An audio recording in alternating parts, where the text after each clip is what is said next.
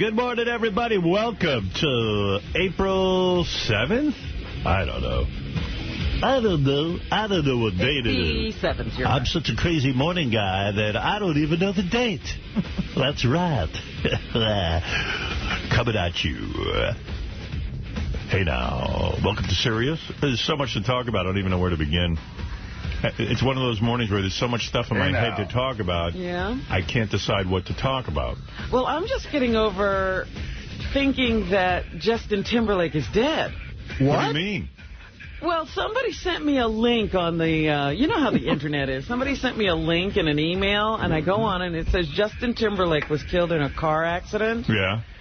And I spent the last evening thinking Justin Timberlake was dead. How was your world without Justin Timberlake? How'd you get through that, really? Was it weird? It was just weird to think of somebody so vibrant and alive as being dead. So what happened? It was a fake story. I'm beginning to think it was fake because I got in this morning. I'm looking for all the stories. There are no stories.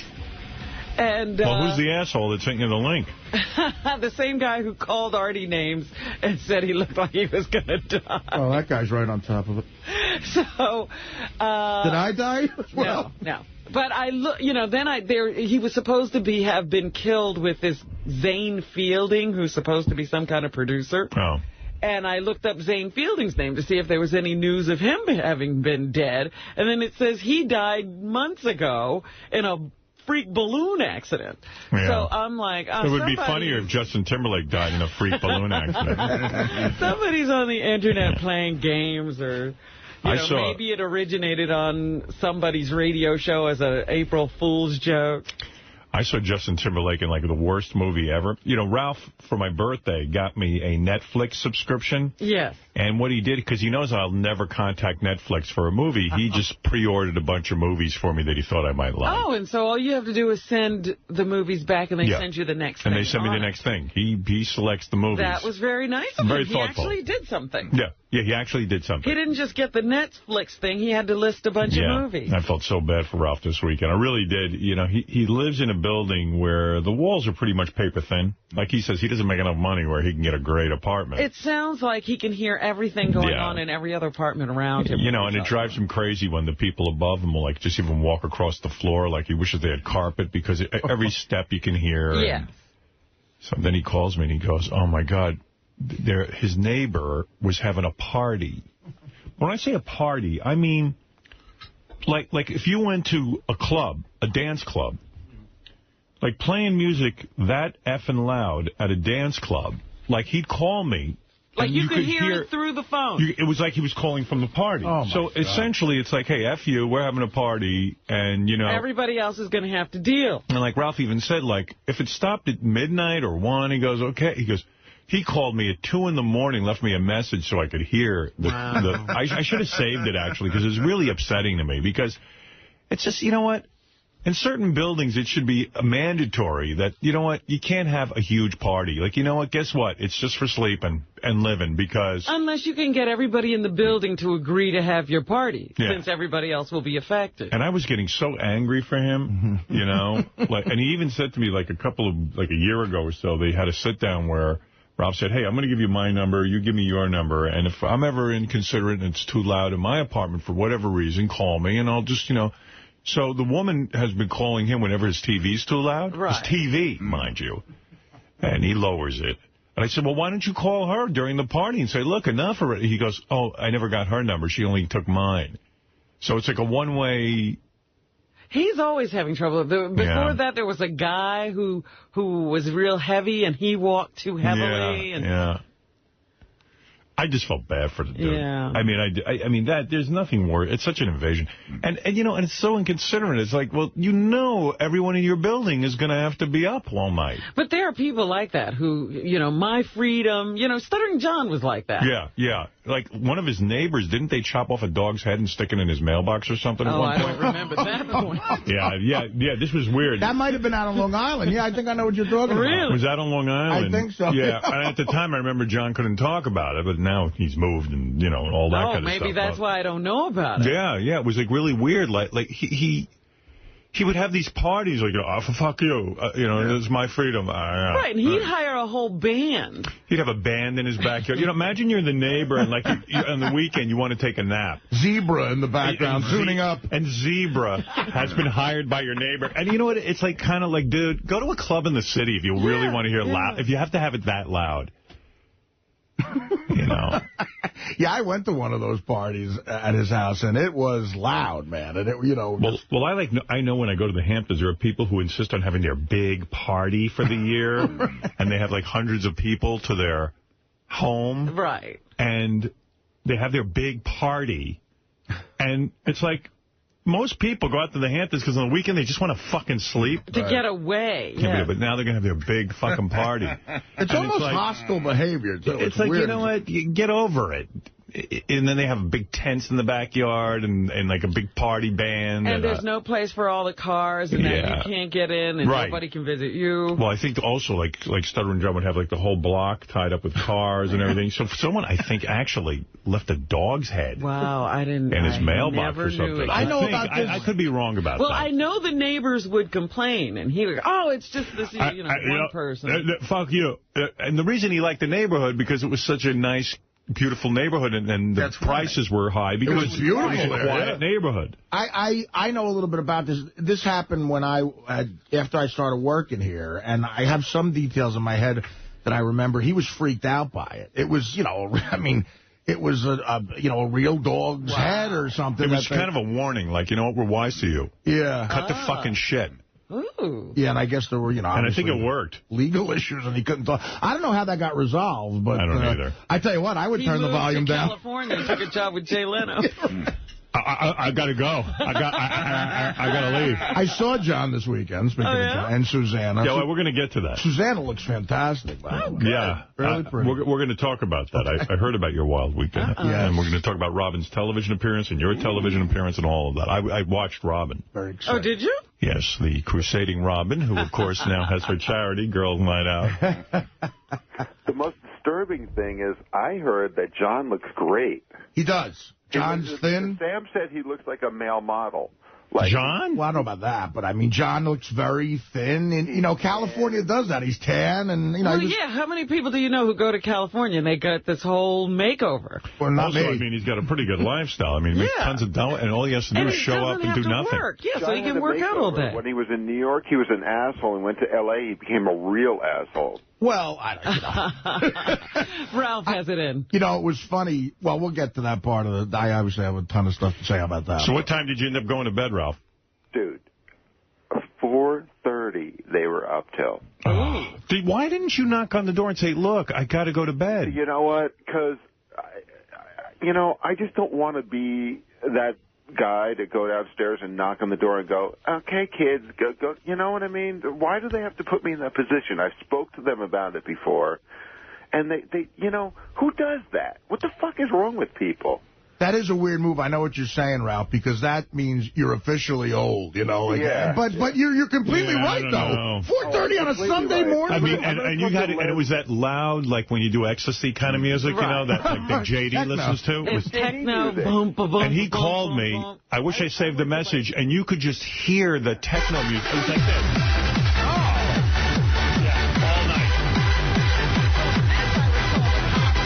What?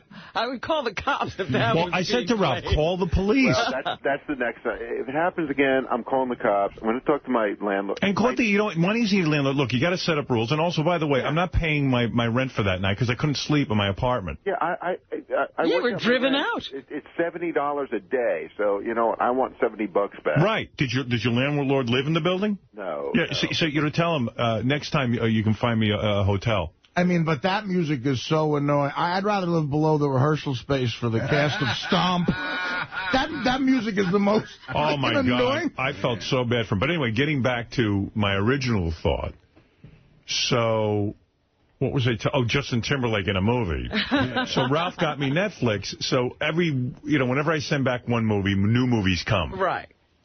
And at first, what movie came? Well, at first it was really good. I was getting some good movies. Like, I forget, like the first couple of movies he got me were really, really good. Well, then you have to have a fall off, because how many movies are there? Exactly. With the last couple, I just send them back. I don't even watch them because the descriptions are so horrible. Oh, no. What was the description? One was like Harrison Ford creates a firewall. Harrison Ford. That actually isn't bad. I wouldn't watch it. I hate mistaken identity where people take over someone's identity. I hate all that I know, shit. you have a phobia or something about that. I just don't like seeing films about that. So anyway, and Beth doesn't watch half of them with me because they sound so horrible, but...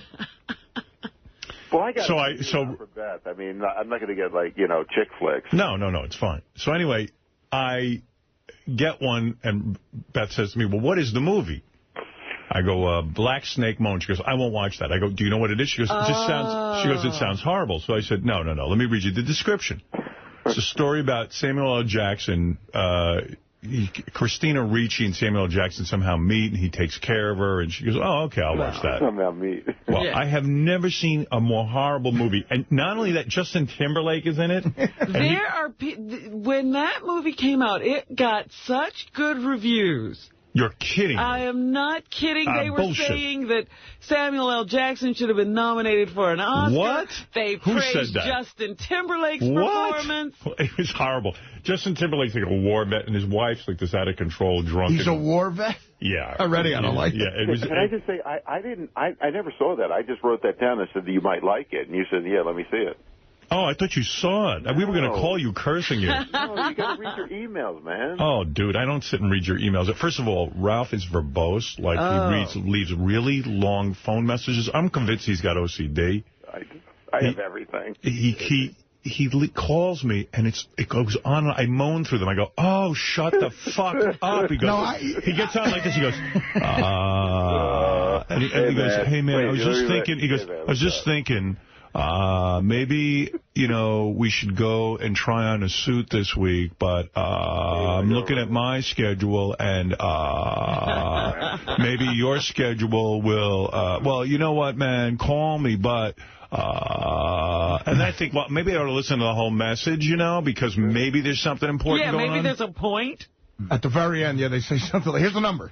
But the thing with Black Snake Moan is Christina Ricci somehow transformed herself into this hot little piece of ass. Yeah, she's good looking. Yeah. The entire movie, she's basically in panties and a T-shirt. No bra, and sometimes she even takes her shirt off, and she's laying there with her big titties. Yeah. And she just got way thin and super, super friggin' hot. And at one point, Samuel L. Jackson chains her up to a radiator. Oh. Yeah, like a dog. She's got a long chain. In her panties and T-shirt. And if it wasn't for this aspect of the movie... You wouldn't have watched. Within 15 minutes, the movie's so bad. And Samuel L. Jackson's playing the guitar for an hour. I mean, don't ask me. What the fuck? It's so bad, but I just fast-forwarded to every scene Christina Ricci's in her panties and rolling around on the floor. And I said, if it wasn't for that one redeeming fact... that Christina Ricci. She's like a sex addict. She just has to have it. So she practically whines like a cat while she's trained up to the radiator and can't get it. Yeah, she'll fuck anything. That's one of those parts that an actress thinks that it'll win them their Oscar, shit like that. Well, yeah. Anyway, so that was my Justin Timberlake story. So he's alive. And anyway, Ralph, I feel bad for you. And I know, his movie acting career should be dead. Yeah. I got to tell you something. Your situation this weekend was horrible. It drove me crazy. I was going mental from it. And I've had this happen before, but, this time she stuck up a note by the mailboxes, like the day of, like, hey, I'm having a spring party. Apparently that's a big thing in the Puerto Rican community, like Spring Day or something. She's having a spring party. So, like, you know what you ought to do? You ought to write a note today. Yeah. Hey, guess what? I'm having a high school marching band in my apartment. Dude. For your, tell me when you need to get some fucking sleep. And I walk around my apartment, like, sort of on tiptoes, because the floors are creaky.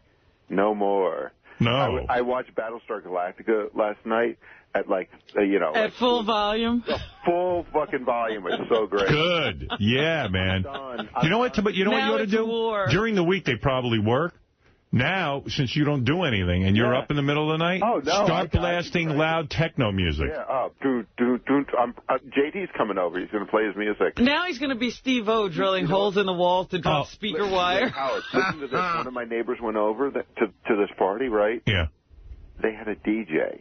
Yeah. You're kidding. In the whole apartment. I've seen people attempt this in my building, and it's like, you know, let's throw them out of the building. Yeah. Because, I mean, let's face it. If you live in an apartment, you know what? Guess what? You can't have huge parties with loud music. Right. If you want that, go to the burbs and buy a big house with a big lawn. Yeah. And lots of room around. I'm not asking anybody to walk around, you know, on eggshells and whisper and shit, because I live in an apartment, too, so I know there's going to be noise, but not this kind of noise. Oh, it was like a party going on. I mean, a DJ in a shitty apartment. I went to my next door neighbor's house and hung out and played cards because, you know, I just didn't want to, you know, deal with that. You know what? So everybody was up. Wait, it's 6 o'clock in the morning. They're probably sleeping. Blast me right now. And we'll put on obnoxious music. I'll address your neighbors for you. Let me tell you something. Time to wake up. They're sleeping now. Yeah, they partied. Oh, dude, I was like dropping shit yesterday on purpose, like all day. You should give them a note and saying, just letting you know, today's the day I have rehearsal for my Black Sabbath tribute band. Well, we should get Richard to drum.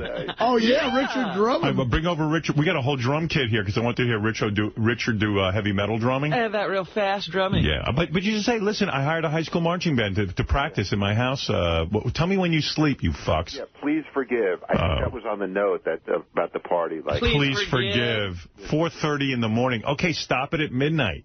1. All right, 1, maybe 2. Fuck you! But 4:30 in the morning? 4:30. Now, there's no rule in your apartment about noise, huh? No, but there's going to be. I'm going to speak to the landlord. You know, he has to sit down. And plus, my neighbor upstairs, she rearranges her apartment every fucking, 3 days. Is that the same people at the party?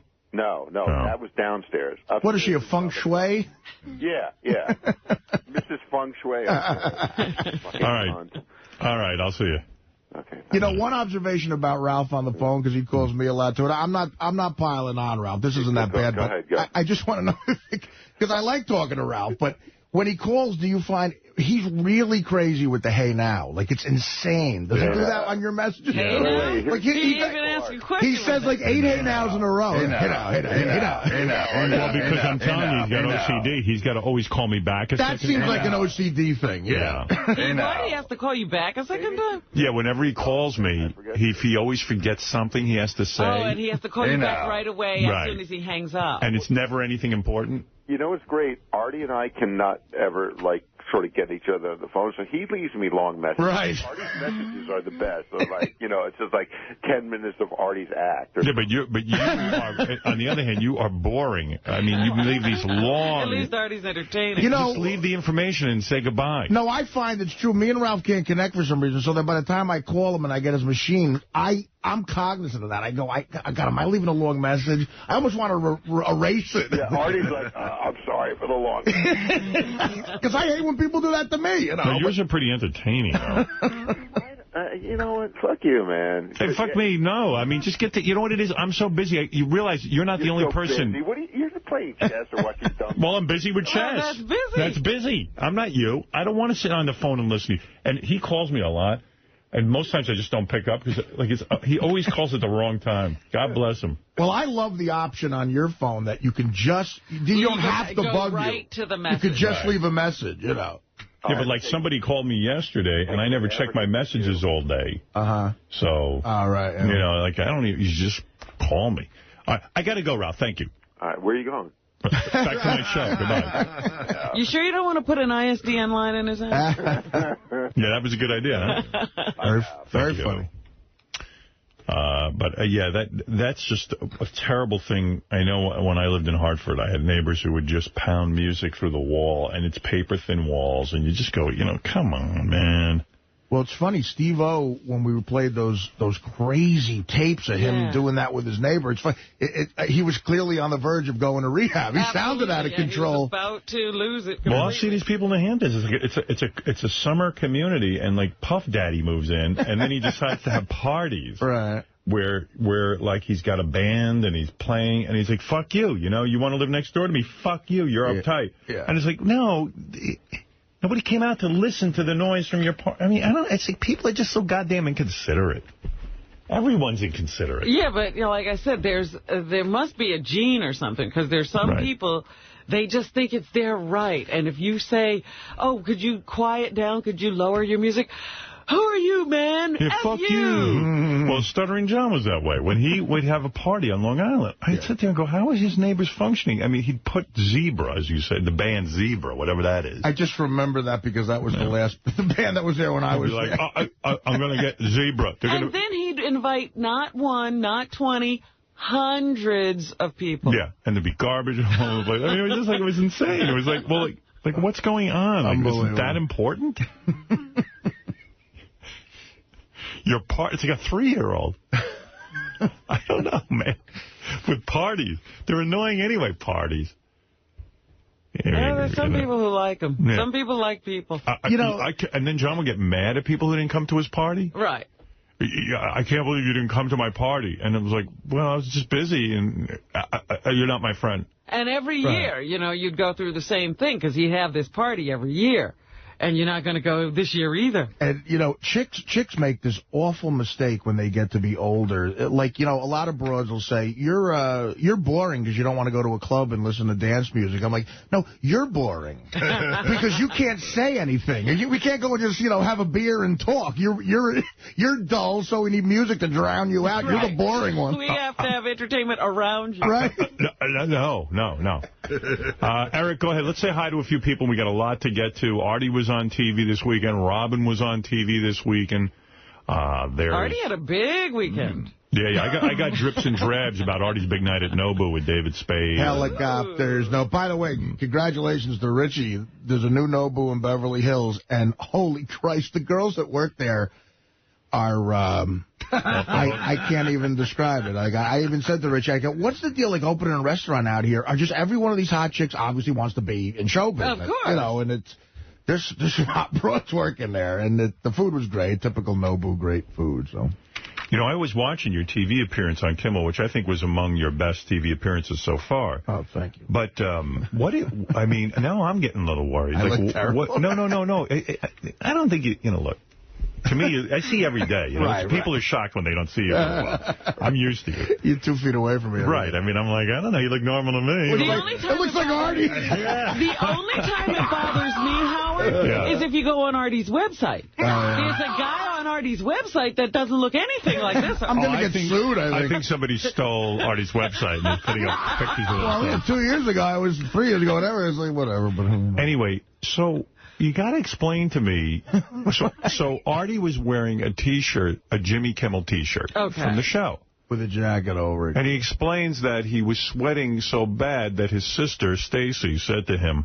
She happened to be out there on... Artie, the sweat stains are so bad, you got to change your shirt. So Artie grabbed the Jimmy Kimmel T-shirt. So you waited to get to the show to make your wardrobe decision. But without Stacy, I just would have went on with the sweaty shirt, you know? Yeah, so he goes out. And the first thing you notice is that there's tons of sweat. Like there's big wet stains all over his shirt. Are you just sweating now? Well, you were sweating the other day just sitting there. Well, what happens is, look, at this weight, a couple things were going on. I took, before the appearance, I took a nice, shower at the hotel to get refreshed and everything. And then it was hot in L.A. And I hate when this happens. Like, you get into the car and the guy doesn't have it pre-cooled. Like, I got into a hot car. So it was a beautiful car, a limo. But I'm like, is there air? You get a block of ice and a fan? So on the way over, I had a jacket. Of course, I'm so self-conscious about how I look. I got to wear a fucking corduroy jacket on a L.A. TV appearance. And underneath my shirt, which is I had a V-neck collared shirt, one of the rare collared shirts I have.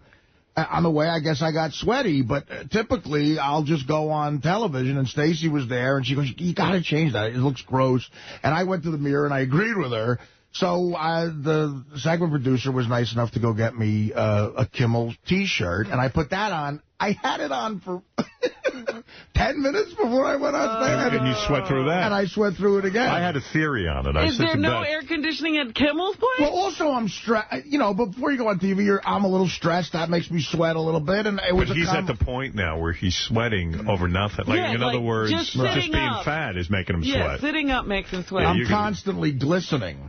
Yeah, so but I had a theory about it. You know, Artie was sick. He was on antibiotics. True. And I think that he's still probably a little bit sick. Right. And the whole plane ride and everything. I just finished the antibiotic. Well, you know what? I finished it the day of the show. Right. So I had to take one, you know, because they make you afraid you got to finish them all. And that probably had something to do with it, too. I mean, look, I agree, man. There's no defending what I look like at this point. Sure you're not detoxing?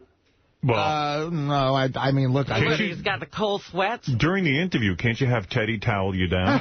That would be great. I'd love that. That would towel your belly. And, you know, but now, like... Cold cloth for your head, Mr. Lang? My stand-up sets now are all... Because now I'm at the point where I have, like, abundance of material, and I try to see what works the best for the DVD. So I've been doing, like, an hour and 10 minutes every show, and the lights are... crazy, and, you know, by the end of a stand-up show, I look like I jumped in a pool, and it's I don't sweat sexy, I just look gross. It's not hot. Sometimes when Matthew McConaughey sweats, women like it. I don't look like Matthew McConaughey sweating. Well, anyway, I saw Artie, I told you, I saw him on those porn video awards, because, you know, I saw them one night, and I was like, oh, Artie's on this. Right. So, and he comes out with the two girls, but Artie's in the same thing he wore that morning. Yeah.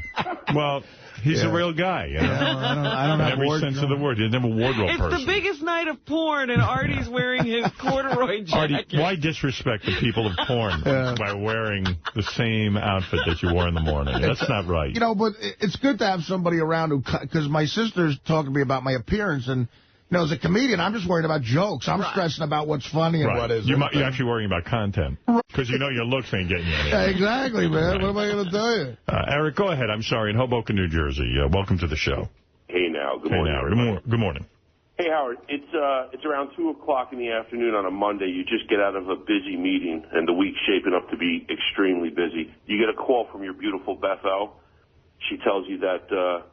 she's been invited down to Miami to join Katie and Billy Joel. She's going to go down for a few days in the middle of the week. How would you handle that?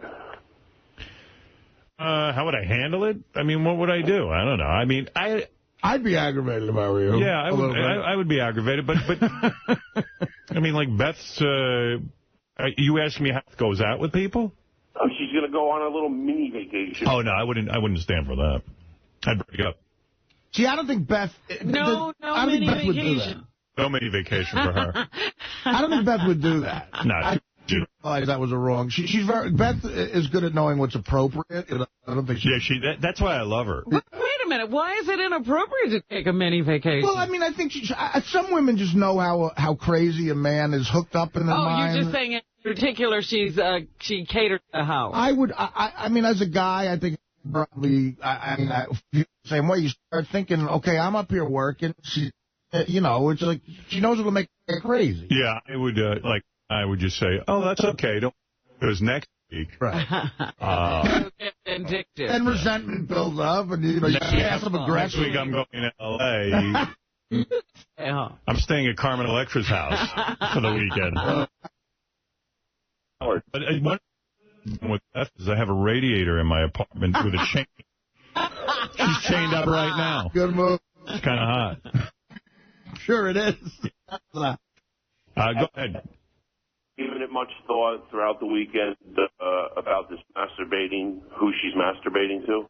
No, I didn't give it She doesn't really masturbate that much, and if she does, she's not telling me, and... I mean, I don't know. She said sometimes she'll masturbate. I don't even care. You know what I mean? You start thinking about that with your girlfriend, you'll slowly lose your mind. Right. I don't want to know. And Artie won me $500 by showing up this morning. Glad you're on my side. Yeah, I didn't think you were showing up either. After weekend. Yeah, I figured you'd be sick again. No, it's generally he rests up before the appearances. He comes to work. I had a rock and roll weekend, though. Helicopters. The helicopter. We ended landed in L.A. at about 4:30, and then took a helicopter out to San Bernardino to do a stand-up at an Indian casino. Oh. Helicopter. To get the high rollers. Right over been on bumper to bumper, and I said, that's why I'm making enough money to where I said, look, if they want me to split the cost, we got to get on a helicopter. But they picked up the whole thing, which was nice. That's cool. And I worked with Fitzsimmons out there, and then I went back to L.A., and then you had the amphitheater, right? Yeah, I'll tell you. No, and after Kimmel, that's when you went to Nobu? Yes. Jimmy was nice. Last time I did Kimmel, he couldn't. He's got Sarah.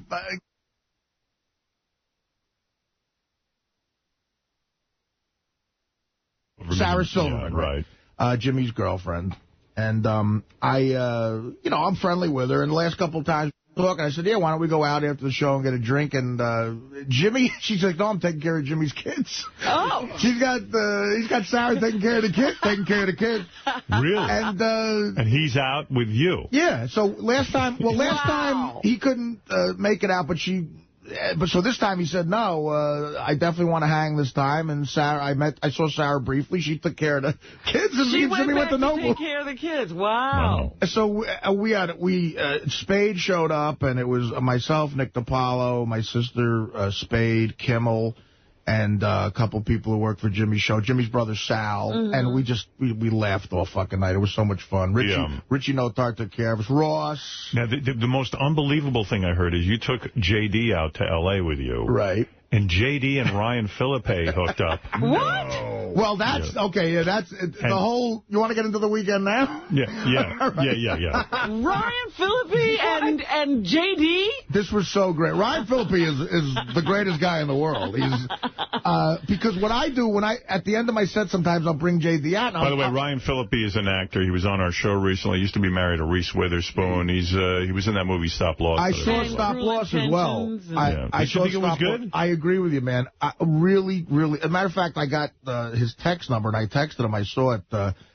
Great. Really, great movie. And really, everybody should see it, especially now with the way these fucking guys are going back. It didn't get good reviews, got horrible reviews, and it was like, wow. Yeah, and nobody's really going to see it. People don't, I don't know what's wrong with America, but we don't want to see anything about soldiers and war or anything. And this is really well done, and I think he's really good in it. You should check out Stop Loss. I agree with Howard. So anyway, get to the weekend. All right, so that was Thursday night, and then Friday night we did the Kimmel thing. We went to Nobu. It was a lot of fun. And you take J.D. to Nobu with you? Yeah, well, that's the thing. Now, J.D. is Teddy's... I'm launching my new website, and J.D.'s official job is he's got the video camera. He's going to do a video blog, everybody. Right. So he follows you around. And the fans, so he's got a function. But so what I try to do is, at the end of the set... J.D., you have a function? Yeah. You're actually into filmmaking now. Yeah, right, exactly. I said you could be a filmmaker.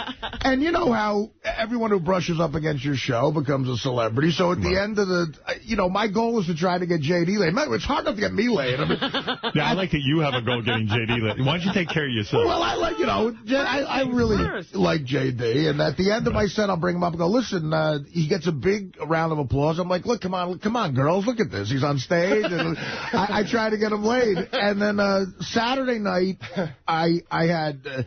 It was one of the... Again, I can't... I don't know how you're not getting laid. The governor of New York had more broads. But he was paying. And he's... No. I'm talking about our new governor. Yeah, that guy. The blind guy. The black blind guy. He's a blind guy. And he's getting laid. Blind guy. There's not a lot of single girls at the Artie shows. They have boyfriends with them. I don't know. In L.A. I saw it became a total scene. So go ahead. So the next night, it's besides Carnegie Hall, the most exciting night of my life. We played a Universal Amphitheater, 6,000 seats, just the greatest thing ever.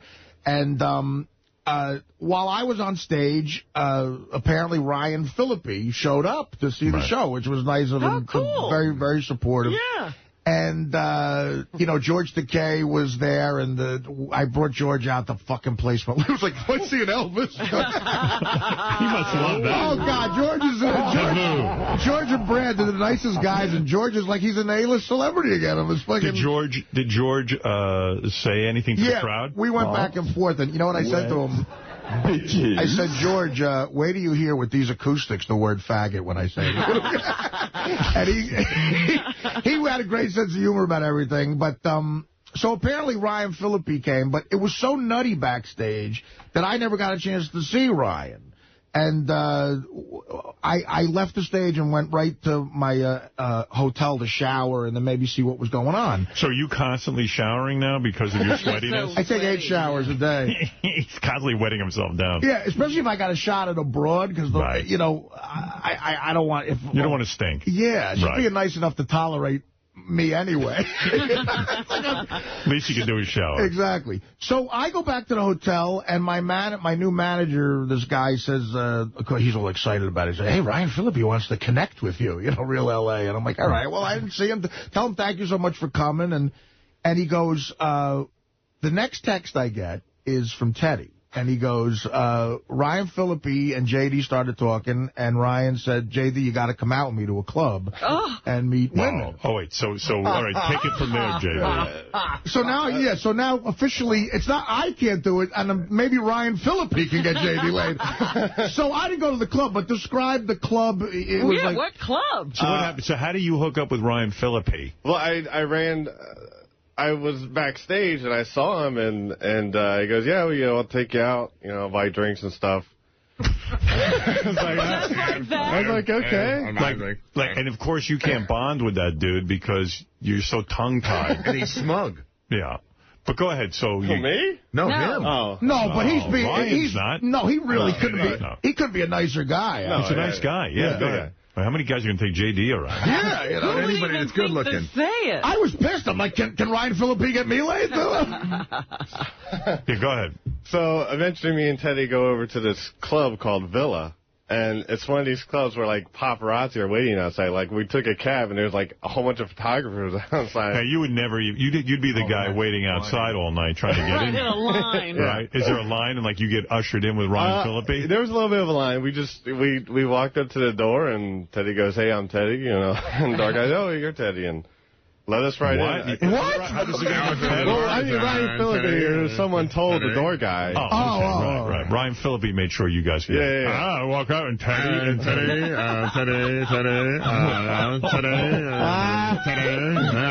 Teddy, table for Teddy. J.D. is the greatest storyteller of all time. Great. Limo for Teddy. All right, so go ahead, yeah. So, we go in a club. Are there tons of hot chicks?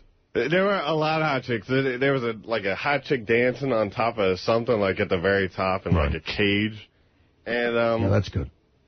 I walk in and I recognize people from the show Scrubs are there, and I'm like, oh Jesus Christ, what the hell's going on? I see Ryan and what's going on? How's going on today? I felt weird. It just was not... Okay, so you see Ryan. I see Ryan, we meet. What's Ryan doing? Is he just like sitting there acting like a star? Or? No, he's just like standing around drinking a little bit. Right. And did he have some other friends, or was it? There was this other actor guy named Jesse Bradford. And so they have is it like their pussy posse? It's some sort of posse. There's a guy named Fidel who his whole look is looking like Fidel Castro. I think that's his thing. I don't know what. So these cats have their own posse, and they're bringing you into the pussy posse. Yeah, I guess. J.D. was in the pussy posse. And Ryan's the bait. He brings over the broads, and then you guys all get to pick over him, right? It was a lot of us talking to the guys because we're just first meeting them. They were big fans of the show and stuff. And this Fidel character, that probably was Fidel Castro in L.A. He gave up running Cuba. They hang out with Ryan. They hang out with dictators. We're here for pussy posse. So eventually... they're very liberal out there. Oh, yeah. Yeah. So, it's all about fame. Ryan, at one point, Ryan introduces me to some hot chick. Yeah. And I go, hey, how you doing? My name's J.D. and whatever. And and the chick asked Ryan, why are you introducing me to him? Is he somebody big? Like, Do you mean Ryan didn't want this chick? I guess not. I don't know. Right. He was casting her off. Right. He goes, hey, this is my friend. I just, wanted to meet. Does Ryan talk stuff. to you? Does he spend some time rapping? Yeah, I talked a little bit. What did he say to you? We just talked. How they're fans of the show and stuff. Right. So they asked you questions. It was really Peyton and Eli Manning were there. And Ryan was like, all these people are here. Peyton, Eli Manning are here. You are the biggest celebrity to us. It's ridiculous. Weird. not even the cast from Scrubs? So you're bigger than Eli Manning to him? I guess. Wow. I don't know. So I guess he's not a sports fan. I was going to say, not a football fan. Right. So in other words, they're trying to talk you up, and so chicks can hear this maybe. Right? And the chick asked Ryan, how long have you known each other? And Ryan goes, like a week and a half. And it's weird too. It's like when we take Gary the retard out, because Ronnie took Gary the retard out to Rick's Cabaret. Yeah. I got to hear about that, too. And so the chick goes, hey, this is my sister over here. So I meet your sister, and I go, hey, how you doing?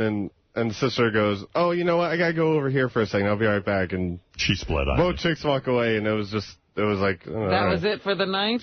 Yeah. Another great night. Close. Hey, at least you got to talk to chicks. Yeah. See, in L.A., everything closed. Like, they only had, after the stand-up show, they only had, 20 minutes at the club. Because I said to J.D., the move is, if Ryan... You got to find out about a cool house party in the hills or some shit. Yeah. So did Ryan hook up? He must have met a chick, right? No. We all went back to some other guy's house and hung out for a little bit. House party. Oh, you did go to a house party. You were at a guy's house? It was just with the guy, this guy's Ryan. apartment. No, Ryan was there. Oh. But it was just these 4 guys. We just hung out. So it was you and 3 other guys? Yeah. Oh, Christ. Yikes. And what do you do when you get to the dude's apartment? I just hang out and talk and drink a little bit more, and then eventually we went back to the hotel. Ryan dropped us off at the hotel.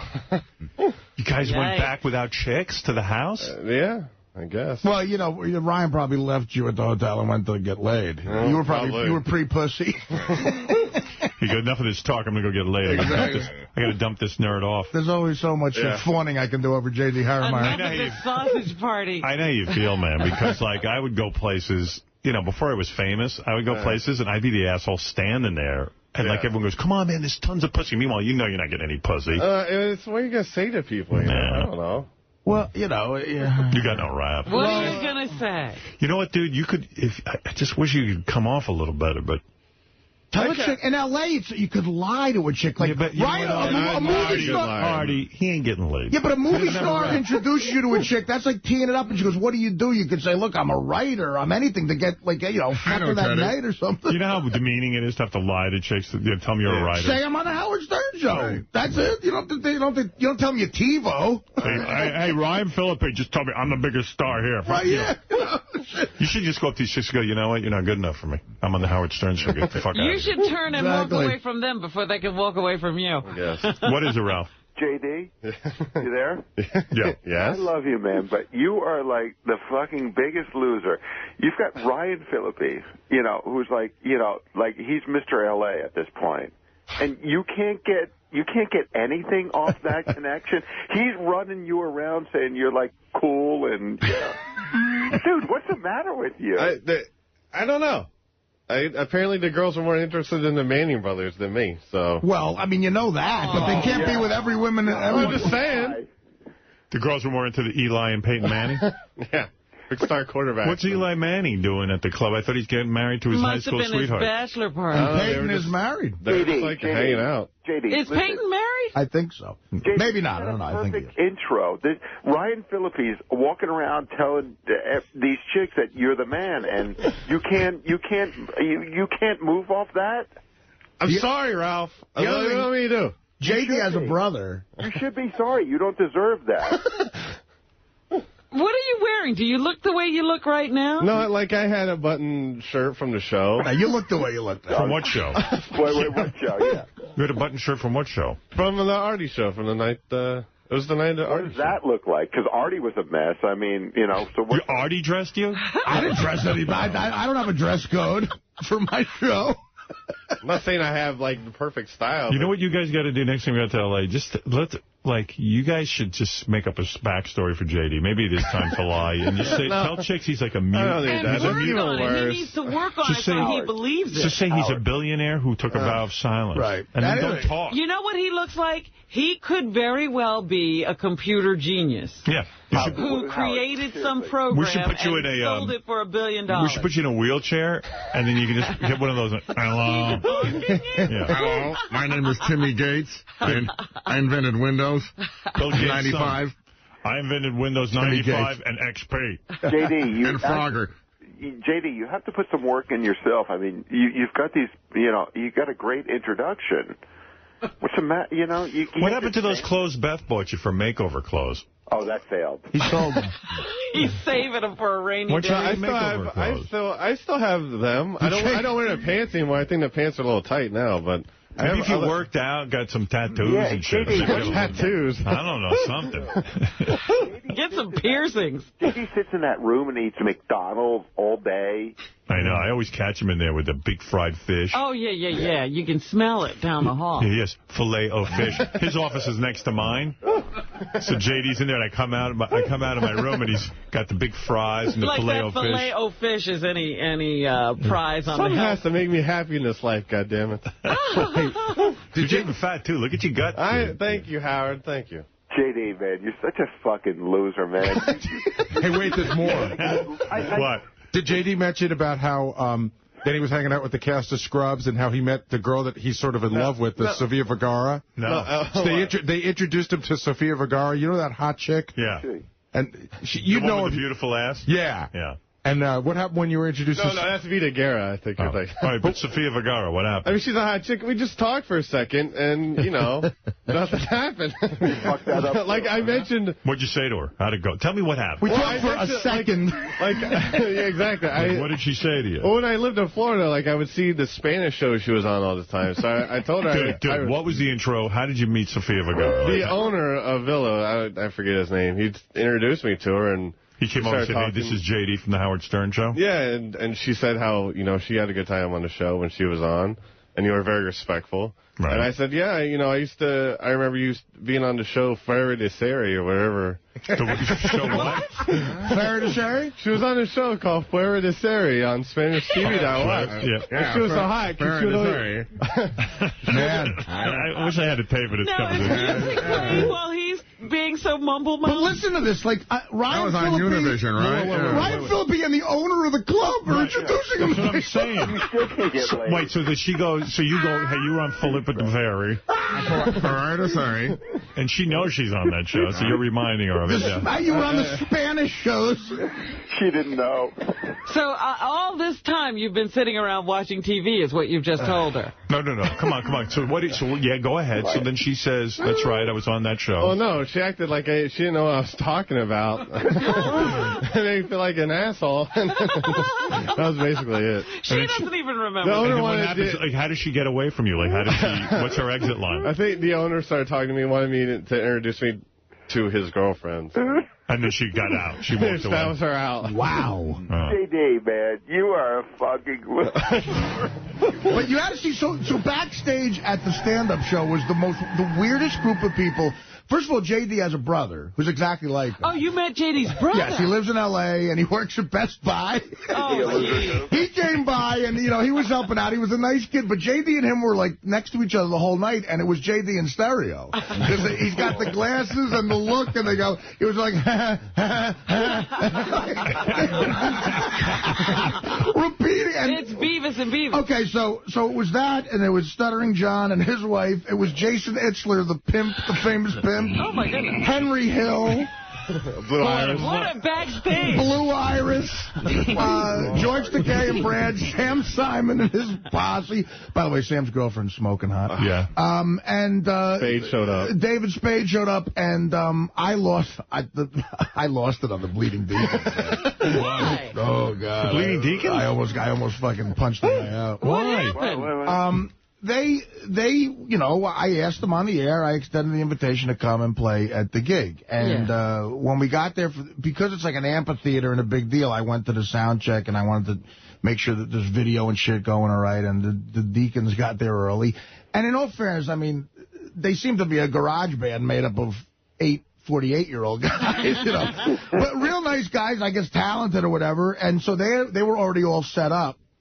And I was trying to get shit done that I really had on my mind. And this Deacon guy was in my ear the whole time. We're going to do this, and then you're going to smash a guitar, and we're going to... And I'm like, no, just play a couple songs as the audience is sitting down. And at the end, I'll plug you. You know, that's... He's like, all right, what if you don't want to do this? I'm like, maybe we'll smash a guitar, but there's a lot going on. So, and I didn't want him on stage while the comedians were there because that's very disconcerting. I said, you got to leave the stage, blah, blah, blah. So they were going to just play a few songs in the beginning. That was the idea. Right, okay. So they get in there, and it's the biggest gig it's the biggest gig I ever played. It's impressive, and they probably got carried away. The show's supposed to start at 8:15. Now, you know, it's a crowd that's coming to see a specific thing. They're fans of our show. They sort of know the Bleeding Deacons. They're playing... And it's a pre-stand-up show.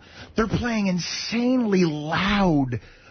You couldn't understand, like what we were just talking about. You know, they probably went nuts, like this was their dream come true or something. They went about... Well, they're probably like... Right. Like everybody's trying to sit, like, oh, what's going on? When is the show starting? And is there a comedian coming up? And... The show was supposed to start at 8:15. They went like a half an hour too late. And I'm outside. I thought they were going to do some song parodies. Well, yeah. They did, you know, and then they had a guy dressed like me. They make videos now. Right, I know. And they had a guy dressed like me and a head that looks like me running out. And they were like feeding him stuff and I'm sitting out, you know, stressing about the show with my fucking iPod. I'm hearing the whole thing, and I go to Teddy. I go, Ted, what the fuck are they doing? This shit's a half an hour too long. But you see, you have to, when you have guys who don't normally do this stuff, you got to go and you say, listen, I want 3 song parodies. Right. I should have been more specific. Each one is a minute long, right. And then you leave. I should have been more specific. But Artie was surprised that the Bleeding Deacons fucked up. All right, so, but listen. Because they don't really know. It got to a point, though, where they were really being selfish. But they would not leave. They hijacked the fucking stage. So I said to Teddy, Teddy, listen, man. I called Teddy over and said, you go tell them that we're going to shoot them if they don't get on stage. So he got a stage manager to tell the guy, you got to leave, okay? Right. And then after he says that, the fucking Bleeding Deacons guys, you guys want to hear one more? And the crowd didn't want to hear one more. And his fantasy goofball head, when he's singing into his hairbrush in his bedroom, they said, yeah, we want to hear one more. So he then proceeds to play another, like, 8-minute song. Wait, and at the end... Daniel wants to defend himself. Hey, Daniel, what happened? Listen, I was standing with the stage... Now, I don't know if he's a stage manager, him, Artie, and the production manager. I said, our set is 30 minutes, but we're completely flexible. I never heard a 30-minute set. Wait, let me finish what he did. And then you can have the stage. Yeah. All right. So at the end, like a comedy show's about to happen, all right? The MC's got to come out and go, hey, you know, what's up, everybody, a calm thing. These guys start smashing guitars like they're the Who. Like they start fucking, like there's pyrotechnics. I hear them going, ah! You can't understand a word they're saying. They're just loud and annoying, and people are like cringing. They're smashing a guitar, and I'm going, my face is getting red with anger. So after that stops, there's smoke. The stage managers had to come sweep the guitar off, and now there's this awkward silence. Now it's nothing but an awkward silence. 6,000 people are going, they're watching those poor stage managers sweep the guitar. Now they start to boo. Not one person applauded for it because they thought it was just weird. And so now this kid Pete Dominic, who MCs for me, he's got a show at Sirius. This poor kid's getting thrown to the fucking wolves now. And Spade was sitting there, and he goes, Art, you're totally right for being mad. I would go ballistic. So that doesn't help. No one was saying anything. So I lost it. I said some things I probably shouldn't have said. I screamed at Daniel. I screamed at, the other, and I was yelling, and people were trying to figure out what the fuck to do. Right. And I said to the stage, I said, please play some house music so it's not awkward silence till they clear the fucking stage. Yeah. And this kid can at least have some sort of an intro. Yeah, but you see, you got to blame yourself. You got to say to Daniel, Daniel, listen to me. Listen to me. I'm going to tell you to take some responsibility here. You got to say to Daniel, Daniel, here's what's going to happen. I want 3 song parodies. That's how people know you from the Stern So how Show. do you explain after we tell him to get off stage, he does another song? Yeah, how come you didn't get off stage? That's the part I don't get. Here's what happened. I told the guy, I said, hit me on the monitor. Tell me whenever you want. I go, just leave me 5 minutes so I can do, because I have a Stern Show parody set portion of it that's 5 minutes long. But that's what you should have done. Yeah. That's all you should have done. But I told him ahead of time, I said, I can do whatever you want. I said, this is what I would like to do. I have a 30-minute set. Everybody stand there. They say, okay, that sounds good, because it'll be this time. By the time everybody gets in the seat, that's what we'll do. And then I say, now, if you want anything different, just hit me in the monitors. Say, last song or 5 minutes. We said last song, and then you played another song. No, I didn't. Yes, No, you I did. didn't. Yes, you did. All right, whatever, dude. Whatever. He didn't hit me on the monitor. All right, whatever. He didn't hit him on the monitor. Who knows what you're talking about? You didn't hit him on the monitor. I want to hit you on the head with the monitor. And they're all in, like, priest outfits, like the lamest gimmick for a band.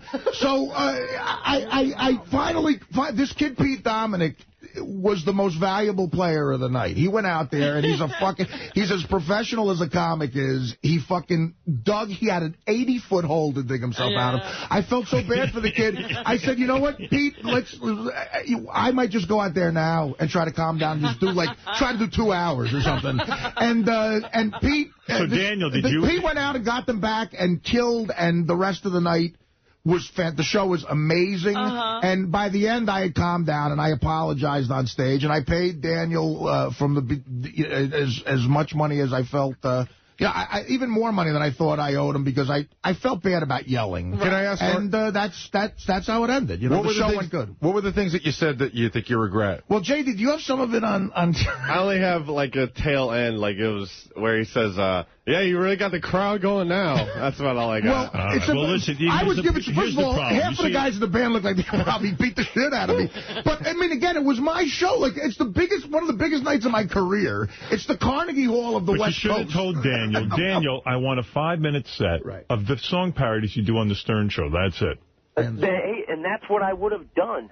I would have done anything. You think I was there? But Daniel, why did you smashing guitars? What?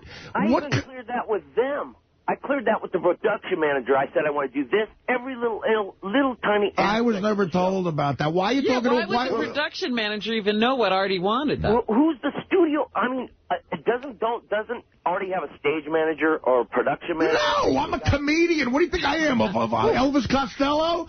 Well, I'm clearing every single thing with the people that work at the gift center. All right, so it was a misunderstanding. J.D., here's the part of this that drives me crazy. Forget about Artie and Daniel. You're in charge of filming everything for Artie, and you missed the argument between Artie and Daniel? I purposely said... How do you do that? You are not allowed to have a camera on the stage at this place, so I had to have it in my bag so no one would see it.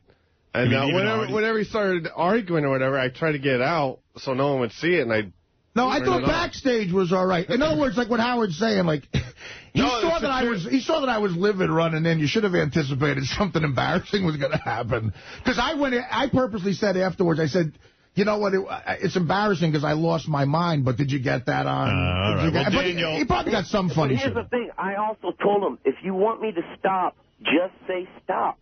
If you wanted to... I get it. I don't know who you're telling that to. I know what's going on. The stage guys and whoever runs the show back there. I get what's going on here. You're not around, and he goes and so it's a misunderstanding, believe me. All right, Daniel. Like I'm trying to piss off one of my heroes. No, look, again, I'm sorry I lost it, and... Hey, man, listen, I'm sorry. Dude, you know how bad I felt? I know. It was rude of me to do that, but I was losing my mind because it was a big situation. And the show ended up being fine, and, you know... See, this is what happens when, like if Artie goes on tour or guys go on tour, and then they hook up with other, people from the show. Well, he's done this before, and it's gone as badly. It's a recipe for disaster. Yeah, he forgets. Because I know it can go bad. That's why I really thought I had all my bases covered. I told the monitor man, I told the guys, I said, listen. No, you didn't do anything, Daniel. If anybody comes to you and says, Daniel, you didn't do anything wrong. It was mishandled. In other words, he did one thing, two things wrong in my eyes. The rest I'll take the hit for. When you told him to get off stage. And the smash on the guitar was that's not using your instincts. But he did get permission from somebody. I don't know who that was. When they told me to get off stage, it was the last song. The song was over. I even cued the sound guys. I said, do we have time for one more? Do you want to hear one more? And I say it twice. I'm looking at him. Nobody says boo to me. So you I'm went thinking and did I have another to finish one. the set. They told me to do 30 minutes. All right, hey, Daniel, don't worry about it. It'll be fun. All right, thanks, Daniel. Daniel from the Bleeding Deacons, who does all those great song parodies. Go to their website. Yeah. I don't know. I'm trying to promote the band. I don't know. I love Daniel and his song parodies and stuff, and now it's like you guys go out on the road, and next thing I know, there's World War III breaking out. Right. No, it was a bad moment. It was a bad moment. It's like... You got to understand, Artie, it was their moment. Right. That's right. You gave it to them. Quite frankly, I think they're going to have to hope for another at-bat somewhere. All right, J.D., so when you went to the house with Ryan Phillippe, who were the other guys there? They were actors? Just there's the actor Jesse Bradford. Tell him what show he was in. What show is Jesse Bradford in? He was in Swim Fan. He was in Flags of Our Fathers. Movie guy. So you're hanging out with some guys who really are big-time actors in L.A. Howard used to be on the West Wing also. Right. Big fan of the show. And what do you guys talk about? Just it was a lot about talking about how they're fans of the show, stuff like that. And that was basically it. And what do you say? Just whatever. I don't know. Right. Was your brother with you? Or was No. He had to go back to Bakersfield. The brother, Howard, you got to get JD's We got to meet JD's brother. When's your brother going to come on the show? I don't know. I might just hire him. Both you guys. Let's switch him. He can go to Best Buy for a few weeks. And that Jason Itzler guy, the pimp guy? Yeah. Oh, my God. Is he wearing a fur coat even in L.A.? He sits down next to me, and he's a bit of a close talker. Ask your father about that Seinfeld episode, Close Talker. Right. Clearly, I'm just trying to get my head straight. Everybody's in my dressing room, and this guy Itzler's an inch from my face talking to me how he hooked up with the MySpace guys, and they want to have a party afterwards, and there's broads over there, and how... this is what he said to me. This was the most insulting fucking thing. I wanted to punch him in the face. He goes, listen, I really think I can get you a wife, but if it doesn't work out at the end of the 7 weeks, I got like the Eastern European girls. They'll marry anybody. Oh, my God. That's what he says to me. And I said... a wife. That's what he said. Like, I want to find a wife. You want a wife that bad that it doesn't even matter if she speaks English. I said, quite frankly, an Eastern European chick marrying me would be the lottery for them. That's why. So, and he was there with another creepy guy who he's in business with. It was just creep times fucking a million. How do they end up backstage and, at your show? I don't know, because they're fans. He's getting already a wife. Yeah, right. They're part of the Howard Stern show now, because he was a guest. And what else was interesting? I saw one of my old friends, Nicole Sullivan from Mad TV. It was great seeing her. Sam Simon's girlfriend. Man, it's the hottest chick he's ever dated. Wow. I never met her than that before. Playboy chick? Hotter than the Playboy chick. Her. He said they've on and off for 10 years, but the times I knew Sam, I guess it was off because I never met her. But now they're back together, and it ended up being a very interesting night, and the show was great. And God, again, it becomes like a serious pep rally. It just it seems like everybody in that place is serious. They love Sirius. Yeah. That's great. All right, real good, man. Congrats. But JD, nothing. No pussy. All right, but JD hung out with Ryan Phillippe. At least hung out with a good-looking guy. Yeah. You know what I mean? But yeah. I tried at least a little bit. Oh, Henry Hill, too. I brought Henry Hill out at the end of the show, and I said, listen, if anybody in the Mafia wants a free shot, I'll leave the stage right now. There you go. He was fucked up. Lee, you're on the... Oh, yeah, I bet. Lee in San Francisco, you're on the air. Howard, you are a very handsome man, like a young Jan Michael Vincent. Thank you. I am very excited about Richard Christie's drumming exhibition this morning. Yeah, how that all came about. Maybe I should do that now, but Richard... That's a big drum kit over there. Yeah, so I was listening to these heavy metal, speed metal things. Like, here's another song I'm going to play you. I was listening to the drummers, and I always figured they use like a drum machine because these guys are so fast on the drums. Right. I can't even imagine sound human. how they do it. And Richard said, no, I used to, I can do that. I used to be in a death metal band, and I can drum that fast. I used to go to the barn and put ankle weights on and practice 9 hours a day. I'm out of practice, but I can do that. So I'm listening to this, and here's another example. Well, I mean, this is the one I played the other day. Listen to the drummer.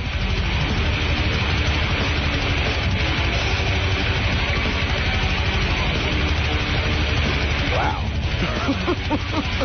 The sweet dreams are made of these.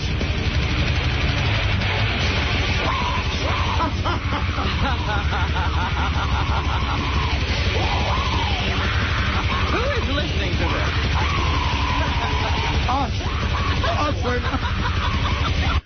When they go to metal shows and the singer does that, like, can you listen to a whole concert of that? That's what I'm saying. I mean, would you even listen to a record of this? But are we just being like our parents and going, hey, you know? No. I mean, that's just not even musical. No. I mean, what do you do while you're listening to that? I mean, you must take drugs. No, you mosh. Is that what you do? Well, people used to Yeah, but say... you can't mosh in your bedroom. Are you a fan of that kind of music? It's a little more intense. I like some of the traditional metal, like from the 80s, Iron Maiden, stuff like that, Black Sabbath. Not so much the death metal. Yeah, I don't know anyone who's really into that, but Richard devoted his whole life to this for a while, and of course made no money doing it, but it's really hard to do. Very few people can do it. Like, listen to this song. This is Losing My Religion. You know, the R.E.M. song? Yeah, somebody remade that with death metal. Oh, man. So right now you're going, hey, this is pretty cool. Yeah. But wait.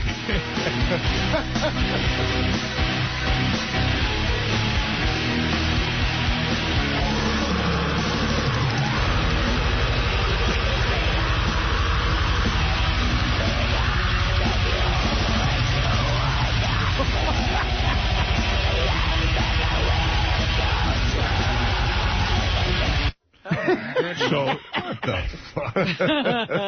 can you do that drum? Yeah. You can. All right, go sit down. Okay. All right. How do I do this? Do I need to get I guess I need to get a remote headphones, huh? I don't know. The fuck do I know? What do I look like? What's up, man? Hold on. He can't hear you, Lee. Oh. Lee, he's putting on headphones. I'm sorry. Oh, here comes Scott. All right, here's Richard on the drums, then I'll take a break. All right. Now, what are you going to play for us, Richard? He's gonna play a song called The Most Annoying Shit You've Ever Heard. Does it matter what he plays? Give him a wireless. You got a wireless? Yeah. Was that A or B? B. Of course. So you want to hear those, like the drums from those songs, right? That type of drumming? Yeah. No, we want to hear something else. Yeah, that's what we're waiting for. Okay, I'm just making... You asked me what I was going to play. No, can you drum Happy Birthday? Do the fastest drumming you can do. Okay. Because I can't even believe someone could go that fast. Okay. All right, Lee, are you ready? Yes, sir. Thank you. Are we good, Scott? We're good to go. What? What'd you say, Scott? How can I know what you're saying? You're mumbling. Shut off your mics when he's playing. Oh, okay. All right. Fucking asshole. Is it? Oh, okay. Yeah, sure. Go ahead.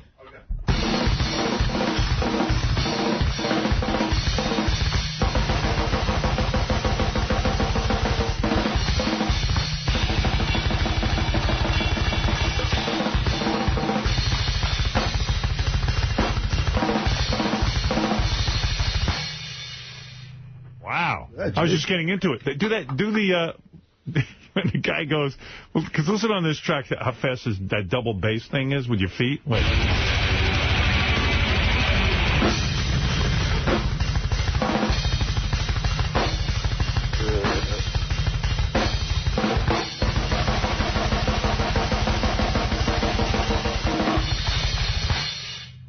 Wow.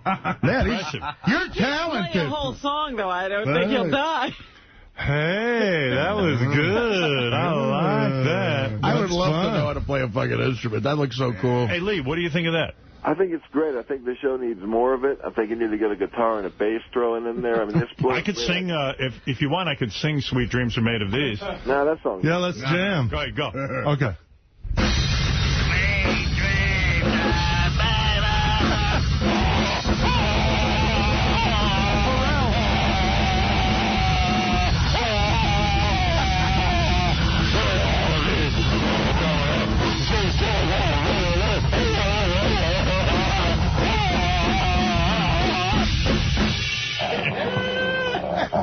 How's that? It's a hit. How'd I do? Awesome. That helped you out. I think you could be a lead singer now. I'm thinking of getting a band together. With that maniac on the There's drums. finally some music you can do. Man, I could really sing. Richard, do you miss touring like that? Like, I think I would miss that if I had that talent doing that, like, in front of a crowd. Yeah, a little bit, definitely. Yeah? I mean, although he sounds like he's out of breath right now. He was at the Stones tour, and he was touring, and he was staying at like a YMCA. Right, he was in, like, a Greyhound bus. He wasn't in, like, some great tour. But still, every performance, there had to be a time where you get into it. Yeah, even if you're in a van, you're still traveling. You get to do shows. In the van down by the river. I got to work on my vocals. Go, Richard.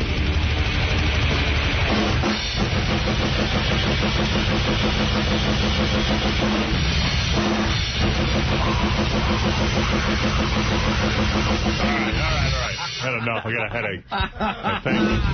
All right, good job. Nice. Get out of here and go back and make phony phone calls. Thank you. That was fun, Howard. Right. Thanks for letting me do that. You bet. How often does he get to play drums now living in Manhattan? I play about an hour a day. Yeah? Yeah. Where? There's a drum school called the Drummers Collective. They let me come down there and jam. It's really cool. Then when you jam, I mean, do you have guitar players and stuff, or you just go by yourself? I just go by myself. And what I like to do is just, like, I write kind of drum riffs, and I'll record them and then go back home and write guitar and stuff to them. Wow. And then nobody hears it. No. All you need is some lyrics. Well, yeah, it's all instrumental, but on the Howard TV drumming special that's coming up, I wrote a song. I don't know if you want to hear it or not, but it's on GP1. Song no, that's all right. Guitar. Let's go to commercial. You play you play guitar as well? Yeah. Let me hear this. What is it called? This is Richard's It's in music. white on the bottom. Oh, Frost? Yeah. Crank that shit up.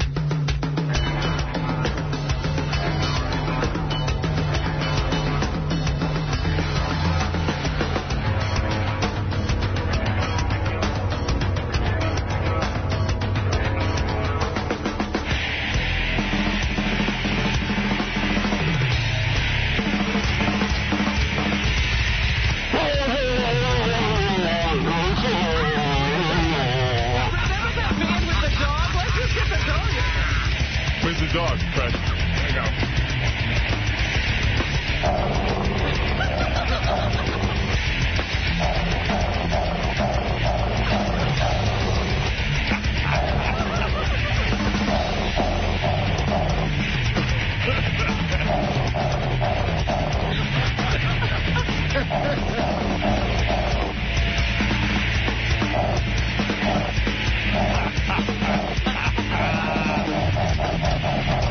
That's good, Fred. I like the vocals. That dog is good. And he works for Kibble. That's pretty good, man. That dog's got good timing. That's really good stuff. Well, you know what we could do again? What we did with somebody write lyrics to that. No, why bother? I'm just curious, how long after he drums like that does he shower? What is it, Ralph? 6 weeks. That was so bad.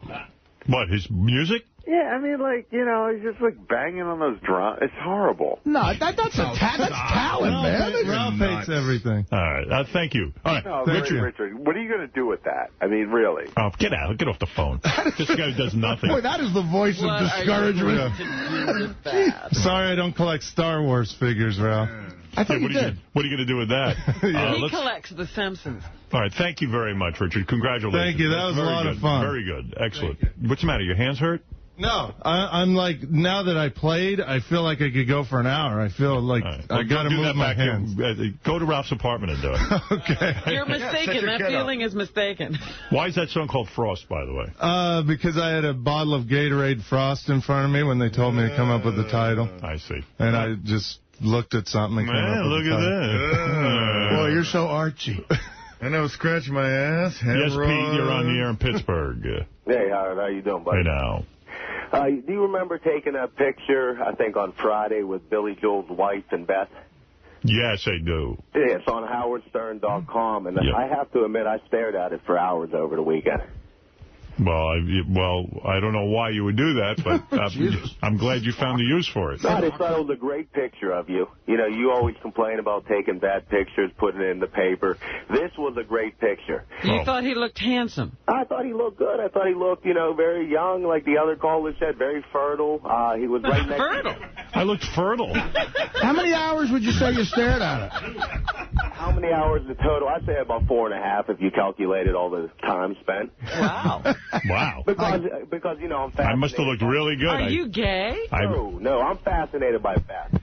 And, you know, I'm a big fan of Howard, obviously. So seeing those two together, it's like a... It is weird to, like, see the girl I'm banging. Really? You know what I mean? Yeah, like, I always think that's weird, too. Like, now, when I see, like, a picture of you and Jim Florentine, I look at it and I go, wow, he's banging Robin. And, are you, like, Beth and I will stare and go, what do you think those two are doing? Right. Do you put Robin, like, in your head, do you have Robin in different positions and stuff? No, I mean, it's not even, it's just like, wow. Like, you can't believe it. Right. Like, he's inserting his penis in her. Right. When I fuck Robin in my head, I have her in a lot of different positions. You know, it's just weird. It's just weird. That's what you think about when you see two people together. You go, ooh, they do it. Yeah, it's just weird. It's like, you know, all of a sudden. I mean, like, if you put a picture of Jim Florentine up by himself before he was dating Robin, I wouldn't look at it for 2 seconds. But now, if you see the two of them together, you just stare. I know what you're talking about. Yeah, I get it. Yeah, it's weird. Well, I mean, you know, not just you. I mean, other couples. I don't do that. I mean, I would look at a picture of you and Beth and go, oh, that's a nice picture, or that's not a nice picture, and that'd be it. Now you do, but at the beginning, didn't you wonder what that was all about? No. In the beginning, Howard, you know, you looked at you and Beth, and you knew you wondered, is she there for the celebrity? But now if you look at you guys, you know you're a couple. You've proved it to America. I thought in the beginning, I agree with this guy, that in the beginning it was for the celebrity, but now you can see that it's clear it's for the money now. I think I lured her in with the money and the celebrity, and now it's... Your entire body language, Howard, was all over Beth. You're still attracted to her after all these years you spent with her. You didn't even pay Billy Joel's wife attention, and if you look at that battle, I think we all know who won that one. Well, I didn't know that it was a battle, but I think I beat the both of them. Hey, thanks. Yeah. I just got to give a plug to Katie Lee Joel's book. So she left one of her cookbooks here, so I brought her home because my wife likes to cook. She's on, like, every other page of the book. A photograph, like full-page photograph, and she's really looking good. Those cookies were, I wasn't bullshitting, those cookies were good, man. Yeah, it's like it's a cookbook. But why are there so many, I like to see pictures of the recipes. You know, pictures of Katie. No, see pictures of Katie shopping. And, it was funny because my wife pointed out, she goes, wow, her picture's on almost every page of the book. And I'm like, oh, really? We were looking at that, too. You like that cookbook, too. Every page has the recipe for hair pie. Yeah, Paul, go ahead. You're on the air. Yeah, Richard sounds great this morning, man. Ralph's an idiot. He doesn't know what he's talking about. Richard's a great drummer. Melanie, you're on the air in Vegas. Yeah, I think Richard Christie's always been fucking hot. I think so? Yeah, always. Because, like, he's like I don't know, he's from a small town. I'm from Utah, and I don't know, he's been perverted in many ways, and that, like, kind of turns me on. And then, like, the drum thing kills me. And I think he's very hot. All right. Real good, Melanie. You should smell his balls. That'll calm you down. All right, listen, I got to take a break. There's a ton of stuff to talk about and get to. We got to none of it so far, but I'm going to come back. We got to listen to Robin on the Juliet and... The Mike and Juliet show. The Mike and Juliet show. Where was Mike? I didn't see any Mike. Mike was ill. Okay, and we have to hear Artie on Kimmel. That was a good one. And there's a lot to talk about, but I've got to take a break. Listen to this. Are you the real singer of that song? Of course. What do you mean? This guy claims to be the... Are you a girl or a man? I am a girl singer for Wicked Witch. Ask Richard. Richard knows who I am. He's my buddy. Let me wait a second. Let me see if this is a girl.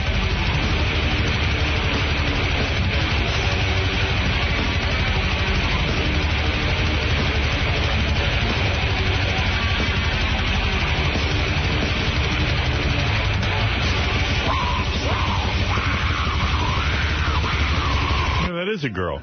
You want me to sing it? Yeah, go ahead. Sweet dreams are made of this. Who they might don't disagree. Wow. Yeah, that's her. I can vouch for her. Can you sing like a regular person, or is that just... I can. Sweet dreams are made of this.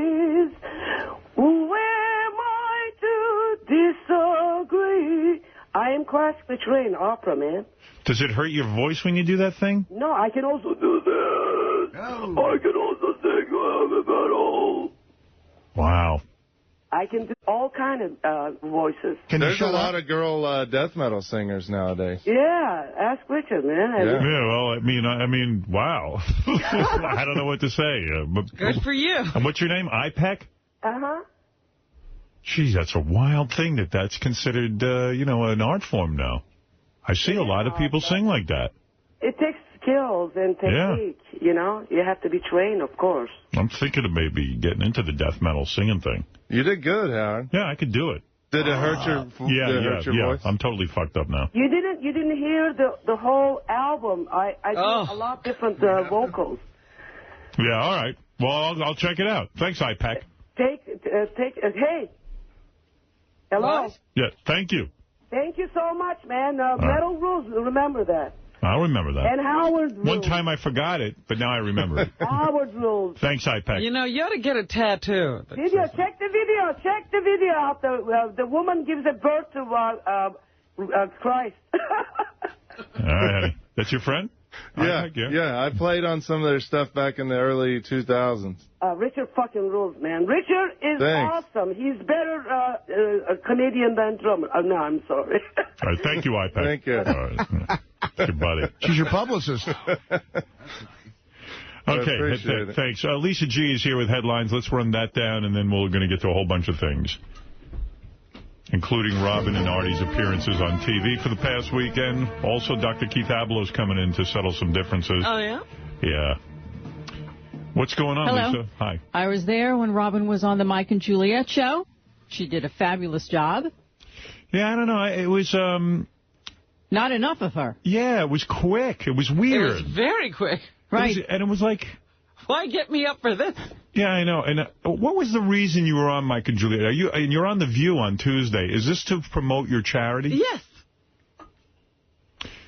And, and then Robin was talking about me saying how weird I am to have my family have a quiet little wedding. And then, and I'm thinking about how weird you are, too. Because I started getting angry. I never said I wasn't weird.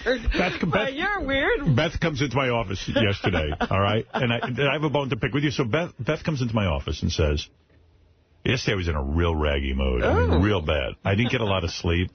And I don't know why. I just couldn't sleep the night before. And I was all fucking cranky. And I lost a chess game. That really disturbed me. Oh, that's what did it. Yeah, I don't know. And I should have won because I'm way better than I played. So then Beth goes, Robin just wrote me an email. You're buying the back of the cover of the program for $5,000 of her charity. I go, what the fuck is that? I mean, really, what is going on? I said, first of all, I said... You promised me you would. That's No, I'm doing it. And I did it. I already wrote the check. But Beth's sending it to you because I wouldn't bring it in. Because I was in a pissy mood. I go, first of all, and I haven't heard... I've heard this from some people... Everyone at work. Now, here's my calling you weird. Everyone at work has been hit up for money. Now, not everyone. I haven't gotten to them yet. Like, there's one person I guess I won't name who's, like, freaking out. Who? Because Robin got him to pony up $1,000 and he's feeling pressure because he has to give to Robin's charity or else he's going to be like a fucking asshole. So... Who is this? I'm not saying. I've just heard through At work? No, well, not quite at work. But anyway, listen. So anyway, and then I saw, like, Mel Karmazin in the hall the other day waiting for you. He's finding out how much he's going to pony up for this charity. And I'm sitting there going, this isn't right. I said, this is the same thing except on a larger scale of people who sell cookies. Remember how pissed we got at the receptionist who sold cookies at work? Wait, receptionist was Scott the engineer. Scott the engineer, and then there was a receptionist, too, who was selling cookies through work. And it's like, well, wait a second. Okay. So Beth's into this North Shore Animal League thing. I bought a table and invited Robin to it. I didn't ask you to put up money. But I always give money anyway. That's up to you. I would never tell you to. And I gave my time. I made a movie. You decided small feet. You decided to nobly support this company of diphtheria, which is a country that has... Diphtheria. What is the name of the country again? Eritrea. Right, and my now, urethra I'm but you're going to get all the glory. I'm not getting any glory. Yes, you are. You are getting all the glory, but we're the ones who really should have the glory. Well, we should be on the Mike and Juliet show. Back. Idol doesn't give a thing. That's exactly right. Idol's a bunch of fucking horseshit. The Fox Corporation is making... I am giving. I'm giving generously. Well, that's your point of view. Hey, can I tell you about a conversation? I even said to Beth, I said, I give to charity, but maybe I'm not into diphtheria. Right. You know what I mean? So I wrote the check, and Beth goes, well, do you want to bring it to Robin? I go, no, you send it to her. See, I told you he's weird. No, am I weird about that? Am I wrong? You guys are in some weird, unbelievably wealthy people's problems right now. You know what? No, I'm saying. No, I know. See, I know how you feel because, like, okay, so like I work with Lifebeat, but have I ever called you and said, Howard, write me a check for Life? And Robin's written checks for them.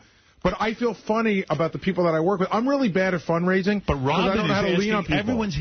Robin is hitting up all of her friends. Well, so let me tell you the story. I heard a story that you're weird. In the hallway this week. I'm not weird. You're weird. All right, I'm unlike most people. You're weird. I'm not going to tell you the number. Okay? He's having 5 weddings. I'm not weird. I'm only having 2. By the way, the 2 weddings, we were in the hallway. We didn't think that was so weird. Oh, please. Plenty of people have a family wedding and a friend wedding. Get out of here. It's not that weird. Oh, sure. It's not weird for a bunch of reasons. Number one, we want to just have my family to the house, and Beth's family's never met with my family. Really? And, See, weird. Oh, I didn't say that. No, my parents have met Beth's parents, but, like, my sister hasn't met her brothers and all that, so we wanted to have some time. And then I said, you know what, I want to include my friends. I can't include them to that, so I'll have a dinner somewhere. Well, you said to me you were getting married in private. I'm not revealing all of my plans. Well, I'm just going by what you said. We're getting married in front of our family. All right, that's not what you said originally to me. But so that you're was the weird. weirdo. Let me ask you this. You're just talking about all the millions of people who do what I'm doing. And when Scott the engineer was selling his kids candy at work, you goofed on harder than anyone. Every week you went in there, he had some other thing you had to sign up for and give money. Let me tell you the story. And Gary, you do try to sell your kids' magazine subscriptions here. No. I just said I got them. If anybody wants, I've never hit anybody up. You know what? I think John Hines said I need Rolling Stone, but I don't like... You never got wind of it. Like I never asked you or anything. That's true. Gary is horrible at fundraising. The one guy he asked to pony up for Lifebeat was me. No, but you know, sometimes they'll lean on you. Like I'll tell you, like Harvey Leeds is a friend of ours, and he'll call you and he'll go, you know, he'll just hit you over the head. You know, you got to do it. You know, try to help him out with his charity, which is great. But I can't do that to people. Like, I don't know how to call people and ask them. Robin's charity is hitting all the people at work. I guess she's going to raise money. She'll raise $300,000. I'm not just hitting up people at work. I'm hitting my personal friends, too. Howard, listen. And also, I think that, so now once a year, Robin's going to find a new charity. And basically, we'll support it. Oh, geez. So urethra will be I have about 20 charities that I donate to. And so do I. Right. But you don't know what they are, and I don't bother you with them. Doesn't matter. I do support whatever I know that you do. I support some charities for cancer research. I support some medical facilities. I support some animal shelters. Whatever. BU, whatever. I support. I set up a scholarship for some kids. I did that kind of stuff. But Robin is doing something else. She's doing an Imus. She's doing an Imus. Imus bought up all the land around his ranch with his listeners' money. Liar. I just give and give and give. I didn't buy any land. But anyway, so now I have the back of the... now, who made up the price, $5,000 for the back of the program that I'm... Me! You? I said, who do you think set up the price? She said, well, Robin. Okay, so Robin decided I have to pay $5,000 for the back of the program? What are you going to do? Are you going to put a big picture of you and Beth on the back of the program? No. In fact, Beth says, Robin wants us to write something on the back of the program. I said, well, what would Robin like us to write? I know what you're to write. And, yeah, they had a suggested thing we should write. Right. It's like a, Robin, good luck on your big night. You know what mine says? And I already sent it in.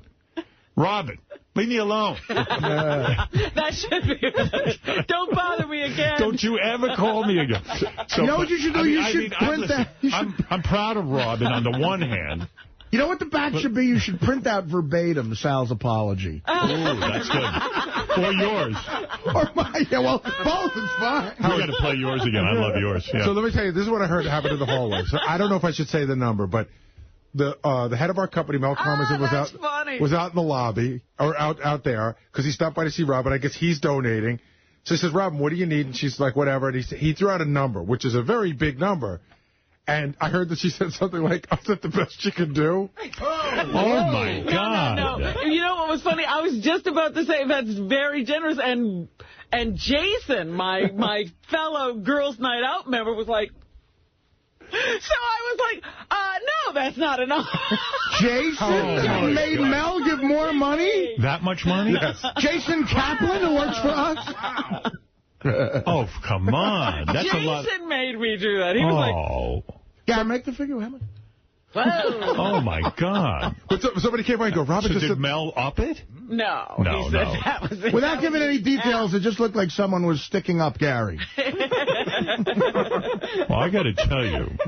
So Robin has this charity she's out promoting. So, okay, so you were on the Juliet and Mike show. Mike and Juliet. Mike and Juliet. Said, yes. You could buy a country for that. There's not going to be any starving kids in Etheria. Whatever. Urethra. Yeah. What is, where is that? Robin, JD page 3. Okay. I wrote all this down. So I was watching you. I enjoyed the appearance, but it was very short. And I didn't even like the teaser for Robin. Robin was after...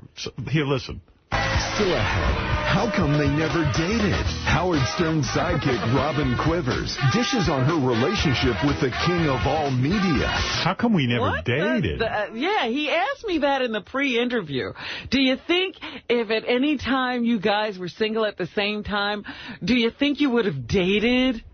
And I'm like, no. We're going to find out how come they never dated.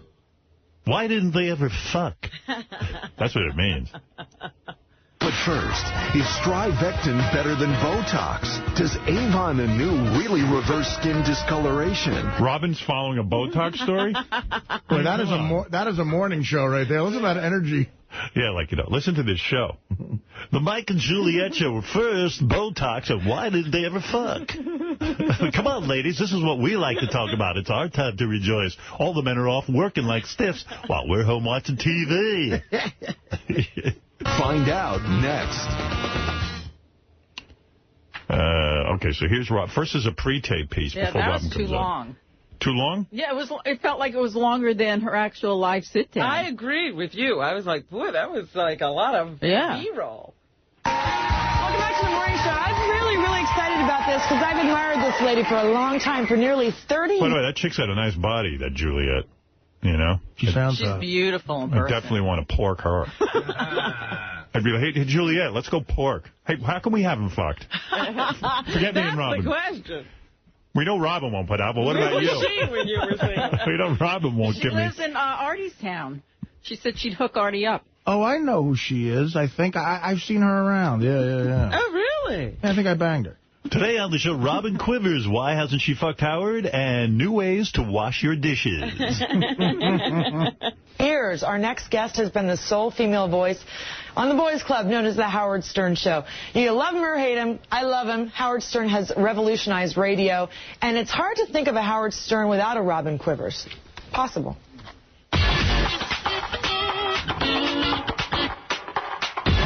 Behind every funny man is an accomplished setup artist.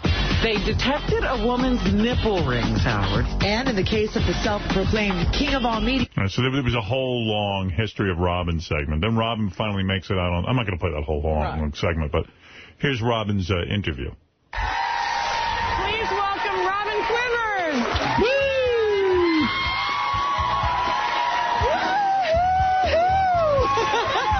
You looked good. You look thin. That's good. You. Thank God, right? Because you're on there talking about, enemas and... Hold on a second. Stand up. Look at you. Do a little twirl for us. Yeah. You look good, sister. Look at... Sister? I'm a sister. See, that's a black thing? I don't know. I didn't even hear that till now. Look at here, sister. What's up, Aunt Jemima? Hello there. Amazing. Why, thank you. That Master Cleanse worked, huh? Well, you know what? I haven't done the Master Cleanse in a long time. So, what are you doing to keep fit? I became a vegan, actually. So I was going to say, what can I do to follow you? No, everybody goes, oh, forget it. But if that's what you're doing, forget it, I'll be fat. It's so good to meet you. I've always wanted to interview you. Because I read Quivers, A Life. Wow. You know how Howard always plays that sappy music? Whenever? That was probably one of the... And she don't shut up, that broad. I know, and I couldn't hear the music. I didn't know that was going on. Yeah. You know how I lost all this weight? I eat Jews for breakfast. Jews and coffee. I've ever heard. But this is a fascinating book because you really have become... a major star in your own right. In addition to Howard Starr, you got out of that spotlight where you can end the music now, guys. So one of the things that I found so fascinating about your book and about your story is that, you were a nurse. You had a life. You had a career before this whole show started. A nurse in the Air Force. Absolutely. How did you get out of that and go into this? Well, it wasn't easy. When you choose a career path, it's hard to get out of it because it gives you your life. Yeah. And to think that you're going to give it all up and just do something else and it's going to be equivalent is ridiculous. Especially on the Howard Stern. You don't go out of it thinking you're going into the Howard Stern show. I probably wouldn't. 27 years. If somebody told me. Yeah, seriously, if somebody told you that this was going to happen, would you have been shocked? The first day you started working with him, what did you think? The first day I started working with him, I thought he was crazy. Because he kept talking to me. I was the news person. Does he ever do anything that really freaks you out? Because you sit there and you laugh, and I've listened to you guys forever. And he freaks me out all the time because he's so bizarre in a normal way. Like he's an okay guy. He's a great guy, as a matter of fact. What was that? What? You had to correct yourself. No, he's an okay guy. I was trying to say you're sort of normal, like you're just a regular guy, but you have all these quirks. Robin, wait till you hear how much better I kissed Howard's ass on Jimmy Kimmel. That's why it was a good appearance. And he does, all the normal things. He's a great dad, a great partner, all of that stuff. To Beth. But then... When are they getting married, Robin? Tell us. Sometime in the fall. But he was just describing his wedding to us the other day. And he said, I think what we're going to do is get married alone. God, that's going to be hard for you not to be there. And then he's going to have a little party for their families. And then he's going to have another party for his friends. And I looked at him and I said, that's just weird. Well, we want to talk more about you when we come back. We're going to take a quick break. Robin Quivers when we return. All right, that was segment one. That went well, but it was very brief. Well, she's, sort of perfected that Dick Cavett thing of making her questions really long. Yeah, you barely get time to talk. It's about her, yeah. There's a scene in the new Rolling Stone movie, Shine a Light, where Dick Cavett asks Mick Jagger a question, and then Mick looks at him and goes, I can't really remember the question. Yeah, I saw that over the weekend. That's funny. It was great. That's a funny part. Yeah. I'm the bizarre guy. But, she should have said, but you put coffee up your ass. Look, you count. You put coffee up your ass. You count. All right. Here is, so then they come back. And you had phantom back pain. That's true.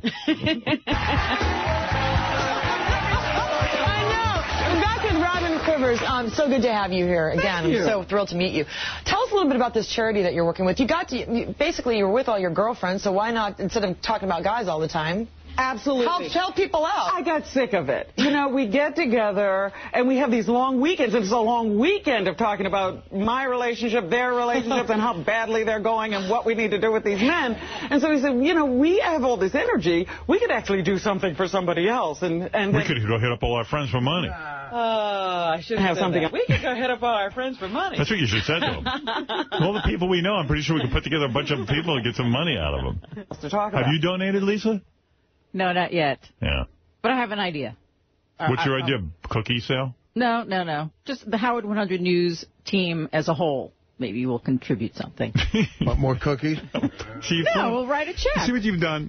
You see how silly this is? What? Now everyone's sitting there trying to write checks and figure all this out and how much they should give. Now I'm starting to feel guilty. Yeah. Well, because you got to kind of do it. It's Robin.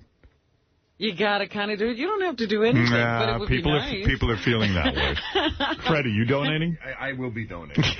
See how everybody's just like, yeah. Hey, can we talk about this? So, Fred, am I allowed to ask how much you're giving? Because we were all... Everyone knows I gave $5,000 for the back. No, I think you guys should give what you give. Don't look to me to be the barometer. Fred, I know what I'm going to give. seriously, Fred, what are you giving? You know what? I'll tell you guys after I give it to her. I want everybody else to sweat. Fred. Because if I set the bar, then these guys might cheap out. So I'm not doing it. already set the bar. I'm not doing it. No, I'm not going Artie's route. But I'm not saying. Well, what did you give?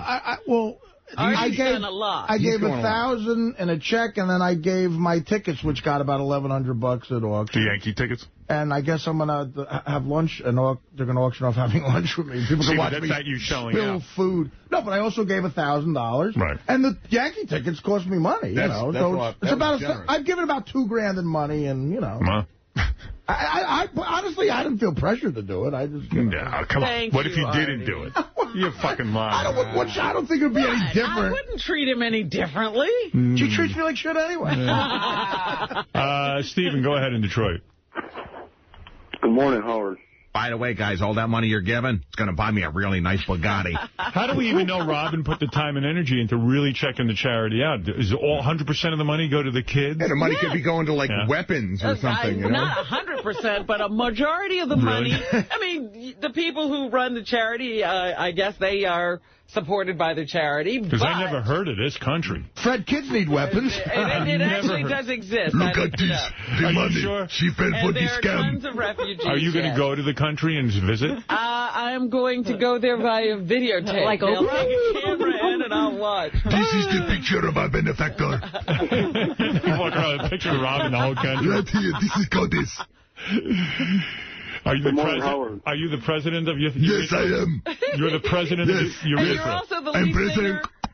That is my name, president. What is the name of your country? It is Eritrea. Eritrea. Yes. Eritrea. Cookie. And what is the problem, Mr. President? What is the problem that Robin's helping you with?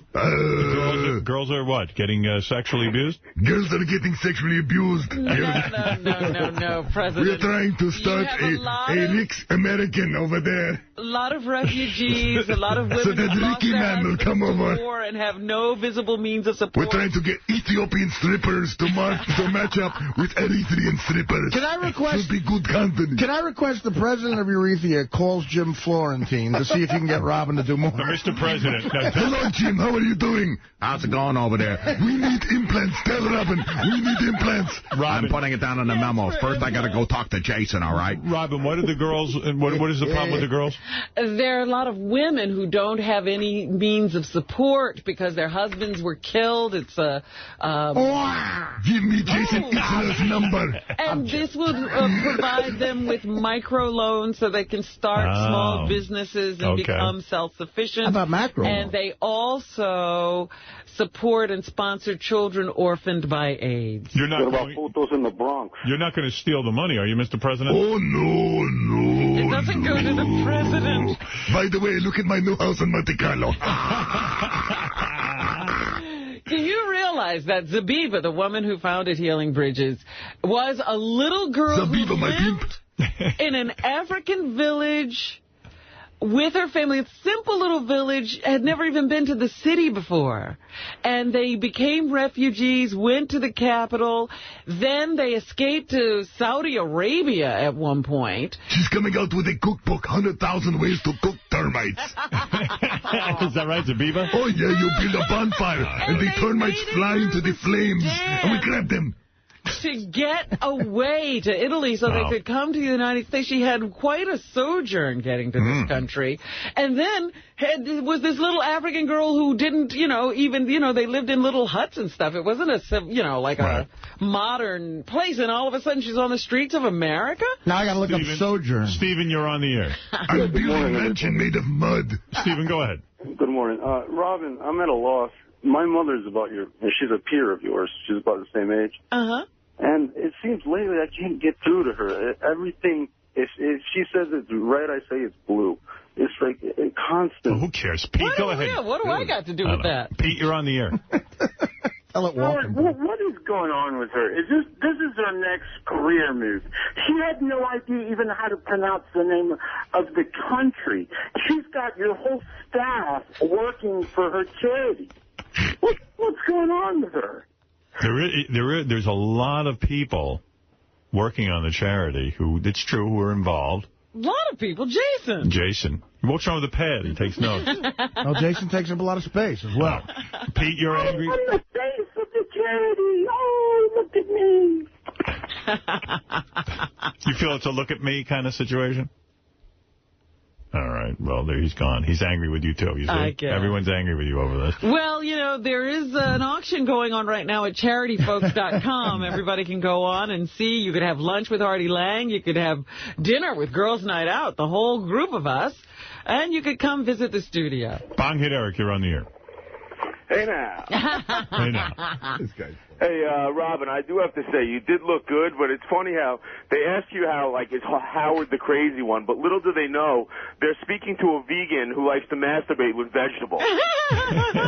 Let's keep that between us. But that's why Eric. she loves vegetables. Yeah. That's but right. you did look good. You know how they had you do the little spin there, and your ass looked nice and small. Yeah. Well, thank you. Yeah, she put herself together. Dan, you're on the air.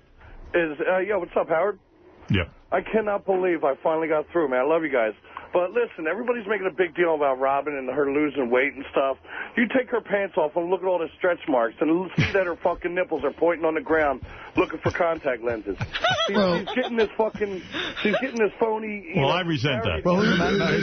Don't talk about my meal ticket that way. Hey, by the way... And Lisa G sucks, man. She has nothing but boring stories, fucking Yenta stories. She's got to fucking go. You listen to every fucking thing she does, and half the people don't give a fuck about. You're right. It's like a manly show. It's not about the fucking flowers and cupcakes and shit. Aww. We do all kinds of news stories. What are you talking about? You face it. You suck. All right. Your grandma. Well, What? first of all, Robin's titties are firm as can be. No, I wouldn't say that. Why, you had that operation? They were never firm before or after. Jim, don't tolerate unfirm titties. And Robin, are there stretch marks from you losing the weight? No. Now stretch marks on her nipples, they present themselves like those elevator buttons, straight out. Good. Frank, you're on the air in New York. Hey, Howard, can I talk to Robin? Oprah Quivers over there? Could she go back to racing cars, Howard? All right, well, maybe she will. You know what? I gave up car racing this year because of the charity. Lisa, go ahead. Oh, we were finishing Robin's story. Okay, she's back now. This is her second segment on the Juliet and Mike show. Juliet. Mike was out sick. So what did you decide to do? Thank God Mike was out sick, so Robin wouldn't have even gotten a word in. We decided that we, as a group, would, and Howard thinks this is funny, we named ourselves. And the name is? The Girls' Night Out. So that's our little That's every night for me. Even you're laughing at it. Robin goes out to dinner with these 5 yentas, and they named themselves Girls' Night Out. And Jason. And I'm the weird one. I love the Jason one. And I'm the weird one. Did Dominic Barber's wife make it into the group yet? We're busy trying to put this thing together. There's until after that, there's no entering the group. Sounds like the blow-off. What does Anne-Marie do? What does Anne-Marie do? In other words, like, you say we're all so busy trying to, get this charity. Like, yes. What is she doing? She was actually instrumental in getting us a special contribution from Ugly Betty. Yeah. And the television show? Yeah. And how does she know how to do that? I don't know. She has some connection there, and now somebody's going to get to have a day on the set with Vanessa Williams and meet other cast members. Oh, okay. So you guys are all hitting up all the people you know. That's what it sounds like. That's what you do. Yeah, I don't know. I'm telling you, it strikes me as the people who sell the cookies at work to all their coworkers. I say, if everybody does that, it would be insanity. Right? Am I right or am I wrong? I can't speak for others. And I bet you Dominic made a huge contribution to GNO to get his wife in that How much money did Dominic give? Oh, about the same as Mel Garvin. Yeah. Wow. So you were smart. So now she's still not a member? I mean, I'm telling you, there's no, she's on the dinner committee. Hold that for $500,000, Robin. Don't cave in. We're having a meeting this week. She'll be there, and it'll be the first time the GNO girls are seeing her. Yeah. She bought her way into GNO. What is that's a fucked up group, that GNO. Here we go. Here we go. Leslie Barber bought her way into GNO. No, she didn't. She did. Scandal at GNO. I love Leslie. I've hung out with Leslie before. I think Leslie's great. I love Leslie, too, but you know what? She bought her way into GNO. How did she get to you? She didn't. What are you going to do on The View?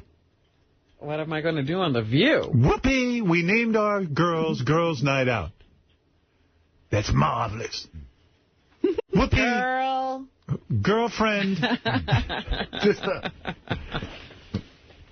I like to see you get a word in edgewise with those youngsters. I know. It's going to be a battle. Yeah. Is Barbara Walters there every day? You're going to get a Barbara day? Or? I don't know. I'm seeing Barbara the night before, actually. I'm doing her show here. Oh, that's right. What is it, Ralph? You know, I was going to call in and goof on Robin's charity, but now that I heard that you can get a walk-on an Ugly Betty, wow. Yeah. That's really great. So well, some people would really like that, Ralph. I know it's not your that. cup of tea. People love that stuff. It's a hit show. Get off the phone. Well, who let him on so much? He doesn't like Richard's drumming. He doesn't like anything. Not everybody wants to walk on Ugly Betty, but you know how many people would die to do that? That's fun to hang out on the set. Any TV show. Vanessa Williams squiring you around? Give me a break. Yeah, I'll go hang out with her. Can you say how much money you've raised so far? Somewhere in the vicinity of $28,000. That's what I know about. You including my $5? I wrote the check. No, I hadn't counted that yet. Oh, you can count my $5. I already gave. Are you including Benji's $2,500? I don't even have Artie's money in there either. That's just tickets and donations. See, I think you're discounting how much. I think you're going to raise a couple $100,000. Well, that's what I was aiming at. Hey, see, you don't even know. Robin has raised $48,000. Wow. See, that was, like, wow, you just announced Friday's this. That's amazing. That's a lot of money. You know how many jobs that'll buy in Euphoria? Mr. President. The whole country is working. How many women will be working? Oh, they'll be working around the clock, and I just want to say, Robin is a beautiful woman. Once we cut off her clitoris, she will be perfect. We'll put her clitoris in the state capitol under glass. They have that issue in that country? Yes, they have that issue in that country with some of the people. And also, she actually refused to marry. You know, they had arranged a marriage for her, and she refused to marry. Was her clit cut off? No, Zabiba? I don't think so. What is it, like female? She was very quick. How come Zabiba's clit wasn't cut off? I think because she was out of the country, like they had to escape. We usually cut clits off on Thursday. She left on Wednesday. She made it by one day. Yeah, she ducked us. Thursday is clit day? She snuck out in the back of a Land Rover, covered under a zebra skin. You're saying she snuck out of your country covered under a zebra skin? That's correct. She missed your eagle eye, Mr. President. She missed my eagle eye, but if I ever catch her, ooh, I will get your gate. She's had to go through a lot. She's given up a lot. But how did she avoid getting, how old was she when she left the country? She was like 6. So don't they cut your clit off when you're born? No. 6.5. They wait till you're like 7 to cut your clit off? I think you're pretty old when it happens to you. Why do you wait so long to cut off a woman's clit? Well, we have to wait till they get a little shape on the body. It may be around. You get an idea of how much to cut off. That is creepy. Oh, you're saying when they're small, the clits are too small. Yeah, you can't see it. You have to judge it by the body style. You don't want to take too much. You don't want to take a leg or a knee. You could get a toe. Could get a toe. That would do no good. Wow. What is it, Ralph? Hey, quickly, Robin. Instead, $28,000. That's like nothing. No, 48, and it's it's just the beginning. That's nothing too. Instead of annoying everybody, why don't you just donate that yourself and just get rid of a car? You're so ridiculous. You don't know how much I've given so far. I'm not talking about what I've given. Add that. We don't want to know what you gave, but add that to the 48. Now tell us the total of how much money you raised. You just want to go to a big dinner and dress up. No, you're you know what you are? You're a what? And you just want to lay at home and poo-poo everything. Yeah, but you know what? I'm gonna do a charity. I'm gonna raise money. I'm gonna sit home and watch Battlestar Galactica. Like, you're doing shit you like. You're not putting yourself out. All right. Ralph, Jason does all the bullshit. Ralph, if you keep pitching, the charity event's going to be in the apartment above you. That's right. Hey, this is great. What asshole lives above this place?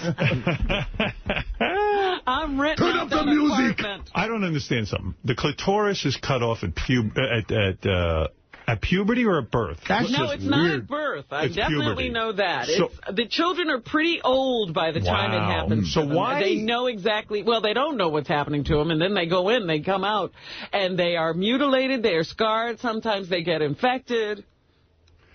Because baby boys are circumcised when they're babies, you know. Right. I don't know. The whole thing's horrible. That is really gross. We desperately need new scalpels. And this is going on against their will or something? I don't even get what that problem is. First there's a swim show with a bathing suit. It's a then part we of their cut them. culture. Just like the kids, the boys here don't have a say. They get it cut off. It's part of their culture. Robin, will you donate any of the money you're raising toward stopping the clitoral mutilations? Well, I know that Zabiba that's one of the things she's fighting against, yes. Mr. President. Yes? The rumor is you wear a clitoris necklace. I do. You do. I do. And when I get nervous, I rub it. And my neck gets very juicy. All right. And sometimes it's not only the clitoris, but the labia as well. I have tit earmuffs. It gets very cold once in a while. There's the frost on the African belt. What is the weather conditions like in Etheria, Rob? I would say it's warm. Dusty. Very dusty. Thank you, Mr. President. That's the president of Etheria. Nice to know you. I'm thinking it's humid in Etheria. Moist, damp. Did I finish your appearance yet? No, I didn't. I don't know. You're going to segment 2. Yeah, we're in the middle of segment 2. And we find a charity every year, and then that's, sort of struggling to get its feet on the ground. So what's your charity And we now? help them get started. Our charity this year is called Healing Bridges. I met a lovely woman out in California whose name is Zabiba Sheikha, and she is from the country of Eritrea, which is near Ethiopia. That's a real African. Zabiba. What is her name? Sheikha. Zabiba Sheikha. The only more African is Barack Obama. She used to appear after Cousin Brucey. She doesn't even actually know her real age, Howard, because there's no record keeping Just like my dad. In her village. That's a good excuse for a chick not to know her age. I'm going to use that one. Why is there no record keeping in your country, Mr. President? After a while, you lose track. Nobody can write. He's all about... No need to write. We have no money. Don't have to write a check. He's all about his tit earmuffs. Oh, not true, not true. Country was wrecked. I have a suit made of nipples. Civil war and war with Ethiopia for years, and she actually had to escape from a refugee camp when she was a little girl, and without her parents made it to the United States. She's actually writing a book because it's an incredible story. Made it to the United States, was very successful, and then decided, I have to do something for the people who didn't get out. So how can we help you?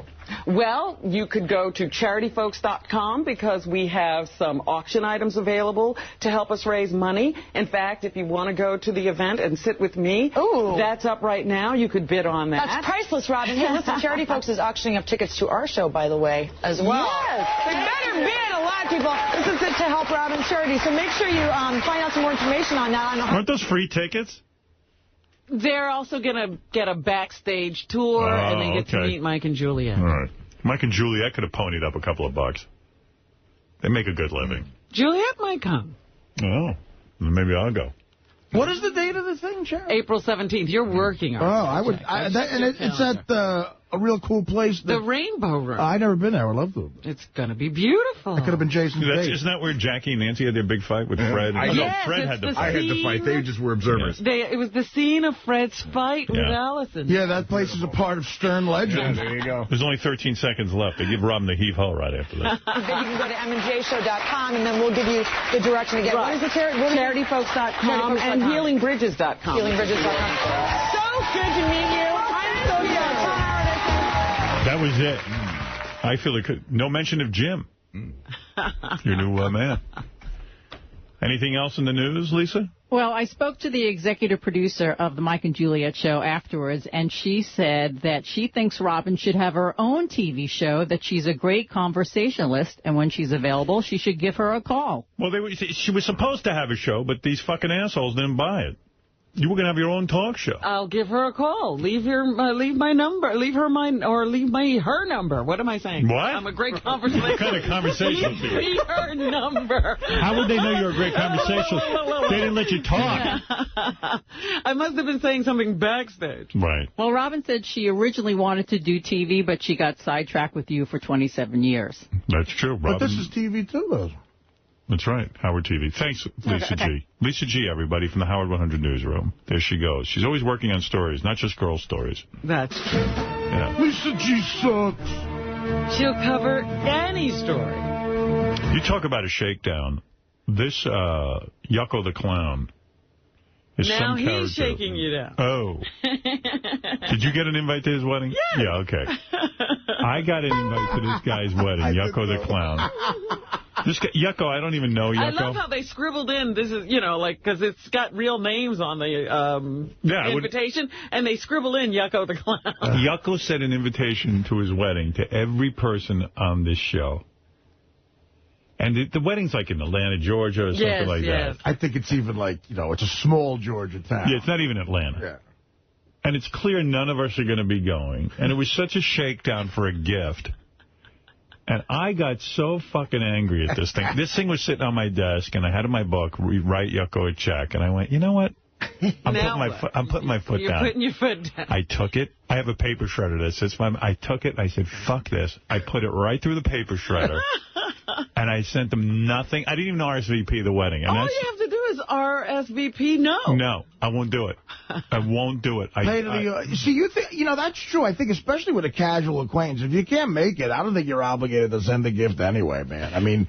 So on the air, well, yeah, but believe me, that's what that look is. Look at who we're going to for the etiquette. Do you ever get? Believe me, I give overgive for stuff. Did you ever get our child was born from people you barely know? Yeah. And they want, like, I got a child was born. Do you really think people sit down and they say, all right, how do I get a gift? Who can we hit up? Yeah. We don't really spend that much time with Howard. We see him maybe once a year, but send him an announcement anyway. Absolutely. I mean, Yucko... And they're looking for a gift? Yucko and I have never socialized. We don't know each other. He's been on the show a couple of times, and I'll have him on again because I love the guy on the show.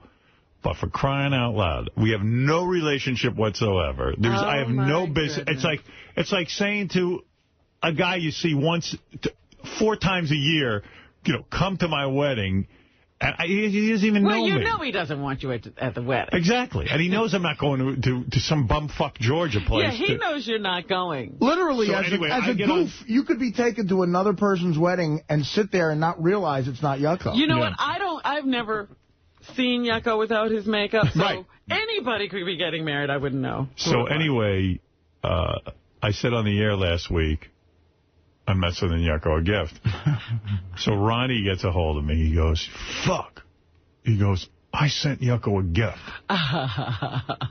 And I go, you did? I go, well, why are you saying fuck? He goes, well, I didn't know you weren't sending one. I go, well, you don't have to do everything I do. I mean, maybe he has a different relationship with Yucko. You were pissed he sent him a gift. And I heard Yucko hates your gift anyway, because that's what he said on Miserable Men. Dude, it had nothing to do with you. I just sent it back that I wasn't coming, and I wrote him a little note saying, good luck with your wedding. And Yucko's going around bad-mouthing you. Yeah, he said I'm a cheapskate. Yeah.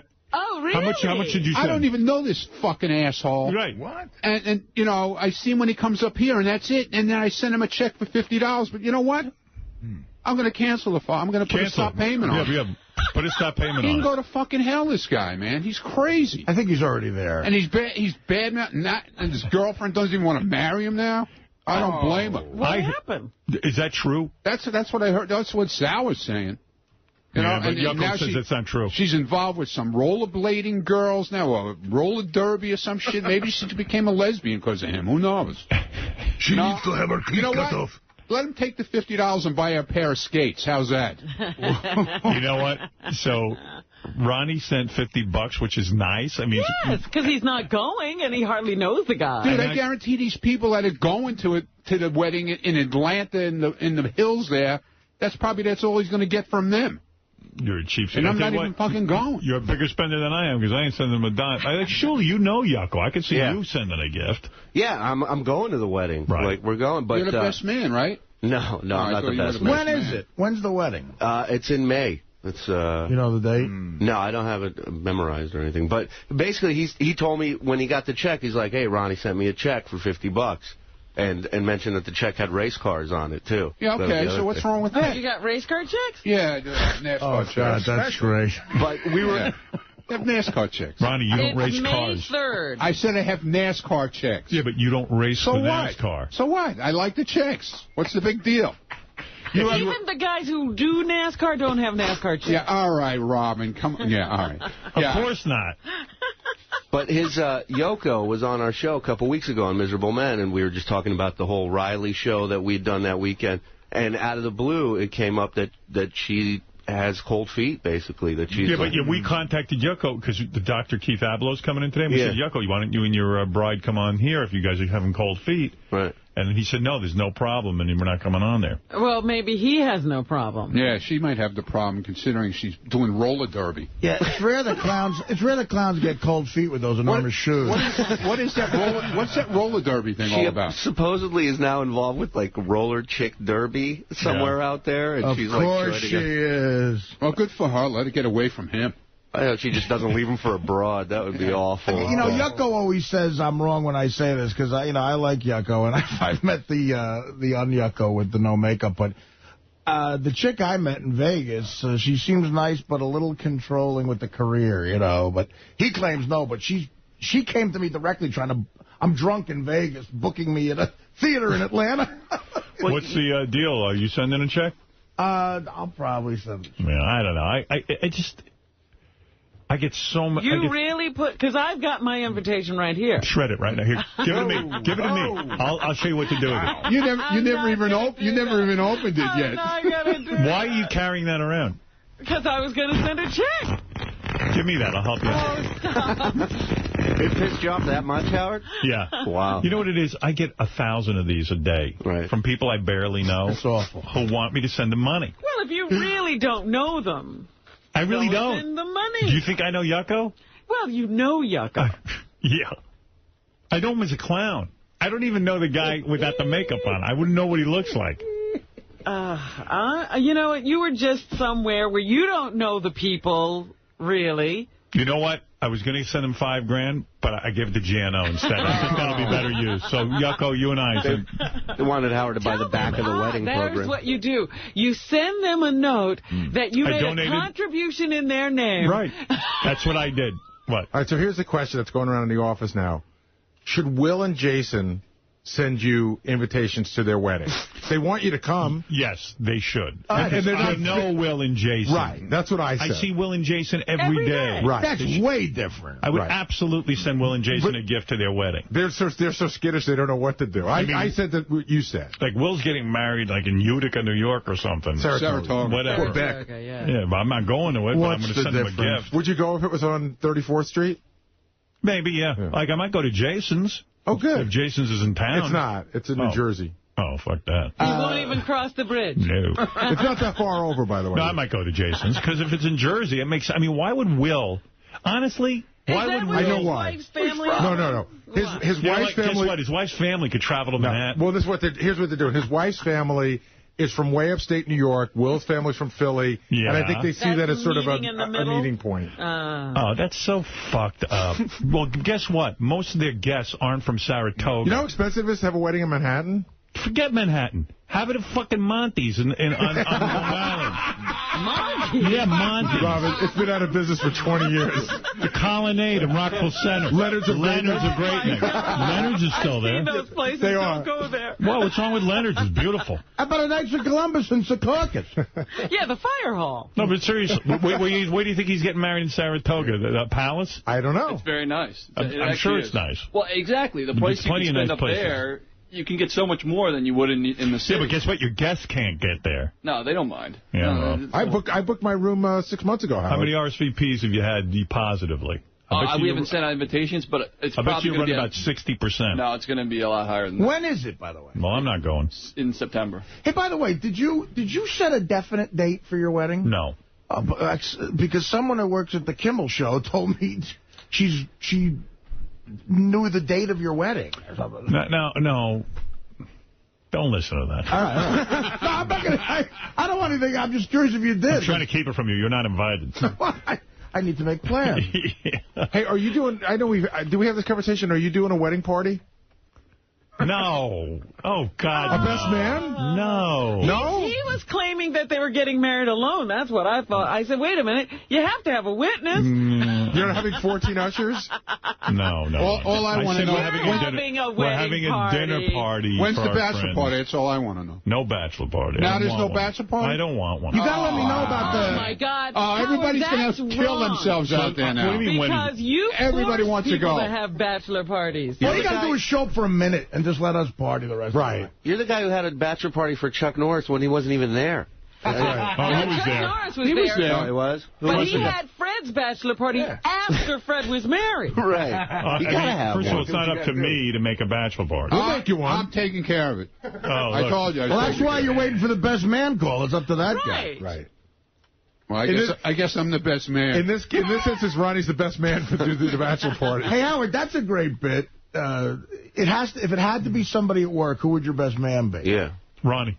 Ronnie, really? That's right. Well, I'll tell you, for throwing a bachelor party, that's the guy to go to, Ronnie. Ron Munn. Absolutely. Fred is aced out by Ronnie? That's right. Why not? He's a master at that. You want Fred planning your bachelor party? No. I wouldn't want to be responsible for it. I gladly defer to Ronnie. It's a lot. I've been the best man before. That is so much responsibility. And it wouldn't be Artie. Artie's a good party planner. No, Ronnie. I'm a good party goer, party planner. Great organizer. I can organize and not be the best man. Yeah. It's easy that way. Not only am I disorganized, I have an assistant who's disorganized. I just said that because it made Ronnie's life. It did. Listen. Nah, come on. He's sending out a press release. I'm not Gorilla who had his whole thing. Best man. All right. Who almost gave his life when you dedicated the book to him. I can't read it. I'm blown out. I can't breathe. I'm having palpitations. Well, he's parlayed that into a lot. All right. Thank you, Ronnie and everyone else. I forget what we're talking about. Oh, we played Robin's segment. I got to take a break. Dr. Keith Abloh. What was Dr. Keith Abloh coming in for, Gary? Okay, well, there's some weird stuff going on. Originally, he was coming in for 3 different people, or 3 different couples, if you will. Artie and High Pitch Mike. So I said to Will today, High Pitch Mike is coming, right? And he goes, oh, he didn't email you? What? And I said, no. And he said, well, he wasn't sure about whether he wanted to come in. He said he would email you, but he hasn't. So we're assuming he's coming in. He better be. That's the first set of people. Then the second set of people, of course, are Jason Kaplan and Scott DePace. And then the third set of people are J.D. and Jared. That's a good one. He's going to try to get them all together. Oh, wow. That's a big... First of all, Jason and Scott DePace, there's such animosity there. They're all full shows. Yeah. Wow. They don't look at each other. Howard, Jason and Scott DePace, it's gone from like wanting to kill each other to just pretending that neither one exists. I'm not interested in this segment. Let's pick one. I told you, you're only allowed to promote TV shows on that speaker. Yeah. And by the way, they never bring up, you know, we're not interested in that video caddy of yours, so don't bring that up anymore. Okay. Are you interested in the segment now? Yeah. Oh, how did the Scott's thing go this weekend? He was at the. I'll get to that agenda. Okay. Believe me. Let me pick the agendas. Thank you. Which couple do we want to hear from most? I can't decide. Artie and High Pitch Mike. I got to say Artie and High Pitch Mike. That's the latest. Because even the fact that Mike. I like J.D. in that. That's good, but the fact that Mike isn't even sure that he wants to be here makes that the most interesting pair to me. All right. It'll be a better show if he's not here, quite frankly. Oh, boy. Thank you. Come on. Yes, Bobo, you're on the air. And then I got to take a break. We got a lot to get to. Go ahead, Bobo. Yeah, how you doing now? Did you watch, happen to catch the MTV's Rock the Cradle? Yes, I did. What is that? Lucy Walsh was good, right? Yeah. Oh, that's the one with the kids. On MTV, they've got, MTV should have had American Idol. It would have made more sense for them to have that show, but of course they don't. They probably turned it down. Well, everybody passed on it. Yeah. But so MTV's trying to do their own American Idol, and I got to say it's real good. It's the kids of rock stars being evaluated. But they don't have to try to make the show.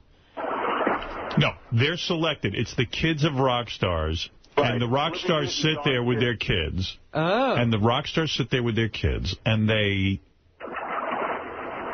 we can't stand Bobo's phone. What is he doing? Yeah, I don't know. He's swimming, I think, while he's talking to us. But anyway, it's American Idol with the kids of rock stars. But their parents are interesting because they're famous. Yeah. Yeah. Like Dee and Suzette were in the audience for Jesse Blaze. And how are the performances? Some are better than others. I mean, Lucy Walsh. I think Lucy Walsh, who is Joe Walsh's daughter, has an actual career as a backup singer in L.A. Right. So she's really, really good. She's probably the person to beat. And she looks good, and she had on a real great outfit. She got big titties. Oh. And I figure most of these kids are really good looking because a lot of these rock stars hook up with hot chicks. Right. And Keith Richards has like 4 model daughters who look like the models he banged in the 80s and 70s. Yeah, so that's that. And so it's a really good show. Dee's kid was good. Dee went out and contacted Led Zeppelin just so he could get the permission to sing rock and roll from... really? Yeah, I happen to catch Dee's kid doing Been a Long Time Since I Rock. Been a long time since I rock and roll. Yeah, but I think Suzette must address Dee's kid because Dee's kid was wearing... Suzette's his wife, Dee's wife? Yes. He was wearing leather pants with tassels, and he had his shirt open. Like so you could see his chest and belly. Yeah. I got to say, Do you think that was a wrong move? Yeah, those days are over. I think he was trying to do a Robert Plant kind of thing, but he shouldn't have worn that with eye makeup and stuff. Oh. Because Dee wore eye makeup, and... It looked weird, but he's a charismatic kid. I mean, he's a good-looking kid. I mean, he seems like a rock star. I liked his performance. Yeah, but that's the only... I was dying to see Joe Walsh's kid, because when she was in there, I thought she was adorable. Yeah. What was weird for me is when you were out in L.A. and you did the Jimmy Kimmel show. Right. They had... Kelsey Grammer's daughter Spencer was the guest before Artie. After Artie. And she is so hot. The one we met? She has a huge career, you know. She's hot. No. She's on a TV show, a hit show. You're kidding. What's the name of the show, Art? I don't know. I don't know. But she's on a hit show. And Kelsey Grammer's daughter, when she was on... This is the reason Kelsey Grammer doesn't talk to me anymore. I even see him sometimes at parties and things. And he won't talk to you there? He won't even say hello to me because his daughter came on. I was nice enough to have her on. He had no relationship with her whatsoever. And she came on, she badmouthed her dad. But, who the fuck knew she's going to go bad? He's still talking to her, though. So he stopped. So he disowned her. He stopped talking to her. She gets on a hit show. He took her back. Now all of a sudden he wants to know her. And, so he's talking to her. The only one who isn't talking to he isn't talking to me. He didn't make up with you. Yeah, I don't know. I like the guy and I like his wife. I mean, I got no beef with them. And but he's got a beef with me because I had his daughter on and she doesn't like it. She said it. My dad wasn't around or something. He was a little bit absent. He had some problems. Yeah, I mean, what do you want from me? I understand why you're pissed, but don't be pissed at me. Be pissed at your daughter. Like backstage at a talk show, like there's a hot chick publicist and a makeup chick, and I wasn't sure which one was Spencer Grammer. And I'm looking and I'm going, that chick's hot, that chick's hot. And then all of a sudden you see one that's radiant and just stands out as being extra hot, and you go, well, that must be the one in show business. And that's what it was like with her. Wow. Her legs were... She wore skirts, so on TV you could see her legs. They were all tanned and toned. She was sexy as hell. Why do you think that Kelsey Grammer's mad at you? Because we had his daughter on. No, that's not why he's mad at you. Oh, he's not? No, there's this very specific incident of why he's no longer talking to you. It was, we had Camille, his wife, on the phone. Irritable bowel syndrome. Yes, it is. Not why. Because he talked about it in interviews. Specifically, Gilbert Gottfried was in that day. And he was making all these fart jokes. And he said... My wife has a very serious disorder, and I'm sick of Howard. He said, Howard can make fun of me all he wants. No. I'm telling you, I know this for a fact. Gary, can I talk for a second? I hear what you're saying. But I'm telling you for a fact, that's what he says publicly, because he doesn't want to bring up the fact that his daughter feels he wasn't there for her. He's mad at me because we had the daughter on. He says it's because of his wife. Okay. Trust me on this. All right. But it's ridiculous. And irritable bowel syndrome, if they wanted to cure that, there's a book they can buy by Dr. John Sarno. His follow-up book to healing back pain, which is the mind-body connection, which will explain to them what irritable bowel syndrome is. And Camille can be done with it in about 10 minutes. She farts and diarrheas too much. When she eats, she gets diarrhea. Just got a nervous stomach. Exactly. It's called it used to be called nervous stomach. They named it irritable bowel syndrome. Now everyone runs around like they got some syndrome. Syndrome is a scary word. You hear syndrome, you want to head for the hills. You know what it is? She's nervous. I don't know what she's nervous about, but Kelsey does. And stop blaming me. Big deal, fart sound effects. That isn't the reason.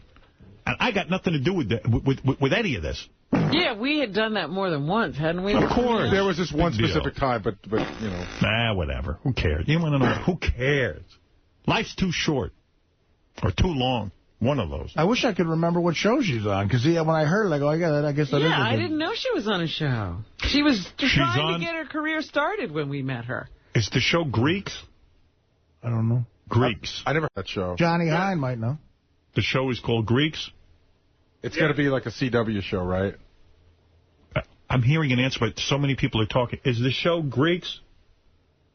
Yes. Who is on that mic? Who is it? Jason. Your mic is too low. Raise it up the level. Okay. Greek. Thank you. Welcome. And that's on what? USA or something? ABC. No, ABC Family. Family. Okay. All right. Comes on after Kyle, whatever. XY. The fact that John knows it's ABC Family. He's Mr. Television. He's Mr. Pop Culture. John Hine. Yeah, he knows everything about TV. Yep. He's built like a guy who knows everything about TV. He refuses to go to the gym, that John Hine. No TV? Right. All right. I got to take a break. And, all right, so I covered Yucko's wedding. Yucko, don't expect a present. Are you going to fish that thing out and send something anyway? I shredded it. I swear to God, to my life. I can't find... Yucko's, I took it and shredded it. Yo, you know what we were thinking? When you go on The View Tuesday, can you take Beetlejuice with you and just put him in the audience? Remember you did that when you did that? Bigfoot. Who Wants to Be a Millionaire? Who Wants to Be a Millionaire? You put Bigfoot in the audience, and they just would cut to him, and you said it was, that was your special person? Yes, my significant other. Right. Like Frankenstein sitting there. Bigfoot died, right? Yes, Bigfoot's he was no a good guy. We got a new Bigfoot now. Yeah. You got to put Beetlejuice in the audience of The View. Well, bring him out. That's one of the show the audience. See, this is one of the children of Etheria. Eritrea. Did I say it right? Eritrea? Eritrea is what they tell me. Right, Eritrea. Eritrea. Right, that's how you can remember it. All right, we got a lot to get to. All right, I played Robin on her show. Artie, I didn't play yet. Yes. Is Dr. Keith here? Yes. Oh, he is. All right. I can't wait to get to that. Well, we'll have Artie in this segment, trying to get him back with Mike. And High Pitch Mike is in the building. Oh, good. Dr. Keith Abloh is going to treat you one way or the other. You're going to be treated today, Artie. You and Mike are going to be friends at the end of the show. Does Dr. Keith want to announce on the show anybody else he's treating, and if they missed appointments? I will be back right after these words. We ever determine if that's a drum machine? It is, right? Well, according to Richard, no, he played that. Somebody who can do that. Alex Van Halen. I saw Alex playing. He does work hard. Yeah, you never know what's on tape, though. That's the thing. Well, I watched him. He's certainly using his hands and feet. Live or tape? Oh, that's live. It is? Yeah. Yeah, he's amazing. He really He's awesome. That's pretty good. You want me to play it? Can you play that? Yeah. Let me hear that. Can you do it without, like if I turn this off? Well, yeah. I don't know if I'll be able to hear the song if you want me to play along to that, but... No, you just play it. Okay. Let me see you do it. You know that drum riff. Go ahead. Let me hear you do it. Richard Christie, everyone. Go ahead.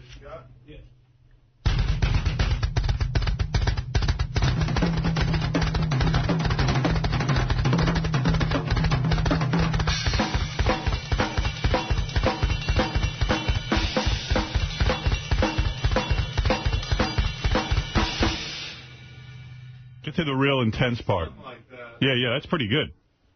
Let me hear the song again. I can't remember. Can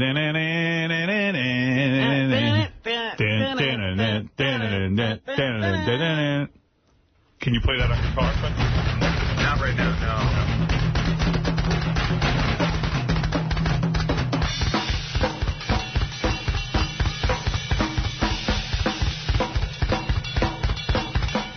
All right, good. He's got it. Oh, nice. See, he makes it look easy. I could do that. Let me see. Oh, don't start. Want to see me do that? Yeah, get over there. He's actually going to try. He'll come back to the desk. He'll have pulled something. What's squealing? I need double bass pedal. Oh, there's one there. Do you even know where that is? What did you say, Rob? I said, do you even know where that is? They'll have to point to things to you. Put your left foot there. Left foot here. Yeah, there you go. Is that mic on? You ready? All right, go ahead. This mic's probably not on. It's on now. You got it? Ready? Ready.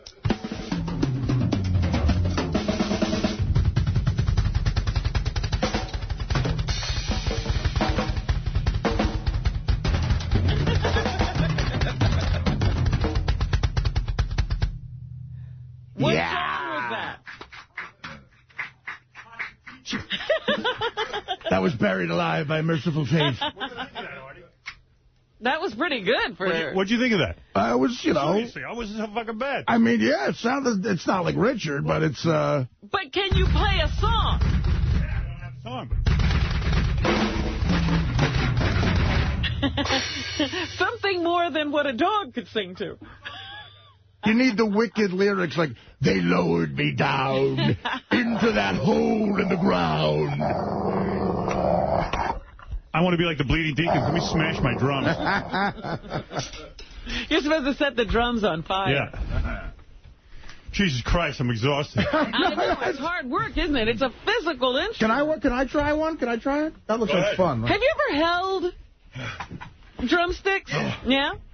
Because that's part of the problem. They never were held the way I thought they were supposed to be. Hurry up, Dr. Abelo's here. Yeah, and you catch your breath while Artie's playing. I'm a fucking. How are you fat, Richard? I'm going to have a heart attack just from that. It's exhausting, isn't it? Yeah.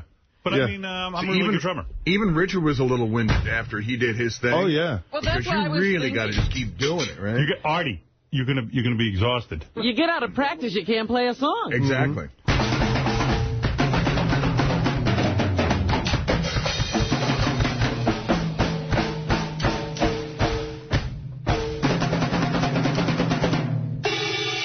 You know, you have the power of like a Bonzo Bonham. That's what he looks like. That's what I was going to say. Yeah. You look like Bonzo Bonham. I do.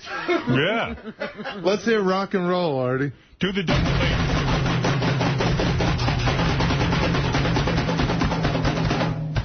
No, do the... Been a long time since I rock and roll. No. Artie, do the double bass. The feet. Yeah. Does he know where those pedals are? Oh, right there, this is the bass? Yeah. Oh, wow. It's two basses.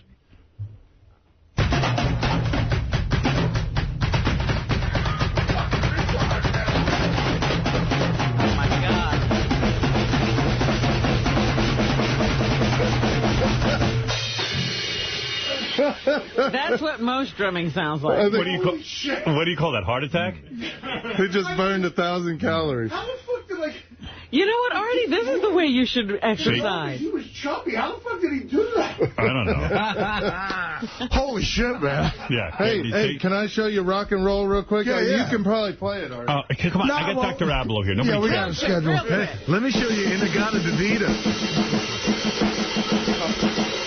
Show off. All right, get out of here. All right, I'm coming over. I got my coffee cake. You see how out of breath you are? I have an Entenmann's coffee cake and a Hawaiian You're going to need energy now. When I was on tour, Howard, we used to do... You sound like Lou Costello. You just saw the Mummy. All right, thank you. Thank you. All right. Dr. Keith Ablow is here. There's a million things to talk about, but this was something I thought we should try to settle some feuds. Every once in a while, we try to do this. We do have some internecine battles going on. There he is. That's the guy, Dr. Keith Ablow. Yeah. He's helped us out in the past. Everything he tried to help us with failed, but... Yes. You and Beth are still together. No, Beth and I are still together. In fact, absolutely. Dr. Ablow actually helped Artie for a while. Indeed. Yeah. Mm-hmm. Dr. Ablow, how are you? Artie. I'm good, Howard. How are you? Have you seen Artie since for any follow-up sessions? Well, you know, Artie's very sensitive to my disclosing whether he comes in for follow-up sessions. Mm-hmm. Right, so you don't talk about that. But if we had any, I'd let you know. Right. What are you promoting? Paperback version of Living the Truth, huh? Well, it's that, and we are launching livingthetruth.com, a social network for people who want more authenticity, want to communicate with people on a journey toward empowerment. You know what you got to get? You got to get a TV show like Dr. Drew's Celebrity Rehab, because I'm telling you, man, I got hooked into that thing. That was some show. There you go. Yeah. No, listen. You need a show. You talking to anyone? Yeah, always talking to people. Yeah, get a show, man. Get a reality show. That's where it's at these days. You'd be good at that. You're good at helping people. You want to try your hand at something today? Yeah, that's what I'm here for. I hear that there are a few contentious relationships that we might be able to make a difference in. Yeah, there's a couple of things going on. Well, we got some hard cases here. Yeah. All right. We were going to try and hook you up with Yucko and his fiance, because we heard that Yucko's fiance had cold feet. It turns out from Yucko, she does not have cold feet. And but he says where is she? We haven't heard from her since. She does not have cold feet. Okay, so that's off the news. table. That's off the table. She's chained to a radiator. That's right. Artie and High Pitch Mike seems to be the favorite around here for resolution, because Artie and High Pitch Mike, have you heard about this at all? I have indeed. Artie was offended when High Pitch Mike said... It's hard to even know how this whole thing started. It started out almost like a funny little rivalry and it turned serious. I don't know how... I think it started when Artie goofed on High Pitch Mike about going down to Disneyland on Gay Week. Yeah. And High Pitch claims he doesn't even know when Gay Week was. He didn't know anything about it. Here's High Pitch Mike. Have you ever met High Pitch Mike? I have not met him before. You remember that day I was... Hey, brother. Good to see you. How are you? High Pitch Mike, do I have it right? Didn't it start for you when Artie was goofing on you that day? Remember that day I was the only one in here goofing on you about that? Last summer, yeah, when I heard about the vacation that I took, everybody was laughing, and that was not the beginning of the feud. That was us just busting balls. Okay. What started the feud? I would have to say, after being called a faggot, you know, well over a dozen times over numerous instances. Right. And when it went from busting balls to, you know, just verbal attacks. What about when I killed Matthew Shepard? Wasn't it them? All right, so... you see how well they get along? So, Mike, where are we at? I'm just trying to fill in Dr. Ablow, and he can take over. But where are we at now? Are you talking to Artie at all? Can I say one thing? I think Dr. Keith would be more effective trying to work out the other disputes in the office, because maybe Jared and JD can hang out one day. Maybe Scott and Jason can hang out. Artie and I, excuse me, we'll never get along. Some jizz. You know. That's interesting. But that's a kind of an invitation to me. The bigger challenges are the ones where maybe we can make a real difference.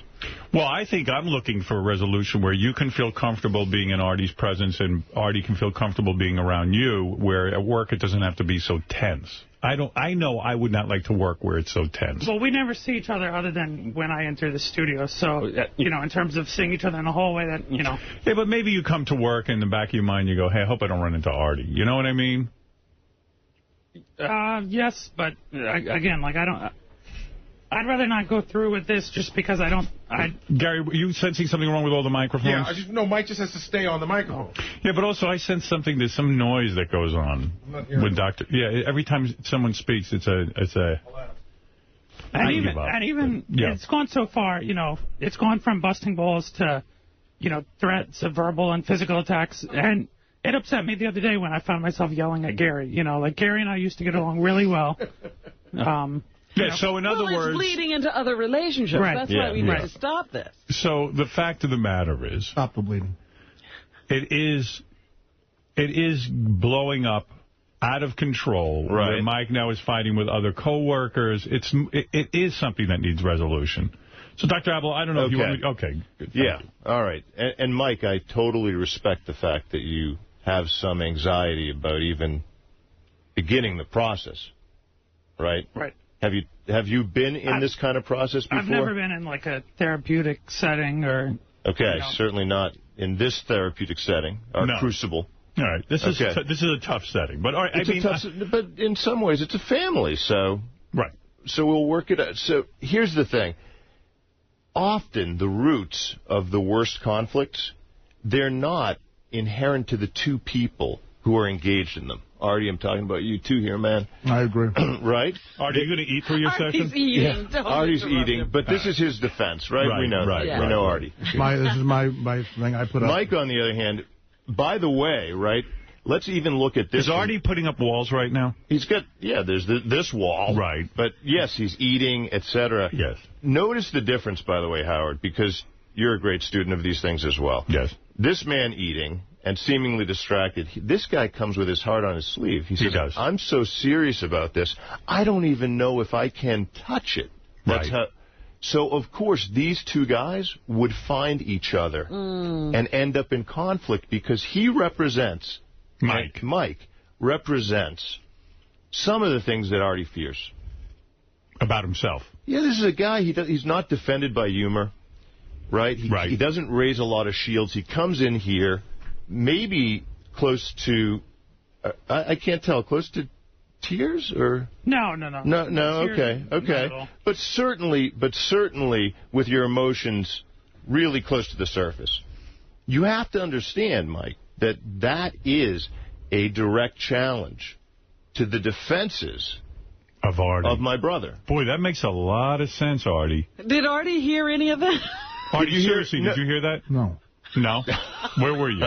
What is he saying, that I'm him or something? Yeah. In other words... not that you're him. I'm afraid of being an acne-covered geek? Well, you see, that's hurtful. That's hurtful. And listen, let me tell you something. To think like a psychiatrist... That's not fair.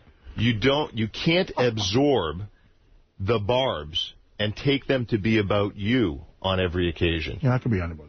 Right, because the truth is that this is at least as much or more about Artie, who finds, I think, your vulnerability. He just called Mike a acne-covered geek. So is Artie saying, hey, I'm afraid that I'm going to be the geek, so I'd rather attack you?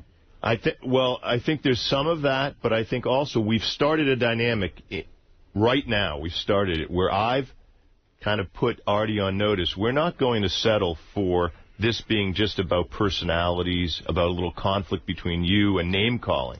We're going to define this as you raising a shield. Right. And so what does he do immediately? He starts to fight as if to distract us. I don't want you, and I don't want to get distracted by this. And I want you to know that you can adopt a kind of therapeutic role. You don't have to come into work and be afraid. You could come into work and say, you know what? This isn't really going to shred my heart because it isn't about me. Can I interject? Keith, I just felt the need to say something funny before 5,000 truckers go over to Z100. Oh, thanks a lot, dude. Go ahead, Mike. Say what you have to say. Well, I think we're still waiting for him to say something funny. But anyways. Everybody laughing was a bad indication of that. I don't know how this therapy could work when Artie won't even try and resolve the relationships he's in, like with Dana. Like, what do you think would make... What do you think? You're such a goof. Let's just In other words, Mike is saying if he won't... If Dana's giving him, pardon the expression, doctor, pussy. Yeah, he really cares about what Dana has to offer. He really cares about what Dana has Mike between her legs. Mike is a pussy. Well, Mike's saying, what do I have to offer Artie in terms of... Let's give the answer right now. I'll tell you what you have. It's not a thing. No, it's not true. You have common ground in terms of certain things you've suffered through. No doubt. Right? Really? Because these two guys wouldn't have identified each other for this conflict if there wasn't something deeper that could connect them. That's my theory. Let me add one other thing. Yes. People tiptoe around Artie, everyone that works on this show, including Howard to an extent. And I'm the only one who's ever called him out on shit, and that's part of the reason for this dispute. Do you tiptoe around me, Howard? I don't believe I do, but Mike does. Mike thinks, but Mike, maybe that's the problem. Dr. Keith is into something. You see yourself as some sort of crusader around here who has to call Artie out. I mean, I'm here to have fun and do comedy. I don't really look to call anyone out on the show. You're an enormous asshole. Well, hold on. That's not fair, is it, Dr. Keith? I was talking to Keith. Well, that's fair. That's right. There you go. I thought you called Mike an enormous asshole. I was talking to Mike. You were talking to Mike. I'm not trying to crusade anything, Howard. It's just if I'm attacked, I'm going to attack back. And that's where I was going to go, sweetie. Because we're going to try to open this up a little bit. This is not the first time, no doubt, that you faced what you consider to be something of a bully. Oh, no. I mean, in high school all the time. So Artie is never... And again, I said this the other day, Keith. I'm not mad at Mike. I'm mad at the do-gooder who let him out of the locker. Really, that kid deserves to get a fucking smack in the face. Well, just to continue on, and by the way, take this to be his attempt to keep you at bay in terms of your emotions and humanity. And keep listeners glued to their... Artie also has to compensate for the last 20 years. He didn't have that masculine, father figure, so he's got to project this super, macho attitude on the world. What was your father like? My father was fine. My father did an excellent job. Is he dead? No. Oh. Okay, but you did have a tough time with people preying upon you. Yeah, but not to the extent of this guy. Okay, but... I'm an ogre. When was it? What was it? What happened? Oh, I mean, just a typical bullying, like kids in your class throwing gum in your hair, that kind of thing, kids knocking you out of the way in the hallway, bullshit like that. Well, right, but listen, but it caused you pain. You bet. I hope. No, because I would go home that day and forget about it the next day. Like, what would you do with this? It's constant. It's day after day after day after day. It's relentless. Right. Right. Now, Artie. Yeah. You there, buddy? I'm here.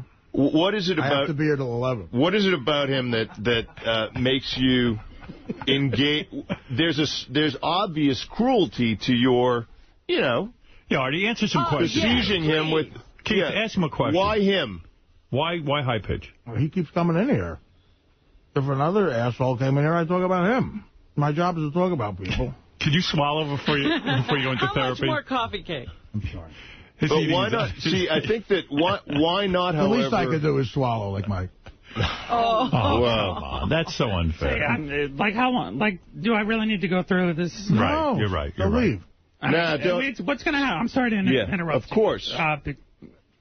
It's going to keep going and going until one of us explodes. We've seen Artie explode with Sal, and I'm afraid to see how I'll explode because, What are you going to do? The kids in Columbine were bullied, too. Maybe I don't want to come in. All right. How do we take that statement? See you guys. Yeah. It doesn't sound good. But you would never do that. I would never do that. But what I'm saying is I don't know how I'll explode. I would never go to that extent. Well, how would you... So Columbine's... What are we supposed to get out of that statement? His point is that he's going to kill us with a gun? He's not saying that, but he's saying he could explode, and he doesn't want to see himself in that light. He wants to maintain... I might grab whatever's on Fred's desk and chunk it right at his face. I don't know what I could do, you know? All right, so at least we boiled it down to he could throw a paperweight so that we don't have to worry about ammunition. Well, that could kill someone, too. So, he's saying, I don't want to put myself in a position where I'm going to get angry. He physically assaulted another coworker here, and nothing was done I think we should call the FBI at this point. Well, let me ask you, what could you, rather than focusing on what's being taken from you, right, by Artie, and I know you feel vulnerable, what could you get from him? What would you like to have from him in terms of support? He's a big guy. Nah, come on, Artie. He's a big guy. He's very capable. He's got humor. He's got protection. What would you like instead? I proposed a solution last week that I said, if you can stop talking about me, whatever bullshit you say, I'll do the same. So what does he do the next day? He goes on the Adam Carolla show for 20 minutes, exposing a whole new audience. No one heard that. So, Artie, what would it take to take this kid under your wing, if you will? Might as well shout that out my window. Can you be a big brother to him? There was also a mysterious edit in the Jimmy Kimmel show. If you saw Jimmy Kimmel Friday, there was a real choppy edit that I'm wondering what he said. Was there an edit in the Jimmy Kimmel show? There was an edit, yeah. There was. And what was that all about? I called Mike a fag. Come on. On the Jimmy Kimmel show? Yeah, no one, who's Mike? And I had to explain. Mike, here's the thing, right? Okay. Mike is right. The guy who's going to shoot us all. Listen, why can't there be a detente between these two guys? Let the audience weigh in. Let's see what they have to say. You know what? I do wonder why Artie won't let Mike off the hook. It just seems to me... Did I initiate this? Wait a minute, Artie. It seems to me you have so much more ammo. You have so much... You know, like, you just come down on him like a ton of bricks. What do you think, I prepared this? Am I to be Dave, go ahead. Crucified because I'm witty? Let me hear what the audience is thinking. Dave in New Orleans, we're here with Dr. Keith Abelow, who is trying to help us through a very difficult, tense office situation, for real. I love Mike. I love Artie. I like to see these two guys get along. The paperback... Yes, Dave. Go ahead. Yeah, this is getting funny because Artie, the one thing that Mike keeps putting on digs on him is that he hires hookers. Well, gee, now he's going to be, what, a politician? He does heroin. Okay, now he's up in the same echelon with all the rock stars I grew up with. Mike was saying the other day that he defamed him by calling him a fag. They call him a fag. Well, I think being defamed was happening way before, like when Siobhan spit on his face. Yeah. All right. Well, that's your... Marianne, go ahead. Howard, it's getting way out of hand. Artie, you could be his father. You don't know when to rein yourself in, Artie. You argue with everybody, Artie. You're bigger up there. You got a bigger position. Why don't you weigh off? You're not even taking this serious, Artie. Everything's a joke. Thank you, Mariam. Wow. Axel, go ahead. God forbid a comedian takes everything as a joke. Axel, go ahead. Hey, Howard, how you doing? Hey, now. Hey, listen, this whole thing started because that blotchy-faced faggot was talking shit about Artie when he started falling asleep on the air. This whole thing is a self-serving vehicle for that faggot just so he could get on the air. Fuck him. Artie, you're the man. I love this guy. I love you, buddy. All right, well, there's somebody who sees it that way. Roger, finally, how do you see it? Hey, Artie, I'm a big fan of yours, but I got to tell you, I really am sensing some sexual tension between the two of you guys. I agree. I think he wants me to fuck him. Maybe you want him. No, it's not that. Maybe he's not gay, so why are you seeing him as gay then? Oh, that's right. He's not gay. I got to keep reminding myself. Artie, everybody has a price, and I know that you like making money. How much money would it take for you to deep-tongue Mike? All right. Listen, I'm making Dr. too much Abelow, I don't think this is going well. Is there any advice you can give me so that these guys... What would you suggest in a tense situation? Yeah, get a bulletproof vest. No, here's the thing. I think that what you have is we've got Artie having grown into the person he is. He's so capable, right? He's verbally capable. He's got his humor. He's a big guy. Right? And he's got women and everything else, right? Right. And he looks at Mike. Mike has none of that. And he's afraid he's going to go back to that. Well, I think that he doesn't feel he can appreciate the good qualities of this person. Mike is the guy. Because he sees it packaged with some things that cause you some fear, no? How about being his big brother? How about being his big brother? We have a bunch of normal people. We have a bunch of normal people working with a weirdo. No, listen, but it's a direct question. Can you be a big brother to him? Could you be a big brother to him? No, I would rather fucking shoot myself in the head. Nobody wants that. What the issue is... Nobody wants that. What the issue is, he's been coddled all his life. Of course I have. By his mother, by his relatives, even here. Even here. You know, he hasn't really been coddled, though. See, that's the thing. I'm not sure you can appreciate what he's been through. I know he can't appreciate what you've been through. How many kids in your family, by the way? 2. I mean, 2 plus myself. Any normal kids? You and 2 others. 2 sisters. Okay. Interesting. You don't have a lot of experience with this kind of brotherly thing. What you need to do is you have to be the one, the bigger guy, to put down the gauntlet. Right. You have to be the one, even though... It's up to Mike? It's up to Mike to say, you know what, I'm not going to engage at all. It won't last forever, my friend. And what you want to do is coax this guy to be able to relate to you in a positive way. Don't engage. Don't fight back. I know you were bullied. I get it. So you're ready to defend yourself. I understand that, and people misinterpret it. Oh, he wants to be on the air. So he should be like Gandhi, in other words. Yes, I was going to say that. No matter what shit they heap on him, he's got to be a man of peace. In this case, because Artie ultimately has a beautiful and great heart, it's not going to last forever. You can break through. I like this advice. What about a hunger strike if he's going to really be like Gandhi? I don't like the hunger strike. That I could use. Maybe you should go on a hunger strike and Mike will try and turn the other cheek. How's that? Is that a resolution to this thing? Hey, listen, that's fine with me. All right. That's some thawing in the relationship. But there is. Listen, every time he says to you, you're gay, you're this, you're that, take it as a joke, not about you. And think of one thing about him that instead of coming back at him with a barb, well, you were coddled. You aren't in good relationships with women. Find a few things to compliment him about. He'll be disarmed. You say, oh, Artie, you're very handsome today. Thank you, Mike. Wow. I can see that. Very awkward. Well, let's try that. Yeah. Mike, can you say something nice? Try it. Can you say, let's see if this works. Let's see if it works. Not even for you will I do that. No. Mike, let me ask you a question. Hold it. Don't do it for me. I just want to get back to where me and Mike could play softball together again and get beers. If you said something nice to Artie, it would melt him. I do believe that. And not right away, but it wouldn't melt him right away, but it would be a beginning. What's one thing you admire about him? I'd probably deck him because I think he's hitting now, see, he's telling you not to do it, but don't let him get away with that. Yeah, he wants to keep it one thing I admire. Well, and make it real. It is. Not a joke. It will be real. I admire the way he still is very, very proud of Beer League, despite the fact that it was a horrible, horrible box office flop. We're not going to accept that. Would you look at Keith when you say that? We're not going to accept that. All right. Something really. Look him in the eye. Can I give you advice? Yeah. Tell him you like his beautiful chins. Right. That's what I would do. No, seriously, say something. Sincere. When he's out, I think the show misses something because he has good one-liners on the show. I think he's great on the show. Well, that's very nice. That's a great start. There you go. Artie? What do you think of that? Mike thinks you're great on the show when you're out. The show suffers. He misses you when you're not here. God. What do you think of what he just said? Not much. It's okay, though. Yeah, what do you think? Let me try to think of something good to say about him. I didn't ask you to say anything good. Oh, good. I asked you, what do you think of what Mike just said?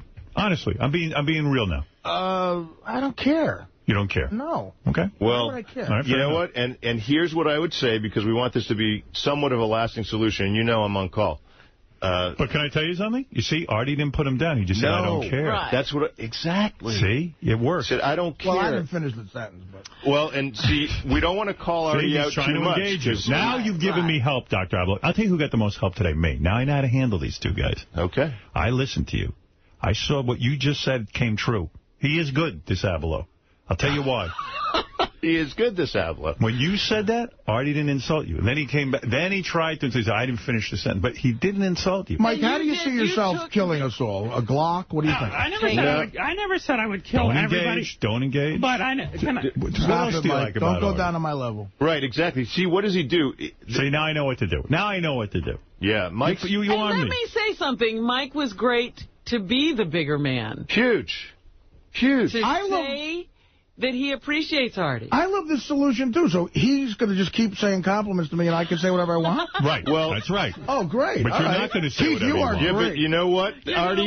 You won't want to eventually. You won't want to. I'd send him an email. You're going to feel like a jerk. So I could just sit here while he compliments me? Yeah, that's right. You can. The truth always wins. Let's move on to Jared. I'm asking for genuine things, and you said something genuine. You said when Artie is not on the show. That's right. All right. And you know what? As you go through the day-to-day or tomorrow or the next day, and you want to maybe send him an email, make sure it's...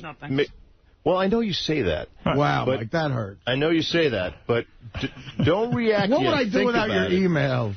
Because, listen, there isn't the potential for terrible conflict in a work situation like this unless there's the potential for great synergy. Right. For real friendship. You could be so close. Mike? Friendship. What do you think? Really? We need to do a song parody together? No. The two of us? No, I'm just saying something very interesting happened here. Dr. Abloh is not full of shit. A lot of these TV doctors are full of bull. He's smart. Artie's intimidated by any sort of therapy or... Easy. Only compliments, douchebag. All right. I'm going along with it. You got accept this treatment. Listen.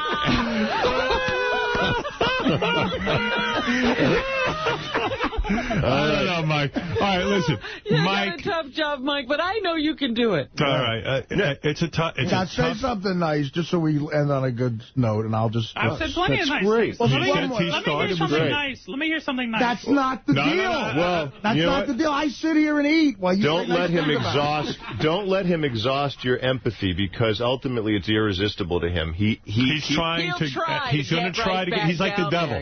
He's going to try to get to you. He's going to try and say horrible things so that you'll say something mean and continue this pattern. You have a beautiful family. Thank you. Oh, well, that's nice. Wow. Well, you admire his family. Yeah. I've heard them speak when Beardsley came out. They're very proud of Artie. Right. His mom and his sister. They sound like beautiful people. They're good people. Wow. Well, what do you think of that, Artie? What? You know, I don't have to say anything, right? You don't have to say anything, but what do you think of that? Listen, that's all. What do you think of what Mike says? He misses you on the show when you're not here, and he thinks you have a terrific family. I agree with both things. Oh, do you want to say anything to Mike? No, I agree. Okay. Good. That's great. That's great. Right, let's move on. It's a start. Artie, I think you're a great dresser. I think you dress now you're being sarcastic. You're getting sarcastic. Only nice stuff, asswipe. Well, see? Engage them again. Right. Yeah. But that's okay. That wasn't my fault. I don't want to do that. You fucking got to go against the deal. Both these guys have experienced some amount of emotional turmoil and violence in their house. They both are very competent. Debbie, you're on the air. You're listening to Dr. Abelo. His paperback version of Living the Truth is in stores now. I think you need to read it. And you can check out Dr. Keith's Self-Help Network at livingthetruth.com. Yes, go ahead, Debbie. You need to get Keith Abelo out of there because I think it's too much more fun when they fight with each other. Oh, you like the fight? All right. Yeah, Dr. Abelo, you're ruining it. I'm loving this. But I do love Keith Abelo's books. Well, there you go. Well, he likes that. Thank you so much. All the fiction ones. Ah, right. All right. The novels. Very much. And to get out of there now. All right. Get out of there now. Don't ruin that bit. You're going to ruin this fight. Keith, would you give us a homework assignment where I think Mike should go home and write down a lot of nice things to say about me, and I'll just, do nothing? Can he just do one a day? Yeah, that would be great. Just think of something Candace, nice. go ahead. You can do my plugs. Yeah, there you go. Hey, now, this is bullshit for one reason. I remember when Mike started coming into the studio when you guys first came to Sirius, he tried to stir up the pot with Robin about how he hated her and the news person that hated Robin. That didn't go over. Then he saw the Sal and Richard thing. Then he came in with the Artie, and I'm going to be the man to stand up to Artie, and said vicious things, hoping that Artie would throw a CD at him. So this is all bullshit. It's Mike.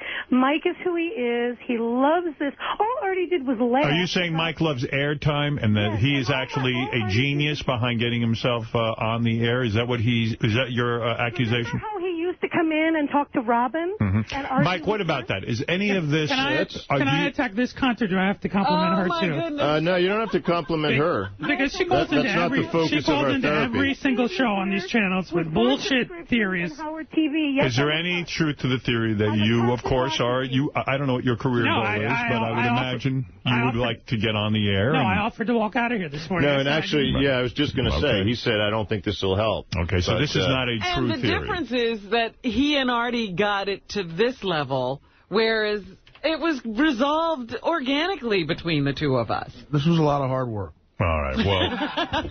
Yeah. This was a lot, but you know Jeff what? the Drunk is on. A lot of potential here. A lot of potential. I like what you did today. What? Mike is an asshole. Why do you say that? Because he was talking about, all my kids were picked on, too. What the fuck does that mean? I know, Jeff. I'm with you. Well, what it means is he's saying that he doesn't know what he would be capable of doing if he was bullied. He's capable of killing everybody. Yeah, I don't think he is capable I'm of with that. Jeff, man. I'd head for Z-Hills. All right, Dominic, you're on the air. I want to ask Artie one question. Artie, will you ever forgive what he said about your sister? No matter what he does, no matter what he says, and a fellow like you, protector of the family, the oldest male, would you ever forgive him? No. First of all, you know what? You see, Dr. Abelo is saying if Mike really adopts this new philosophy, things that were said in haste will be forgiven. And he just offered such an olive branch. He said, you have a beautiful family. Yeah. I don't think Mike should be allowed to adopt him. And Dominic, like a true attorney, just led the witness right into having to say no. But the bottom line to it all is that what he said... Would you, as an Italian male, ever forgive anyone, as the patriarch of as the head of the family, would you... Now, your first child be a masculine child. You know what? Never get in trouble, have Dominic up against you, you know? Artie, if he blows his brains out, will you forgive him? Maybe. Maybe. All right, thank you, Dominic, for that beautiful phone call. Well, let me tell you, it's been a very tough session this morning. I do believe there's been some movement there. There has been movement. Yes, Mike. Howard. Yes.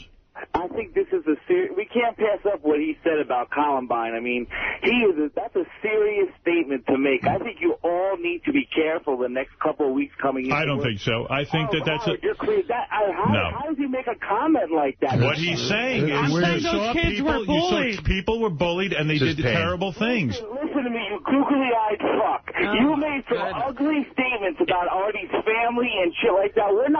Play some of them songs he made about... Let me make this promise right now. If I go Columbine, it's going to be at your house, so nobody here has to worry. You googly-eyed bastard, I'd smack you right... No. Wow. Yeah. Well, there's a lot of healing that was done here today. I don't want to undermine that. I think that guy made some excellent points. I don't think we can heal the rift with Mike and everyone, though. Yeah, right.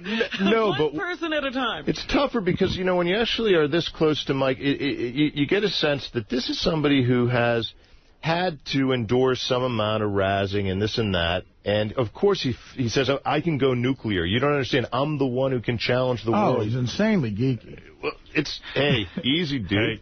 You just have to listen, Artie. I'm clarifying what Keith just said. He has tremendous strength. Tell him about his family again. Seriously, help me with this. Help me. Listen, the source of your strength was evident here today because you were able to do this. And don't go there, to that, right? Mike. Don't even go there. Let me ask you something, Dr. I love this fucking agreement. It'll wear you down, brother. Is there something... Mike's a better man than I am. Is there something to what some of the... It's just a joke. It's just a joke. Well, let me ask you... I'm going to leave if he's going to go against the fucking agreement. Is there something to what some of the callers have alluded to that Mike is used to? This is his interaction with the big guys. With people. And so maybe he would invoke that simply because that's the only way he can have an interaction with him. I think that there's some credence to that. There's some real substance to the fact that patterns get repeated, right? But this is one instance in which it didn't take very much for him to break the pattern. So we tested him. We said, how deeply ingrained is it? It worked. You did it. You don't have to keep going over it. I heard it. Mike, it works. You got to listen to Dr. Abloh. And you can call me up. Artie, you actually did warm up once Mike was a different way with you. I'm struggling here, too, man. Jeff, you're on the air. Quickly. Yeah, how's it going? Hey. Hey, every time Dr. Abeloh's come in, you've constantly been calling him Abeloh. I just think... That's his name, Abeloh. Dr. Keith Abeloh.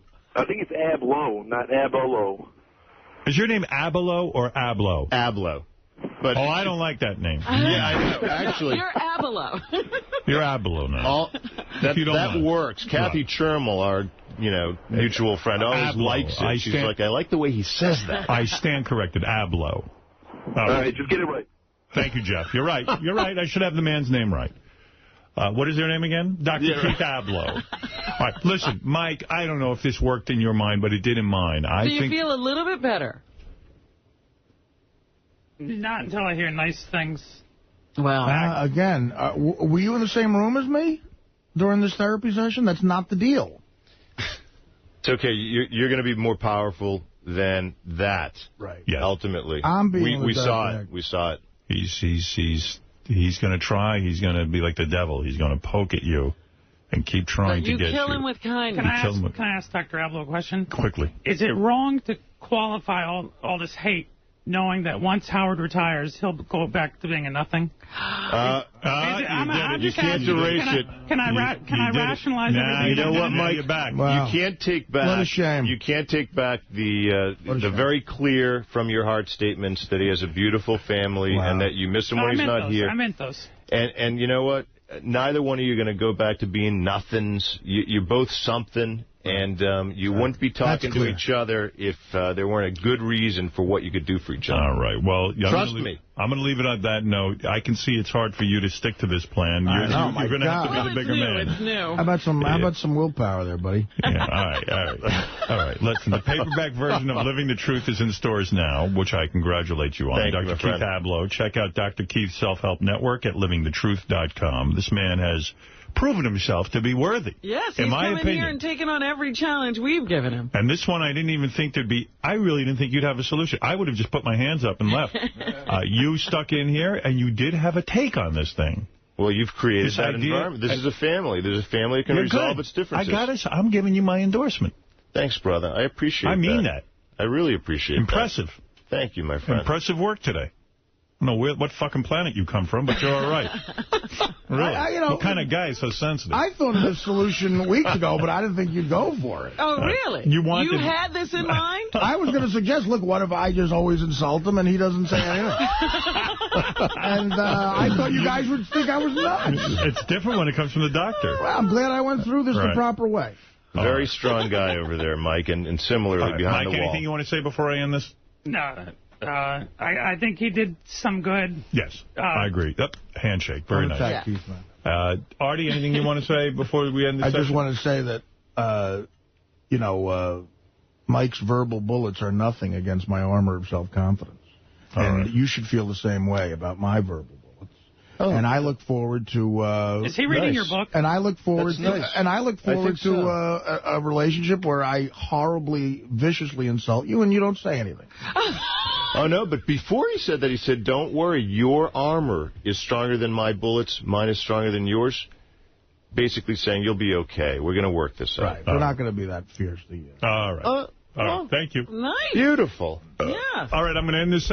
Thank you, Mike. Thank you, Artie. And Dr. Ablow, thank you. And thank you, sir. And we'll be back right after these words. Yeah. I was just talking to the boys about Naomi Campbell. You know, they arrested her again in England because I guess she was at the airport and smacked around a security guard. She spit at a security guard. It was over luggage, right? Yeah. A sick woman, either you read one time that she supposedly bashed her assistant with a BlackBerry in the face. And that was a diamond-encrusted BlackBerry. Oh, it's a very wealthy woman. Blood diamond encrusted. But people say to me, like, what's wrong with her? And I said, it's an illness. I mean, she's as sick as can be. I mean, see, what bothers me is how under control she is at sometimes. See, I think if you're that crazy, you should be out of control all the time. And she surprises you by being in control sometimes. Well, it's not unlike a wife beater. Yeah. Sometimes they're charming. They feel guilty over what they do, and they charm you back into their world, and then they hit you again. You're making some sense. Yeah, well, ever since Dr. Ablow, now I'm trying to be like that. You're seeing the bigger picture. Bigger picture, yes. But anyway, because I was listening. That's what bothered me. I said, why is she under control sometimes, and then she just erupts? This is from the Tyra Banks show. This is just from a while ago. This is after she beat her assistant. And I was listening to this, and it's pretty wild. Hey, check it out. And when did the alleged abuse start? About a month after I started working for her in March 2005. We were on a trip in Brazil, and there was problems with the flights, and she got really angry, and she was on the phone, and when she was on the phone, she took the BlackBerry and slammed it in my face and just started screaming at me. And I was just crying. I didn't know what to do, really. And she cornered me against the wall, and she just started slapping me in the face, really hard. And I was so scared, so I just ran out the room. She should have given her a compliment. I was crying, and I just ran out. And her hairdresser came and hugged me and told me it was going to be okay. She told me to go back in the room, and Naomi would apologize. Did she apologize? Yeah, she did. See? It's like the wife abuse. It is the wife beating scenario. Hearing that makes me realize I got to start getting ready legally for when Teddy's on the Tyra Banks show. Oh. See, if using what Dr. Ablow taught me, the assistant should have said to Naomi Campbell, you have a beautiful family. And when you're not here, the show's worse. Yucko. Yo. Hey, man. Hey. So, yeah, Ronnie sent me a little check. You got balls saying he's cheap. I mean, you're the cheap one. You're the one sending out an invite to everyone on the show looking for gifts. No, I wasn't. Hey, you helped me out all these years, and I know if I didn't send an invitation to one person, that everybody would be bitching like, oh, Yucko didn't send me an invitation. No, they wouldn't. Yucko, I love you. I love you on the show and everything. You're a good guy, but this isn't, you know, it's just kind of weird, everyone getting a wedding invitation. Did you sit down and say, look, I know we can get a bunch of good gifts out of the Stern show? No. Come on, you thought. I'm not, I'm not even RSVPing. No, I didn't expect it. I knew if I didn't send one, then I would catch a lot more hell than that. Yeah, but you wanted gifts, I'm telling you. No. And Ronnie sending you $50 is nice. No, I just thought it was funny because it's a race car check. That's what I was laughing about. Now, did your fiance have cold feet? We you know, yeah, we had a little jitters there for a little bit, but we're so why didn't you have? You should have come in with Dr. Abloh. That would have been a great segment. No. I don't trust that bald fucking geek over there. Well, are you having cold feet or is she? Oh, she is. She is. Yeah. She's thinking of getting out. I mean, well, that makes sense. Yucko can't even believe someone wants to marry him. You know what? I'm guilted into this. I'm writing out your check right now. What do I make? What name do I put down? Yucko? What do I do? Can you cash a check written to Yucko? Don't send anything. John Hines sent something. Thank you very much. Well, what do you write it out to? Roger, your real name? Yeah, but don't even do it. Don't send anything. Anybody. It's over now, man. You fucking milked us, and now I feel like I got to do this. Yeah, I milk you because you're the size of a cow. I really like Yucko, and I'm hearing him now, and I feel bad, but I can't get guilted into sending these wedding gifts to a guy I don't even know. Don't send anything. I'm not. How much, what did John Hines send you? He sent me some money, yeah. How much? $150. Wow. Well, you know what? You keep insulting me, dude. I'm writing out a $500 check right now. You going to tell me who it's made out to, or I'm going to rip it up? Well, he doesn't want to give his name on the air, would you? If his woman's ready to run out the door. I thought we did give his name on there. Ronnie heard the woman was ready to run out the door. He goes, I want my money back. Hey, they're not even getting to the altar. Hey, is it the name I know where your last name is like a color? Yeah, that's it. Don't. All right. I'm making it out to that. And just don't. Teddy's going to take a train down there and give it to you. Okay, whatever. Yeah, they don't have mail where Yucko lives. No. The Pony Express. I'm in the fucking sticks. All right, Yucko. Good luck on the wedding. I hope she marries you. Yucko's got a good one on the line. She's pretty and everything. And, like, I think she's starting to think, like, I could probably do better. She's very pretty. And Yucko's, like, just trying to get her. Why did you make the engagement so long? Yeah, you should have locked her in right away the night she accepted. Yeah, I know. Should have run off to Vegas, dude. So what did you do? Did you beg her to stay? I don't know. It's a lot. What happened? How did she tell you she was having cold feet? What did she say? Like, I don't want to get married? I don't want to be married to a guy in a clown outfit. I got it. Hey, Yucko, is it true that on Miserable Men last night that you guys were on and she suggested that you guys have an open marriage? No, that was last week. Oh. Dude, you know what? Get out of this thing. Chick doesn't love you if that. She doesn't care if you fuck other women? Bail. No. And she wants to fuck other guys? Just take the money that you were going to give me. Yucko, you know what this reminds me of? There was a point in my life, I was going to say I was around 17.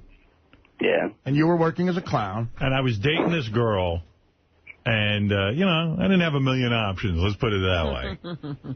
And this chick, you know, she agreed to fuck me and all this, and it was great for me.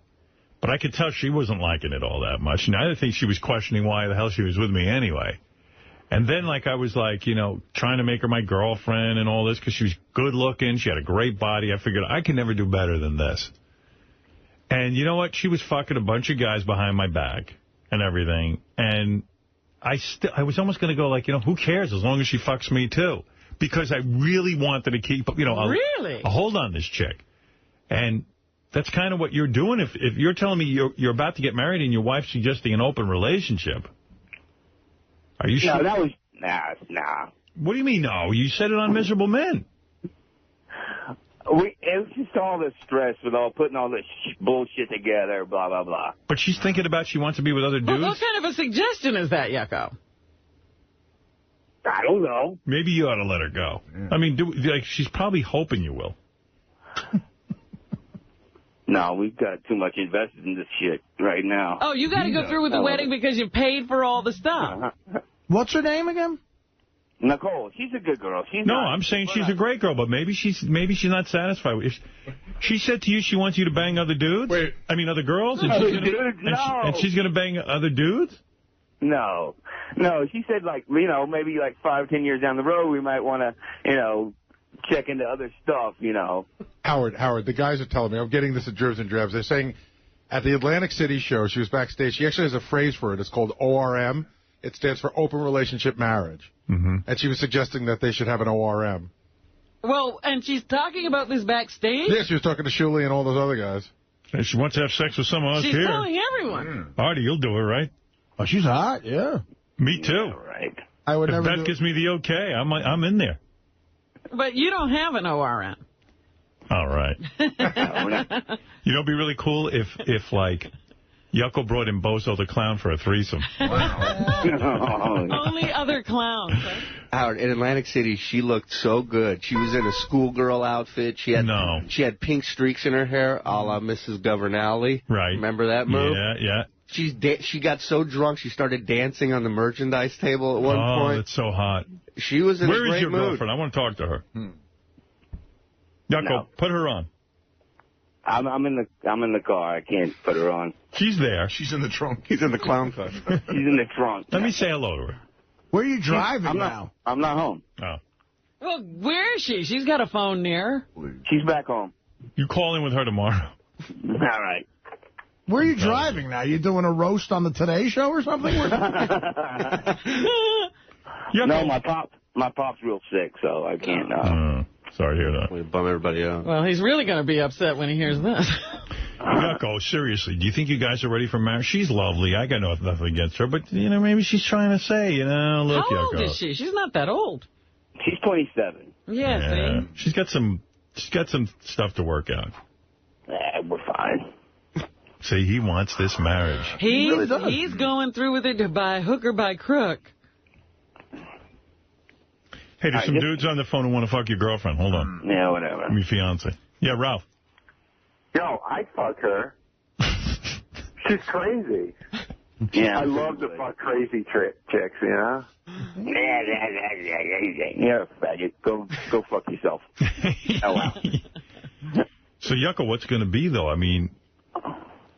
we're all pissed because we already bought our flight tickets for this wedding. Oh, yeah. Yucko, what are the odds that you're going to get to the altar? We're going. Well, what did she say? She had a lot of aggression. She joined a roller derby thing, and she's gonna wear herself out. Yeah. You know what it is? He's got a really hot fiance. Right, and this is probably the greatest girl he's ever had. She was into him, made him feel good. Yeah, Dominic, go ahead. Yeah, does he have a prenup that protects his clown outfit? Do you have a prenup, Yucko? Hell no. Who wants that shit, really? Honestly, dude, you've got to have some kind of assets. If you came to my office, I wouldn't have a good vibe about this marriage, that she's already suggesting open marriage. What might you advise, Dominic? Dominic, doesn't that usually happen after a year? Yeah, or at least 6 months.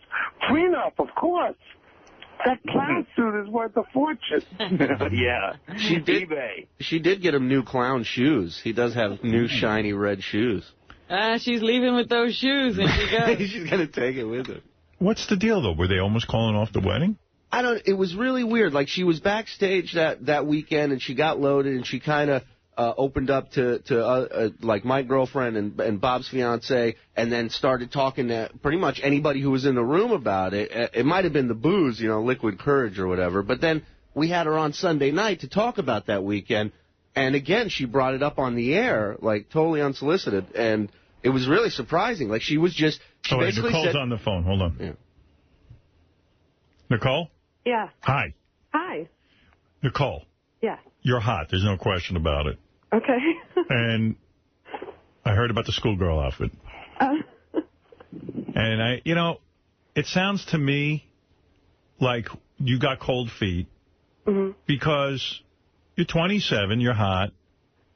Yeah, you love Yucko, but at the same point, if you're already suggesting open marriage, that indicates to me that you wouldn't even care if Yucko had sex with other women, and you want to have sex with other dudes.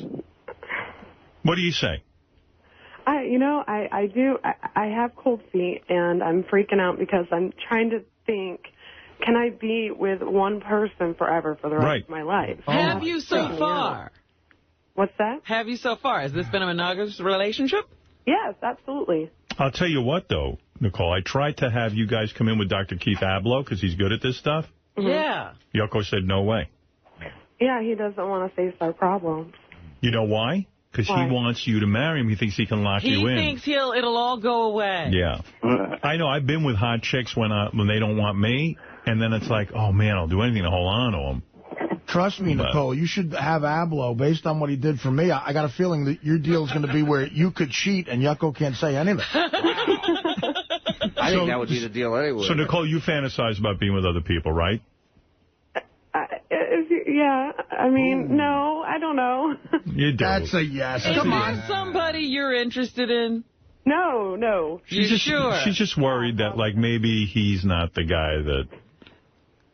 Howard, obviously, her eye is wandering. But do you know what? That's insulting to her. Well, Robin, should she be marrying Yucko at this point? Absolutely not.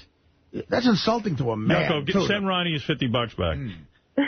Well, now I'll cancel it. Yucko, what do you hear out of this? What are you doing? You trying to tell her just get married and it'll work itself out? Yeah. I want her to be happy. That's the goddamn bottom line. Then why marry her? Why didn't you guys wait a year? What's the rush to get married? We've been dating. We've been practically married for 2 years already. Right. Living together and everything. So she's not sure, so why not just live together for another year? Because we already have everything ready to go, and... That's not a good reason to get married. Here's the thing. Like, I think I'm freaking out because my mother's side of the family are notorious for marrying 3, 4, 5 different times. Right. And so I think that is affecting me coming from a broken home, seeing my mom married 3 times, my grandma married 5 times. It just, to me, feels like I'm going to follow in their... Can I give you a bit of advice? Yeah. When you're in love with someone, I mean madly, madly in love, that's when you get married. In other words, when you're absolutely sure, at least going into it, that, wow, I just love this person so much. I really, sure, I fantasize about people, and, yeah, everyone does. We're human. But you know what? Everything is so great. Yeah. You should be like that it's like, wow, I don't want to give up what's great about this. I always remember something Fred's wife said when we had her on the air, and you asked her if she wanted to marry Fred. And she says, you know what, I guess I do, because I can't imagine not knowing where he is for the rest of my life. Yeah, exactly. So if you're not at that point, Nicole? No, I am. I mean, I'm just conflicted right now. Up until 3 months ago, I was really excited, and the more I'm getting closer to making that commitment, I'm like having that fear of commitment. See, the one thing I don't understand about her argument is she says that her people in her family are known for being married multiple times, and in a way, she doesn't want to do this because she doesn't want to disappoint them in having a failed marriage. Like, they've all had failed marriages. She knows this one's going to fail. Well, what I'm saying is, but if Yucko doesn't want to face your guys' problems, what are your problems? He's a clown. Sex has gone downhill, right? That's a yes. When does it go uphill? Yeah. Yucko, what's the deal there? I was under the assumption everything was fine. When's the last time you guys had sex? Atlantic City. How long ago was that? That was 2 weeks ago. 2 weeks ago? Yeah. No, We used to have sex all the time, like 4 or 5 times a day. And then what happened? When you live with someone after 2.5 years, you're like, yeah, well, we could have sex for the rest of our lives together, so why now? Oh, my God, this is a passionless... Jeez. How hot did she look in that schoolgirl outfit? Oh, my God, Howard, that thing was so short. It was ridiculous. It was like a belt. You know, now I'm not even joking around anymore because I do like Yucko. I think the guy's a talented guy, and I've got friendly with him. And honestly, like, I was kidding up till now. Dude, hearing her, you don't do this, guy. Neither one of you should do this. You clearly are not ready to be married. You don't want to be married. Yucko's ready to be married. I mean, yeah, but it's a two-way street, man. You can't do that. It'll end bad. Listen to her, Yucko. Come on. I don't know. It's just cold feet, I guess. I don't know. Yucko wants this married. Yucko, what in the world? I've never heard anything like this. Because he knows how excited I was up until, a couple months before. And the more that we get involved with the planning of everything, the more I'm freaking out and the more everybody's stressing me out with family getting involved and not getting involved and family fighting and my mom not wanting to walk down the aisle because my dad's walking down the aisle. You see, everything was cool when you guys were just living with each other. Right. What do you got to go? put all this pressure on yourself. Yeah. When we got engaged, everything was great, too. We were excited. I was like, I can't wait, to be your wife and you to be my husband. And now I think the reality is sinking in that, wow, I'm going to be married. I never, ever thought I would be a married woman. Let's wait a year. Wow. Let's wait 2 years. Bet you your sex life will improve, too. I don't know. Man. And Yucko, how come you're not banging her that much? I don't know. She's tired a lot.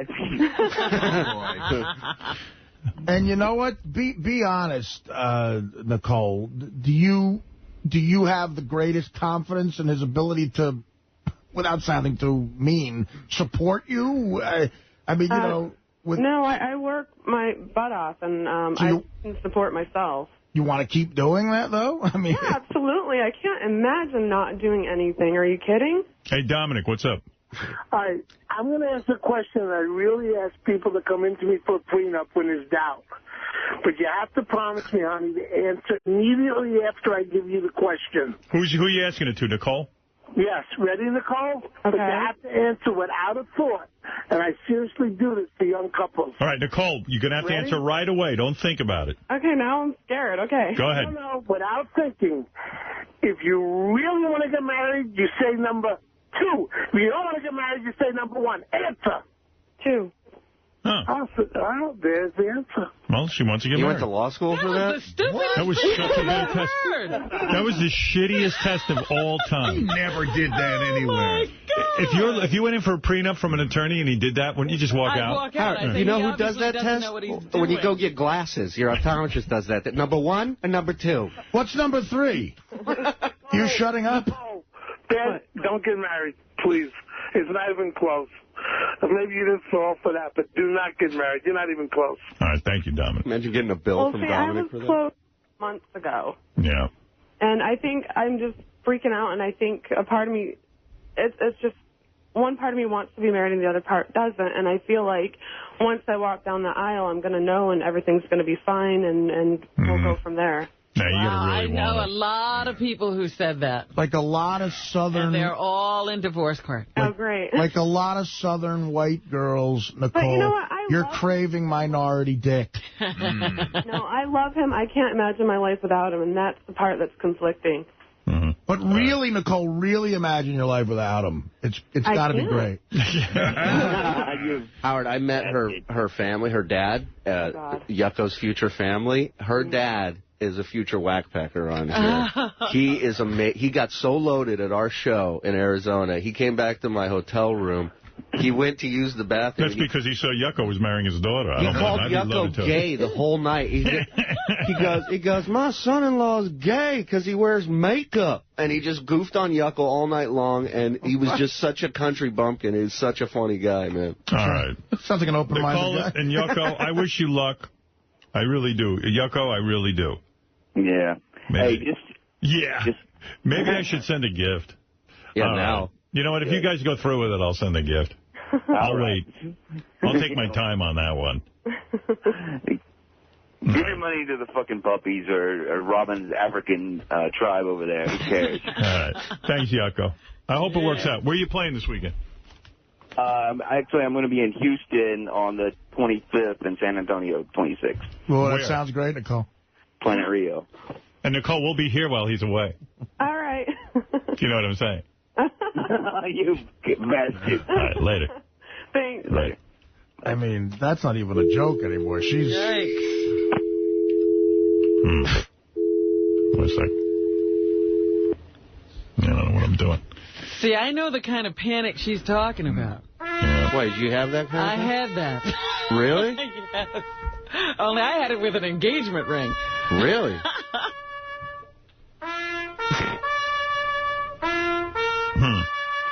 Well, all right. Let me get to the news block That's here. sad.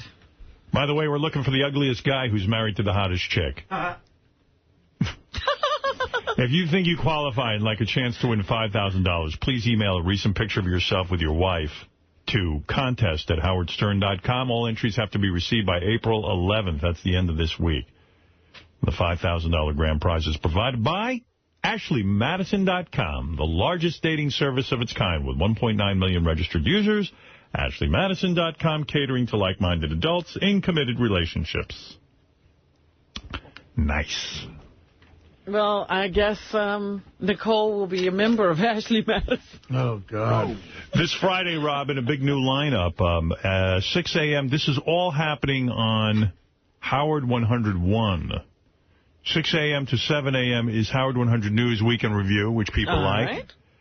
7 to 10 a.m. is the Jay Thomas Show Live. Jay will be with us on Friday morning. I heard his first outing, and it was fun. Yep, Jay will be back, which is great. 10 a.m. to 2 p.m., special time for the Bubba the Love Sponge Show. We'll put it on earlier.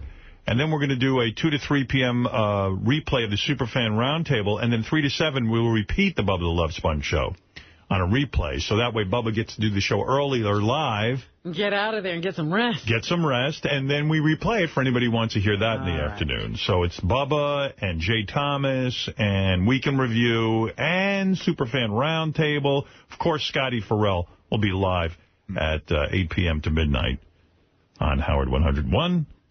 And that stuff, you know. So check it out. Check it all out. A lot of programming there for you. Of course, we'll be on all day on Howard 100. Always. All Howard, all the time. The way I like it. Okay. Now I think we should, let's see, I talked about J.D. and Ryan Phillippe hanging out. I'm going to play Artie's appearance tomorrow. Yeah, I can't believe J.D. was out with Ryan Phillippe and still didn't get a girl. I think it's hard. I'd rather hang out with ugly dudes if I'm J.D. than hang out. And definitely know you're not getting a girl. Right.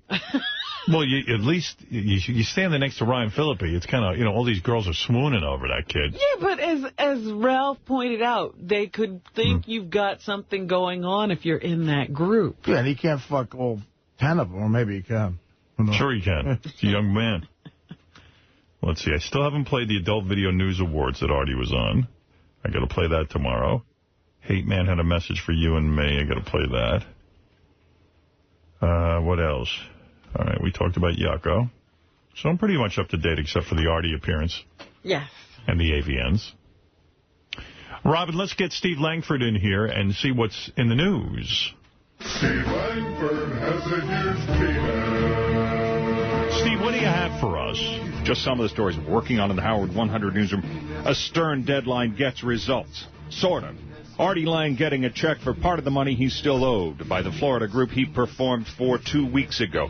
$10,000 so far, but the Cultural Trust of the Palm Beaches still owes Artie at least $6,000. All right, well, we're up to 10. That's good. Yeah, I don't know. We're getting there and trickling in. Yeah. So what are the chances, Artie's chances, of getting the rest of his money? A Broadway agent for singer-actress Christine Ebersole and other stars telling Howard 100 News, the Cultural Trust of the Palm Beaches owes his clients about $20,000, he says. Oh. The agent says he may have to sue. And Greg Fitzsimmons, who says he and Eddie Brill got cheated out of what they should have made on the ill-fated Artie Lang show in Florida, says the head of the Cultural Trust looked him in the eye and told him he would do the right thing, then proceeded to never return Fitzsimmons' phone calls. I thought Fitzsimmons got paid. Not what he felt he should have got. Oh. Right. Yeah, you see, I didn't know that, and that to me, that's a reflection on me. I feel bad. Greg has a quote, you know, and he's worth it. And Eddie Brill, you don't know him, Howard, but he's the best MC like in the business. It just sucks, you know. Sorry to hear that. It's an upsetting thing. They owe me another $6,000 and change, and I'll keep you posted. All right. Well, all right. We're getting there. We're getting there. It's like a telephone. I appreciate your help, pal. All right. Let's get back to the story, and let's hope Artie gets paid. That's just very upsetting to me. Go ahead. Also today, Bigfoot inside a Vermont mental facility, telling Howard 100 News he's back on his meds, but saying after a week there, he wants out now. The troubled wagpacker claiming he's on a hunger strike until they let him go. Late word from Bigfoot this morning claiming doctors have told him he'll be out today. And where's he going to go? Back to northern Vermont, he says. Yeah. And but he has no place to stay. It's a mess. It's a mess. Well, Steve's on top of that mess. He keeps track of all our messes. He's a mess top. Go ahead. An ETM talent modeling agency launching a national search for the hottest girl in America, Eric the Midget, to pick the winner. Sadly, it appears the website etm-agency.com is a gag put up by the mad scientist behind SaveBabyGorilla.com. All right. And can any good come from a brawl between Bob Levy and Danny Bonaducci? The Reverend reportedly offering all proceeds from a Levy-Bonaducci fight to Robin's charity, supporting HealingBridges.org. And Straight Talk with John the Stutterer tonight, 7 Eastern, Howard 101. And at midnight, Greg Fitzsimmons, his special guest, Chelsea Handler. If you see Stern News happening, call the Howard 100 News tip line 877-33-SIRIUS, choose channel 100, or email us at howard100news@sirius-radio.com. Who's Chelsea Handler? Somebody who has a show on E! Howard, she's like a hot female comedian, which there aren't very many of. She's really pretty. She's also, oh, by the way, she's also Ted Harbert's girlfriend. Oh. The head of V, I feel bad for her. Well, she says he's hot in the bed. They had great sex. He's great in bed because he's older, has more experience. Trust me, that's total horseshit. You've been to bed with him? Yeah. I just know. There's no way he's good in bed. She has a show on E! A talk show, and it's just amazing how even as a woman, they're sort of trying to create like what you created in a way. Like she picks a little like whack packer kind of guy, and she tries to make the people around her part of the show, and it's the same exact formula. Even I think like the first week of the show, they went out looking for a weirdo whack pack type guy to goof on, and it's been on a while, but Ted Harbert, the head of V, is also her boyfriend. So Ted's so jealous of me that it's just like, you know, it would make sense that he would even have a girlfriend who would have a show like mine. Anyway, thank you very much for that report. Steve Langford, who's really hard at work. I'm going to go over to Johnny Hine right now. John Hine hosts the wrap-up show, does a great job every day at 11 o'clock. Listen in. Johnny, what do you got for us? Dr. Keith Abloh stopped by to mend some relationships, and High-Pitch Mike begrudgingly paid compliments to Artie, who responded by eating and not saying anything mean to Mike. We'll discuss how the therapy session went, if High-Pitch Mike is trying to repair things, and if Artie even cares, if there was any real movement, and what we've learned from Dr. Keith that we can apply to help the situation. Don't you think that Dr. Keith was pretty good? I don't know. I mean, I thought he came up with some reasonable solution there. I think it's a situation where I don't think either of them really care. Right. Like they both want to sort of hate each other. Interesting. They'd rather hate each other. And the audience would rather they hate each other. Absolutely. Right. I'm not sure that High-Pitch Mike really wants this to continue at this level. Yeah, I don't know. I don't either. It's become gross. He emails me sometimes. Yeah? Yeah. I don't know that he's all that comfortable with it. Right. Go ahead. Plus, Richard Christie showed off his drumming skills and how to work a double bass drum. And then he jammed with Howard singing lead and Fred following up with some barking vocals. We'll debate how talented Richard is, how Howard and Artie sounded on the drum set, and we'll see how exhausted everybody felt after trying to do a couple of fills. You know, if Mike's really upset about it, though, he shouldn't, like, go on and do editorials against Artie. But he feels that's his only... I don't know. I think he really likes Artie, and he wants his attention. Maybe that's it. There you go. But don't you think he should just pull Artie aside off the air and say, look, this is bugging me, and then... Yeah, but I don't know. It's a battle of egos here. I don't know. You guys discuss it on the wrap-up show. I'm giving up on this one. Plus, Howard's upset at Ralph's neighbors for throwing a loud party. Ryan Phillippe enlists J.D. as his wingman, but J.D. comes up empty. Artie's big L.A. weekend includes a helicopter ride, sweating on Kimmel, and losing it on the Bleeding Deacons. Robin appears on Mike and Juliet and argues with Howard if he's weirder than she is. Howard thinks Yucko's holding everybody up for a wedding gift. and wonders if Robin is doing the same for her charity, and everything else that happened on today's show we talk about on the wrap-up show. By the way, Howard TV is in full gear on this new show we're putting on. It's our first real big show, that's not our show. It's called Bowling Beauties. It's hot chicks bowling against each other in bathing suits, thongs. I think some of them might be topless. I'm not sure. But I got to show you a picture. This is a chick. I think she's going to be Miss Howard TV this month, too. But she's going to be... On the bowling show? On the Bowling Beauty show. Look at this picture. Artie. First I'm showing Artie. Watch this. Whoa! Watch his head explode? Whoa. Wait, now I'm going to show you. Oh, my God. That's a stunning look. Look. She's from Long Island. Oh, my God. That's a stunning-looking woman. Yeah. I mean, is she Robin, like Indian or something? She's Indian, yeah. Wow. Beautiful. What do you think, Johnny? Wow. Let me tell you something right now. I want to go to bed with you, Artie. Look at her body. Look at her Look at her body. She's on the bowling show? Yeah. Whoa. Yeah. And guess who's hosting? Oh. Robin's boyfriend, Jimmy Florentine. Robin, be careful. He's going to do anything to break us up. You know what, though? Be careful. Do you want me to pull him off that? No, I want you to want him to do whatever I think Yucko's girlfriend's onto something there with that open relationship shit. Robin, look, you want him around this? Hey, she's out there in the world. He could bump into her anywhere. Robin, you wouldn't get in the way of a $10,000 a year Howard TV contract, would you? Here's another picture of her. Now that is, I can't believe. What did you do, can't you? You have a whole collection of her. I can't believe she's like. I knew that she'd be hot because we always get hot chicks, but this is a level of hot. Look at her body. Wait, what is that? I said she's coming here Wednesday. Yeah. She's a Miss Howard. She's going to be a Miss Howard soon. Wow, look at Bowling Beauties, I predict, will be a huge hit on Howard TV. So How could it not be? Look like her stomach right there. The Look way at her it goes ass. into her papoose. Her what? She goes into where? Artie, you can barely talk. That's extraordinary. Can I take that and cut all that? Artie, are you a little upset that you're not hosting the show? Now look at the level of girl. Did you want to host Bowling Beauties? I'm no host. The only time I'm a good host, my doctor says, when I have a virus. So I guess who's doing the commentary along with an expert? Who? Scott the engineer. That job I want. Fuck him. I'm kicking him out of that. Scott's like a top bowler. So he's going to be doing the color. Yeah. Top bowler. He is. I know. Great. What a great phrase. So he knows something about bowling. And these chicks are going to try because there's money prize and the whole thing. Big right? money prize. What's the big money prize? We're pretty sure it's going to be $5,000, which is a big money prize. She almost looks like... I thought it was going to be higher. No, it's five, I think it is. And 16, we got 16 of the hottest chicks. They're all like that quality. How is this bracket going? I mean, you got it's like the March Madness? It's like the March Madness. They're going to be like, one-on-one. Isn't Savannah going to be up against, who's she Savannah up is going to be there. Gina Lynn is going to be there. I'd like to see those two bowling. You'd like to see, the matchups aren't worked out yet. We have to randomly work them out. They're all of this quality. Yeah, they're all like that quality. Could you ask Jimmy if once in a while he could say to like the competing bowlers if they want to kiss each other and make out and stuff? Absolutely. We're hoping some of that'll happen. All right. Yeah. She almost looks... She's Indian, but maybe even something else. Like, how old is she? You're looking into her like genes. 21, 22. She was really young. Yeah. Would you marry her just based on those pictures? Yeah, Seriously. I think I would. I don't give a fuck if she... Tell her that if she's willing to, accept.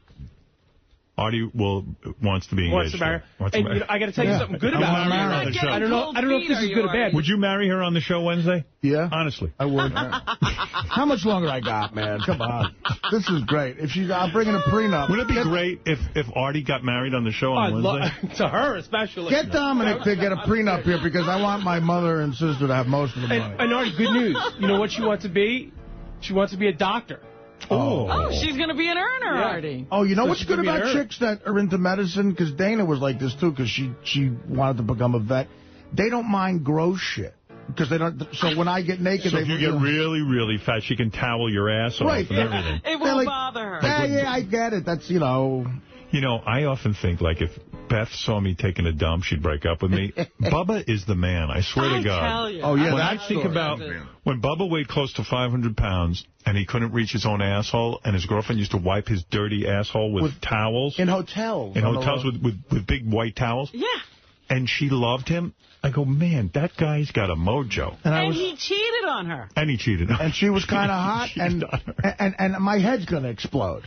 Because I can't get... Yeah, I'm embarrassed of a chick... Like, I guarantee... a chick broke up with me. I dated briefly in L.A. because I ate a sandwich on the beach with no shirt on. I guarantee. I really felt so. Do you think this girl could win the bowling competition? Based on nothing looks. But, looks. Well, look at her. That is a perfect... How many frames do the girls bowl? It's going to go the first part of the competition. They bowl 3 frames. Right. And then the final for the championship, it's a full 10-frame match. Wow. I'm there. Is it going to just... Are you guys going to unveil one a week? 1 show a week, yeah, for a month. For a month. Yeah. So it's 4 shows. 4 shows starting May 12th. So the whole competition is over after the 4 shows. After 4th show is the championship show. Wow. I like that. I hate waiting forever. Yeah. The greatest thing about a chick, when you know you're going to get laid and you take those panties off. Let me see that, what you're looking at. Like when they get down to about here and you see the ass, and then you're like, wow. And then you come prematurely and go eat. That might be the hottest girl ever, right? Robin, did you try to look at How tall is that girl? Look at her. She has a beautiful face. I think she's a little short. She's not like model size. Yeah, because otherwise she'd be a top model. Yeah, I think she would be. She's short? Is that her problem? That's fine. Yeah, I think she's like 5'4". Oh, kick her the fuck out. Let me see her at 5'4" again. One more time. Bowling She's beauty. too short for you. The face.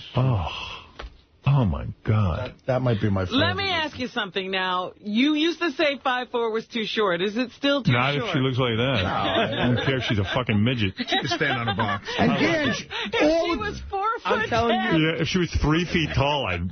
All the girls are the 16 stunning girls. Yeah. Where are you taping this and when?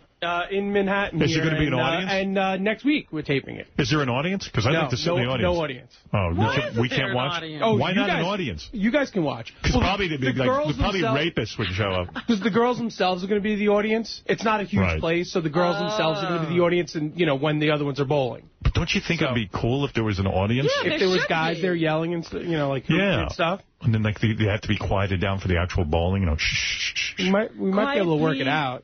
It's kind of a small place. That's why we didn't have a... Dude, I'd go watch that chick bowl. Can you tell her I'm a winner of 4 FMing? I could auction off a seat at the bowling show. Beth said to me, I don't understand your new show. You're going to have girls almost nude bowling? She goes, I wouldn't watch that. I go, no, you wouldn't. That's right. I was like, this is a show that Jim will do that I'll never see. Right. Exactly.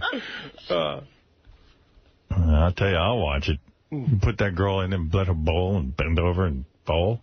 It's just funny.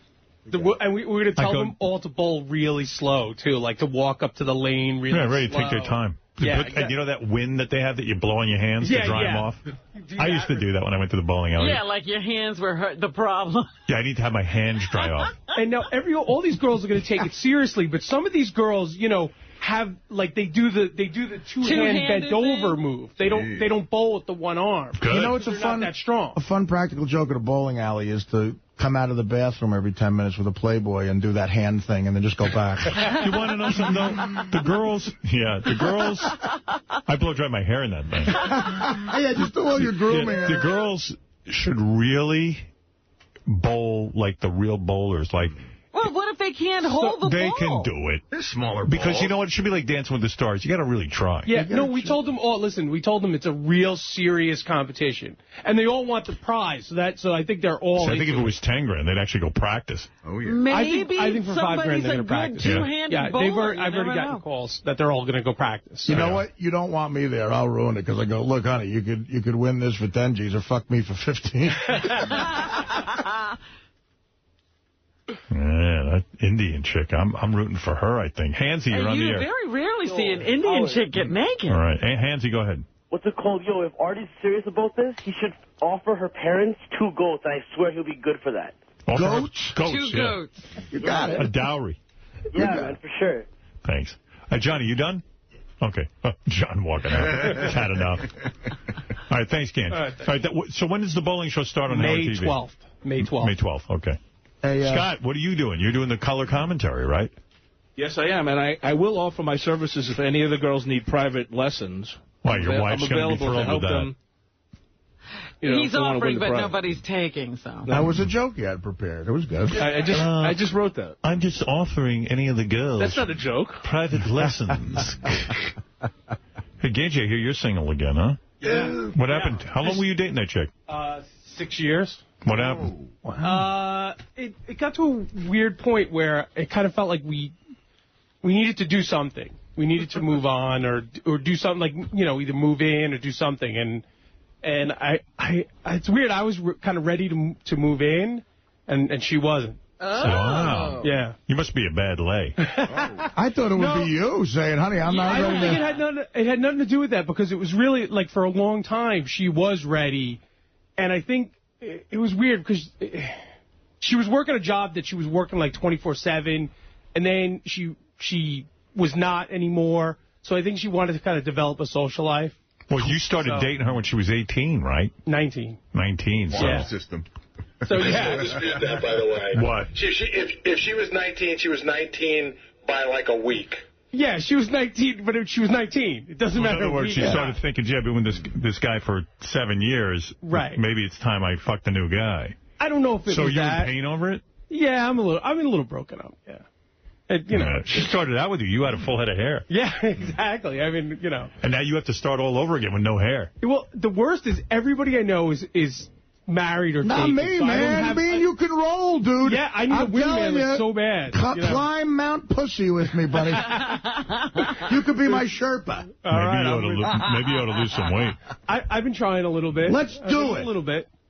I don't even know, like, and then again, you know, like, back in the day, the interns were my dating pool, but I can't do that. Are you coming to Amsterdam? The intern dater now. Are you coming to Amsterdam? No, I'm not. That's your first mistake. Well, I was dating somebody at the time the plans were made. Get a ticket now. So she told you it's time, it's over? No, it was like kind of a mutual conversation. So she fucking a new guy yet? I don't know. I'll find out. I want to torture you with that. I don't really want to. Listen, I am a little broken up about it, and I don't really want to find out. Did you say to her, hey, maybe we should get married?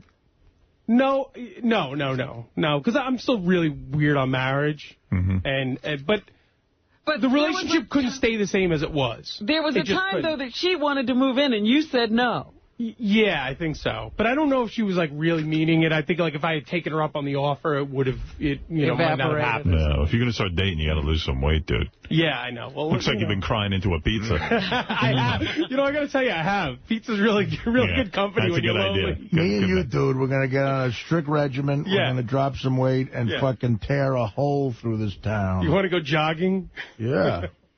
Have you gotten laid yet? For anyone else? No. Wow. I don't even know what to do. Like, again, I don't really have anybody to hang out with that's single at this point, so I don't even know where to go. Right here. What are you doing? I keep offering my services. No. That's great. All so we're going to do it. Your friends are married? Yeah, like everybody I know is married. Losers. So, I have, like, no, like, single, like, dudes that are, like, my age. Amsterdam. I heard the hookers in Amsterdam are all like Vegas 9s. That's what I was told. Really? That's what I was told, and they're on every corner. All right, get out of here now and go cry into a pizza. Yeah, you made me all sad now. You know, if you wait 3 years, all your friends will be divorced. You'll have lots of guys to go out with. Robin, let's get to news. Fred, that's your cue. I want a French kiss Robin's honey hole. I want to taste your chocolate inside. I want a French kiss Robin's honey hole. Why don't you take off your bra? Bust out them big brown tatas.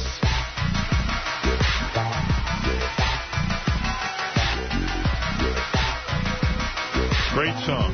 I was going to say, do we really need the musical... By the way, George Takei got so much great email. Please have him on again. His upbeat spirit, infectious laugh, makes me smile. Here's one email. Look at this, Robin. It just says George about 100 times. George. How sweet. With exclamation points. Oh, and by the way, we got a lot of mixed reaction to Gary the Retard's birthday party. A lot of people said, shame on you, you're picking on a retard, lowest point of your humor. You're usually clever and witty, but making fun of a poor retarded man shows the basest kind of humor. And then some people said, Gary Palooza, I laughed so hard at the Gary Palooza that I now feel compelled to donate $200 to a charity that helps mentally retarded people. Wow, Gary the Retard is an absolute gem. Gary's priceless.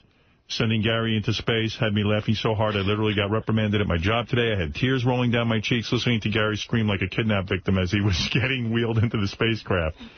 I'm a 20-year listener, and I have to say the show is amazing. It just gets better and better. Bravo. I can't wait for Gary's birthday next year. Hopefully he'll get his trip in the time machine. But so many people also, this is god-awful. You have no idea how boring and completely humorless this all is. I'm going to listen to something else until the radio travesty is over. It's a snore fest. Jesus Christ, what the fuck? Not only is it stupid and boring, but it's verging on cruel. Gary Palooza was the worst bit in the history of radio. So, you know, look, honest to God, here's my explanation of Gary Palooza. Gary bugs me all year to come in. I never know what to do with him, but I love having him in here. He's a good guy. You know, I think retarded people should be on the show just like anyone else. I never want to be cruel to Gary, but I do want to give him a good time, and I know he loves when we put him in adventures. And he loves meeting Abraham Lincoln and all these people. To him, it's fun. But, you know, so if it's cruel, then I don't want to do it. But, you know, I thought sending him to the moon would be the most exciting thing he'd ever done in his life. I didn't know he wouldn't like his rocket ship. I mean, we had the whole thing built for him and everything. He didn't want to get into that thing in the worst way. No. But I knew once he got in there and went to the moon, I thought he'd have a blast on the moon because there was Playboy and cheese and all kinds of things to discover on there. And he could come back and tell his friends he went to the moon, but I don't know. He didn't like it that much. But he told me afterwards he had a great time. He was on the wrap-up show. He said he didn't like going to the moon, but he said it was fun. But he did say that the moon was scary. He said the moon was scary. I didn't think he'd think so. He was afraid of the cheese. You know how you have to look at it? If you're feeling guilty, you got to look at it like, if they came up with a cure for retarded people and he was cured next week, how do you think the unretarded Gary would feel about what we've been doing to him? I think he'd love it. You think so? Yeah, I do. I mean, it's no different than a ride at the circus or at the carnival. I mean, I love Gary. I want him to be funny and successful on the show also. Like, you know, no one wants to just sit and hear Gary babble on. And he parlayed it into some killer of comedy appearances.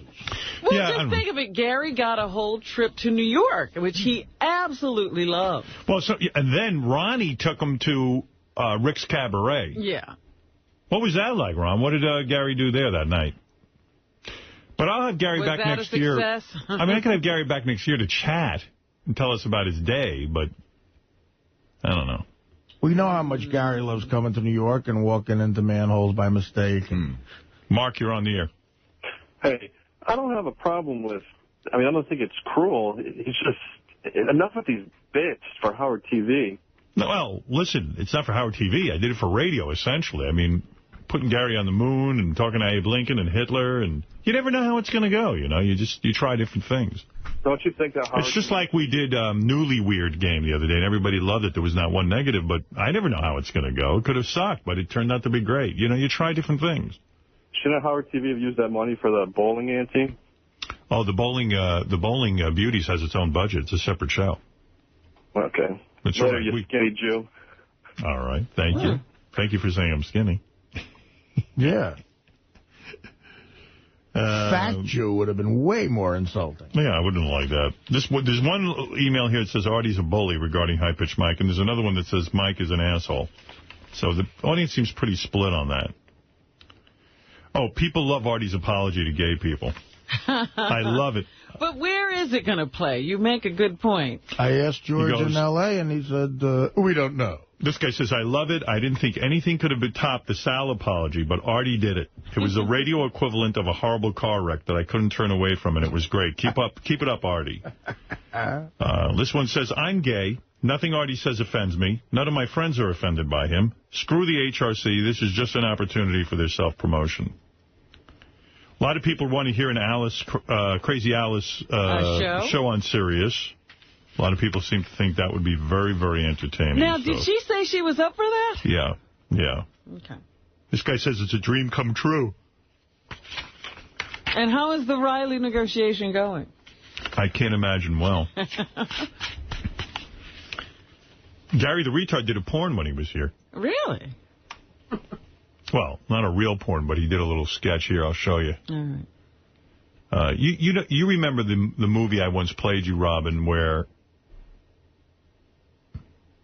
Here. See if you... Guys, is it GP1 or 2? It's 2, isn't it? These guys put GP1. Oh, here. I can't find it. I can't find Gary's porn. And nobody's helping. Oh, here, I have it here. It's okay.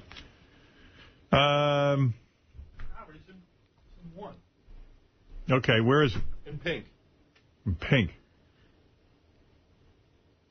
Okay, thanks. Remember this porn? What would your daddy say if he caught you fucking this nigga dick? I knew this is what you were going to do. Well, never talk to me again. Now, that's daddy's little girl. Come here, keep that dick in your mouth. Now, taste that ass. Now, that's a nasty girl. Look at all that ass juice. You are my type of girl. Get all that nigga dick. You get that nigga dick nice and wet. Get it wet, baby. I'm going to slide it all in your ass. So we gave Gary a shot at doing some porn. You gave him these lines to say? What? Did you give him those lines? Yeah. What would your daddy say if he caught you sucking my retarded dick? Oh, my God, he would kill me. Ah, that's daddy's little girl. Get over here and suck it.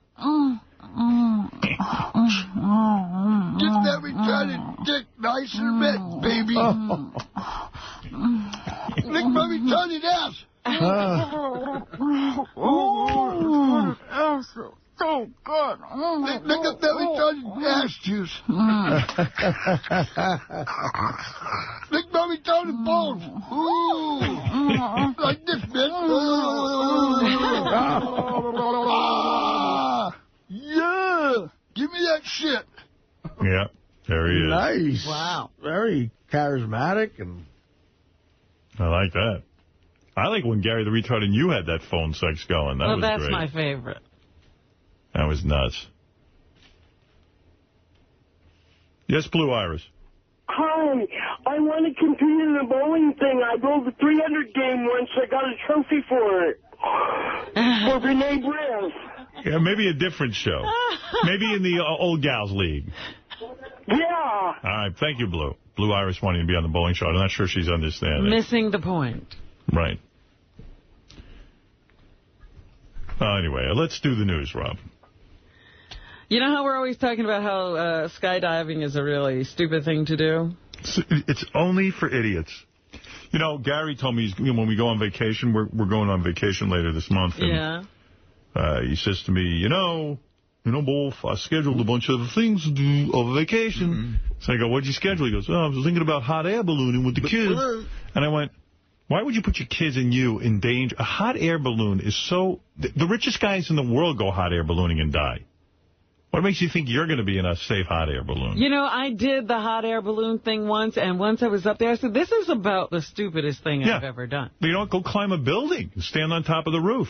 Well, look what happened in The Wizard of Oz. That guy just goes away, and they can't get him back. You joke, but it's true. It's really true.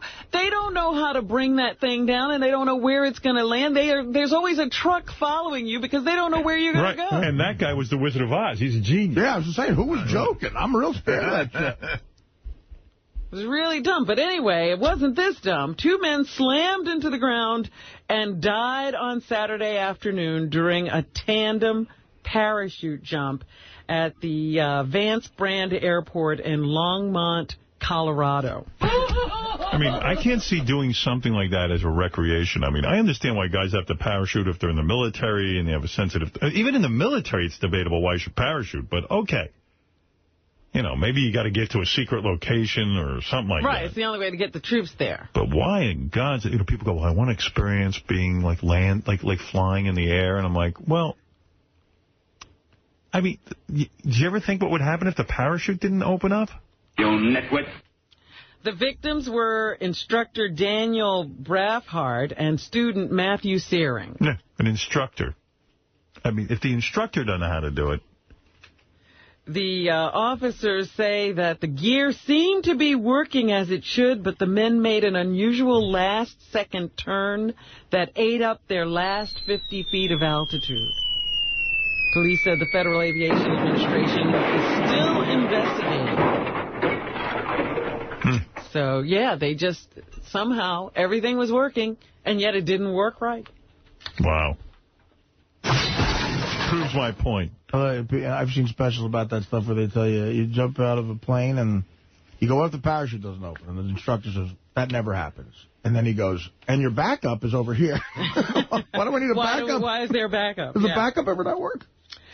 The film world is remembering Academy Award-winning actor Charlton Heston, who died over the weekend from the complications of Alzheimer's. He was famous for playing heroic figures on film, including Moses in the Ten Commandments. And what was the one he won the Academy Award for, Howard? Planet of the Apes? No. I think the Ten Commandments. No. I forget. What did he win it for? Ben-Hur. Ben-Hur, right. Yes, with the chariot race. The only interviews we have with Charlton Heston is once Stuttering John went out to interview him, and that didn't go well, and then Gary the Garver tried. Here's Charlton Heston with Stuttering John. I like this one because John calls him Charlton, but it's just weird. Charlton, can I ask you a question from WXOK Radio? Charlton. Charlton? From WXOK Radio? Go ahead. Do you think Ronald Reagan remembers who you are? Thank you, Phil. Excuse me. Would you please? Why? He's not doing anything. What's that? That's outrageous, David. Jesus, what? What? Outrageous. Why? It's just a problem. Get away! Who are you with? I'd like to know who you're with. We're going to scare us. We'll call the cops right now. She just screamed at me like a witch. Are you kidding me? Did that sound like Curly from the Three Stooges? Wait. That's like Curly from the Three Stooges. Hold on. Yeah, Charlton. Scare us. We'll call the cops right now. She just screamed at me like a witch. Why? It's just a problem. Get away! Wow. Who are you with? I'd like to know who you're with. We're going to scare us. We'll call the cops right now. She just screamed at me like a witch. Are you kidding me? Take care, Charlton. Charlton. What kind of name is Charlton? I know. What do you call a guy whose name is Charlton? Charlton. Gary Garver called him Mr. Heston. This was Gary Garver years later doing it. Mr. Heston. Mr. Heston, how you doing? Can I ask you a couple of questions, please? Sure. What do you think about what happened in Denver? Oh, I'm doing that in Denver next week. Are you concerned with the president sleeping around? Good try. Can I ask you one more question? When you hear of all these little kids shooting each other with guns, how can you still be in support of the right to bear arms? Talk to the Founding Fathers. That's enough. Do you ever get drunk and pretend you're Moses? Can you please yell out, get out of your hands, you damn dirty ape? Thanks, Mr. Heston. Get out of your hand. Isn't that weird? I don't know. Yeah, what is that? We know what's weird about that? Like, he said to him, well, what do you think about Denver? And he goes, I'm doing that in Denver next week. But anyway, he's gone. I told you that whole story between him and my mom. Yeah. Yeah, we've never been big Charlton Heston fans in the Stern family because my mom had a run-in with him. Really? Over a cab? Yeah, she was in Manhattan. It was pouring rain. My mom never hails a cab, but I guess this one time she did because it was pouring rain. God, why don't I know this story? You told this on the air? Yeah. I never heard this. And then, like, she opened the door, and Charlton Heston ran in front of her, jumped in the cab, and closed the door and ran out. Oh, how? What? And she was looked up. It was Charlton Heston. And, like, to a woman, you don't do that. Come on. And he's the first guy who would say, I'm old-fashioned, chivalry, all that. You know that he's that type of hypocrite. But I don't know. That's stuck in my head my whole life, so I could never be a Charlton Heston fan. It's awful. Charlton. A woman, how old was she at the time? She was, I guess she was probably 50. Yeah. Something like that. Do something like that. That's awful. 50-year-old broad. That was my mom, She said, I'm Howard Stern's mom. No, this is when I was a little kid. Oh, right. I was going to say, I don't know, 40. I don't know how old she was. 3-1 is Charlton Heston from an undated interview where he spoke about playing so many great men in history. I've played probably more genuinely great men in the lexicon of history than most actors, because I find them interesting parts. Man for All Seasons, Khartoum, Thomas Jefferson. And they are more interesting than the rest of us, because they have some driving thing they are going to do. No. That voice. Here's another interview from 1997 where he was asked if he lost any work because of his conservative views. Well, that's I haven't felt any slings and arrows. Well, I've gotten some slings and arrows, mostly from the press, but I don't feel I've ever lost any jobs on it. So he didn't think that held him back? I wonder, though. It made people sort of like, made me think twice, He was ahead of me. But when did you know that he was such a conservative? Yeah, by the time it was all over. Yeah. I don't know. But, I don't know. The NRA is, freaking me. But then again, I'm a gun owner, so I guess I should be an NRA guy. I don't know. This is, again, from 1997, where he spoke of the National Rifle Association. It's been a significant organization in American life. One of the few organizations devoted solely to supporting one article of the Bill of Rights, which is a sacred document in America and unique in the world. No other country has a document like that whose function is to protect its citizens from the federal government. I got a news for you, though. When I think about the Founding Fathers, they were so brilliant in coming up with the rules for this country, the whole sort of doctrine of what this country would be based on, that I'm against fucking with that. I am, too. For the most part. They left out a couple of things, but it should be very, very difficult. And, again, something as stupid as don't burn the flag, we don't need to sully that document with something so dumb. Right. Just leave everything alone the way it is. It works. But anyway, here's Charlton Heston making that statement, and I wonder if anybody did this. 1-7. Hold on. From my cold, dead hands. That's where he said, they can pry that gun from his cold, dead hands. Do you think somebody put a gun in his hands when he was dead? Is that what you're saying? And pried it away? Say, hey, look, I did it. It was his dying wish. They should honor it. Here's one of his famous lines from Planet of the Apes. 1-9. Oh, yeah, I love this line. You maniac! You blew it up! Oh, damn you! God damn you all to hell! Fucking fuck it! I forget the movie. Why did he yell that at the end? That's when he realized they were on Earth at the end of the film. Right. He sees the Statue of Liberty. Yeah. And the apes had destroyed the Statue of Liberty? Well, actually, it was man who had destroyed himself, and the apes took over. Yeah, I don't know. Did the man why? What do you mean? How did man destroy himself? He was saying you blew it all up because everything, the apes were sort of peaceful. Right. So it was obviously humans destroyed themselves, and the apes then inherited the earth. Very strong anti-woman. So he flew it into the future is what it was. Yes. Yeah, I'm trying to remember the movie. He's walking down the beach, and he sees, the big arm of the Statue of Liberty. And then he the crown. Starts to freak out. Yeah. Who was the hot chick with Charlton Heston in the cage?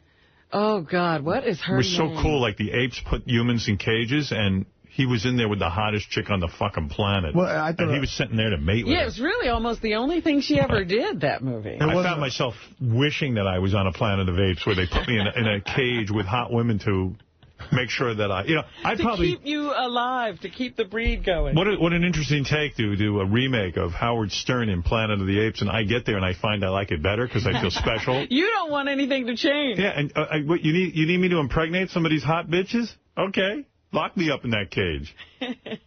I loved it. I thought it was Ursula Andress for a while. No, it wasn't. No, it wasn't. She was from Maryland, actually. I used to know her name. Raquel Welch. I don't know it anymore. I didn't know it was an unknown or just did one movie. Yeah. Fred will know. Fred, who was the chick? I'm not sure. Was it?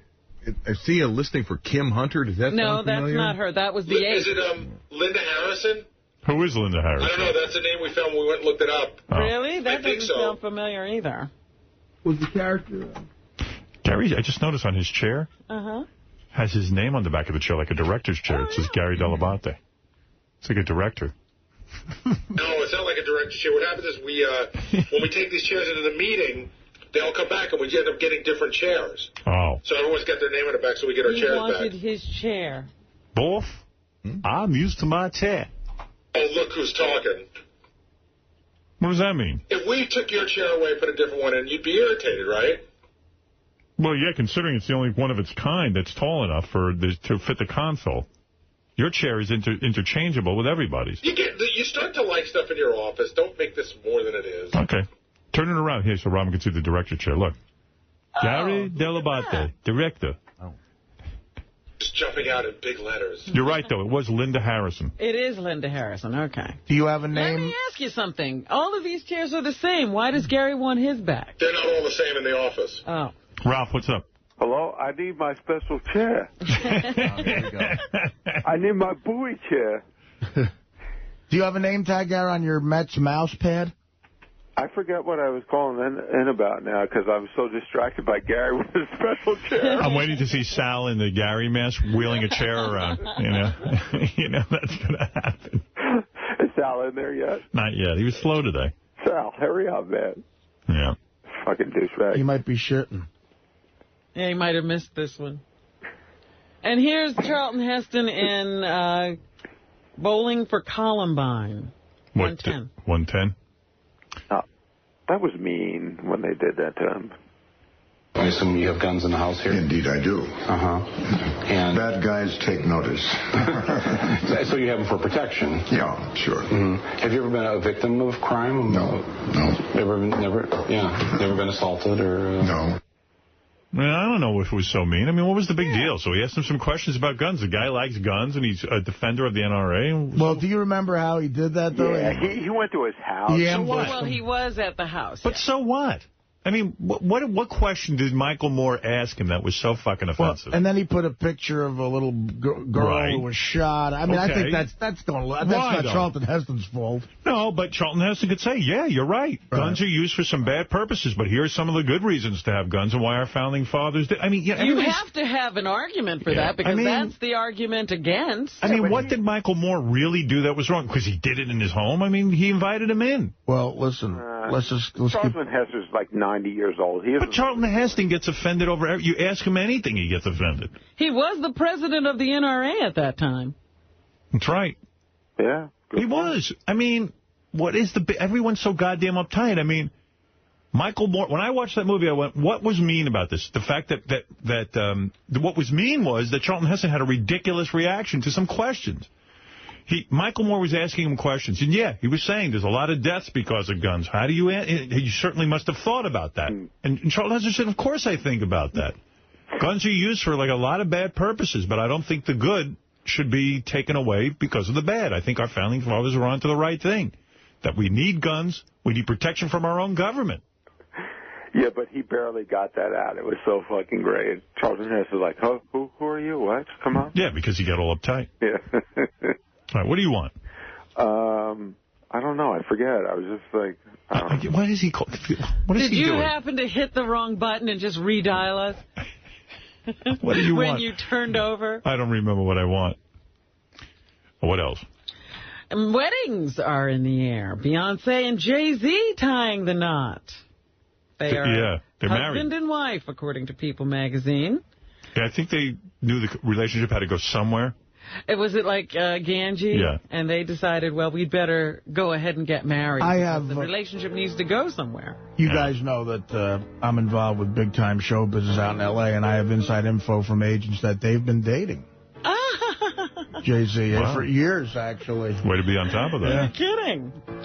Friends say that Jay-Z wanted it to be really private, and they just had their close family and friends there for the wedding. Representatives for the couple were unavailable to confirm the report. People touched off the celebrity wedding watch just a few days ago when it was reported that the couple had been dating for several years and had picked up a wedding license or a marriage license. What's that song Beyonce goes? Dun, dun, dun, dun, dun, dun, dun, dun.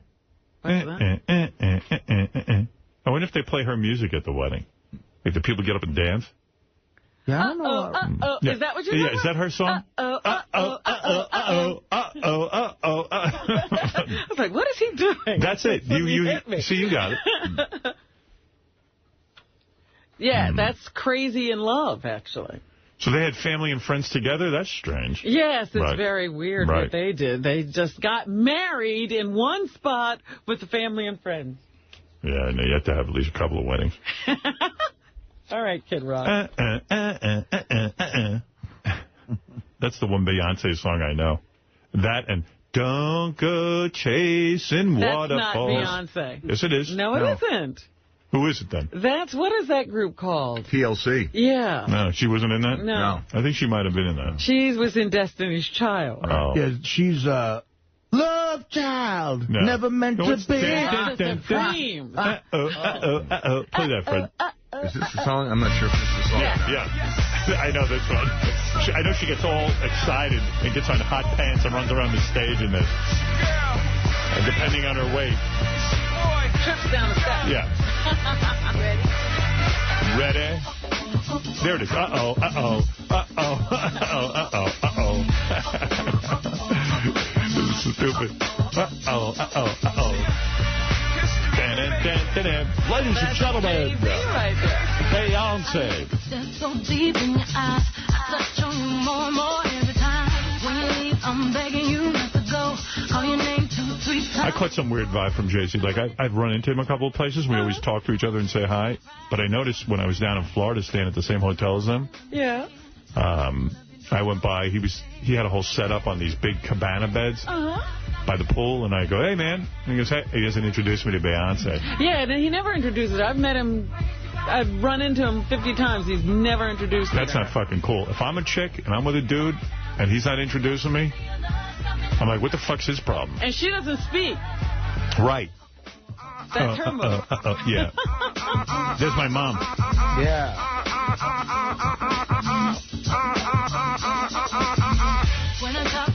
She's good, my mother.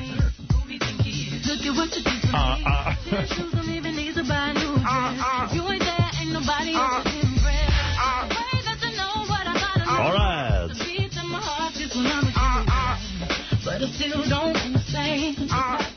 Yeah, he didn't introduce me to her, like.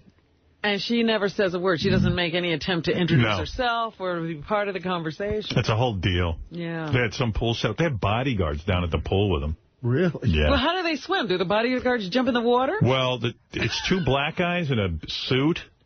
And, like, they wear suits, like, full suits. It's Miami. It's 100 fucking degrees. Oh. So, like, they wouldn't be so noticeable, these guys, if they were just wearing, like, swim trunks. But no. Jay-Z and Beyonce sit in, like, the most trafficked area. And they've got the two big beds. They almost look like beds, outdoor beds. Yeah, that's the Miami look. Yeah, and they're laying on those. And then, I don't know, Jay-Z's always busy. He's, like, running back and forth with his... He's always on the Blackberries, right. hitting at people. Yeah, he's doing big business. He's business. And Beyonce relaxes, and then I remember watching this whole thing. And Beyonce looked really good. She was super skinny at that point. And yeah, she was in shape for Dreamgirls. That's right. And then she jumped in the pool, and the bodyguards followed the pool. And then these two little girls were swimming around near her, and they got into defensive mode. Uh-oh. Like, they were like, oh, okay. Are they going to attack the little girls? They weren't going to attack them, but they were like, come on, man. Everyone ease up now. Beyonce's in her space. I'm watching all day. But it was like the little girls might have been like 6 looking for an autograph or something. I guess the parents put them up to it. But, oh, dear. But she was nice to them. I think she told the bodyguards to back off and, calm the fuck down. But I don't know how they're going to protect her when they're standing on the side in suits. Yeah, I know. No, they was watching her back. She was in the shadow area. We could have jumped in at any point. The area. Do not pee on Beyonce. So I was going to get in the water and swim near Beyonce, see if they tackle me. If they jump in after I get you. jumped. Beyonce. Bodyguards at the pool. At the pool. I was like, man. I mean, aren't they in like a hotel? The hotel's not letting anybody in there. But they're to protect her from the other guests, I suppose. I guess. I don't know, but it was kind of funny. It is funny. And Jay-Z disappeared, and she kind of hung out by herself, and she was in a really hot little swimsuit. I'm sure. Well, they were there to protect her from other guys, I guess. And she doesn't want anyone seeing her ass, too, because when she gets out of the pool, Beth does this, too. They wrap the towel. The bodyguard had the towel, like, waiting right there. I couldn't see that ass. Here's your ass towel. Here's your ass towel, Mrs. Balance. Here's your ass towel. Here's the towel. Even in a thong, a chick will do that? What's the purpose? You know, I'd love to see a chick... Well, yeah, that's you see a 20-year-old girl in the thong. They don't care about it. They don't care. Right. I saw a girl in a thong by this very same pool, and she was, like, on all fours getting onto... She couldn't get up and off that chaise lounge fast enough, and, like, would constantly crawl onto the chaise lounge, whole asshole practically. The broads in Miami. I'm like, wow. Walking around those pools. Hey, now. Well, yeah, but once they get famous, that's when they start covering it up, because any picture they want to get paid for. 10 years ago, you could have seen this ass. That's right. I was showing it everywhere. Fat. NFL star Eli Manning will soon be a married man. The New York Post says the 27-year-old Giants quarterback will tie the knot with his 24-year-old college sweetheart, Abby McGrew. Might be getting married, but J.D. was partying with that dude this weekend over at the club. Well, did he say Eli was busy eyeing up the girls? What was that club? Villa.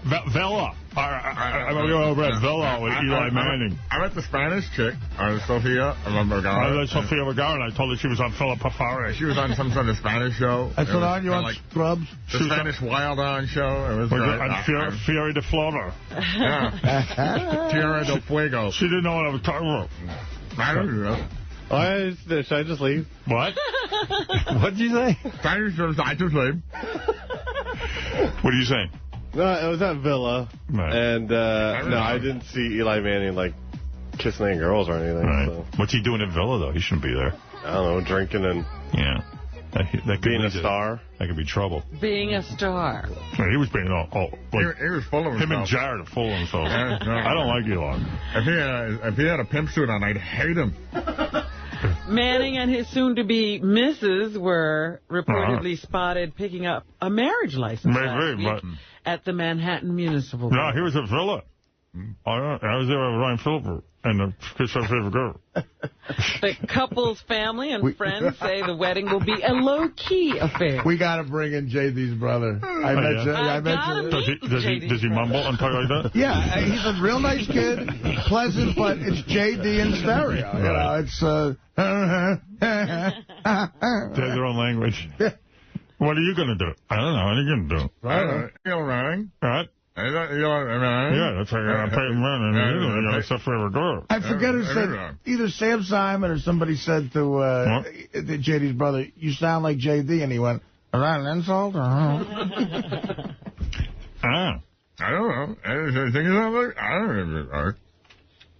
Anything else, Rob? Do you think that the United States athletes should boycott the Chinese Olympics? Yes, I do.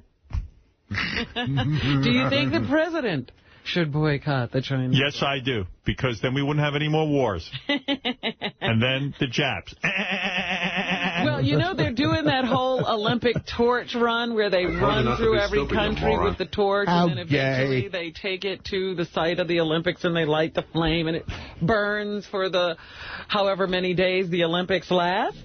Well, that is it's going on now, and there have been protests everywhere the runners have taken the torch so far. Yesterday in England, there were a couple of experiences where people actually tried to grab the torch from the runner. Yeah, Ryan Phillippe. And the runner held on tight and kept going. But in Paris today, they actually had to extinguish the flame a couple of times and put it on a bus so that they could keep going. China is very upset at these disruptions. They think it's, casting a bad light on their Olympics. An unnamed spokesperson for the Beijing Olympic Games torch relay office called the protest, quote, vile behavior. The Olympic torch arrives in Paris today before crossing the ocean to San Francisco. The disruptions and the protesters are all protesting China's treatment of Tibet and Tibetans and the unrest that has been going on there lately, and also their participation or lack thereof in the conflict in Darfur. Hey, I don't know if this is true, but I got this off the Internet. Someone sent it to me. Jason sent it to me. That supposedly, according to this article, that there's a rumor going around that there's a sex tape between Shakira and 2 dudes. Oh, really? Yeah, I'd like to see that. I don't know if it's true or not. This could be a totally fake story, but that would be really cool. I didn't know she had a sex tape. See, I'd love to see her in a sex tape. Is she the one that you always Shakira, and she does the belly dance? She does the belly dance. Yeah. She's super hot. Unbelievably hot. I'd love to see that. The Pope is on the way here. Are you excited? Yeah, I always like when the Pope's here. It's fun. They say this could be the only time He's cool. Pope Benedict visits the U.S. I'm a cool guy, ready to party in America. In America, I'm not the Pope. There were a lot of clergy on the TV this weekend talking about the Pope, and they said what will be surprising to Americans is the affability of this Pope. Apparently, he's a very likable guy. I had a lot of fun. Hey, on howardstern.com, I just want to point this out. You'll like this. People love to do these... they call them mashups. They take pictures of people and merge them together. So anyway, this is a picture of Richard Christie and George Takei, like mashed up. Let me and see. All right, this is on howardstern.com. Okay. All right, what do you think of that one? Funny? That's great. Okay, all right, that's a good one, right? Okay, but wait, they get better. Also on howardstern.com, here is Gary Dell'Abate merged with the Iron Sheik. I got to tell you, Howard, that's what scares me, because I've looked at him many times, and I thought that we look a little too similar. You do look, yeah. Now, here's one. They called that Bowie of Arabia, by the way. Fuck you! Oh, here's Bowie of Arabia. Oh, here's one. Robin merged with Beetlejuice. Ooh. And also Bowie of Arabia. It says Borns of Arabia. So, there's Robin as Beetlejuice. Robin, there you are. That's just rude. That's frightening. That's funny. That is good, isn't it?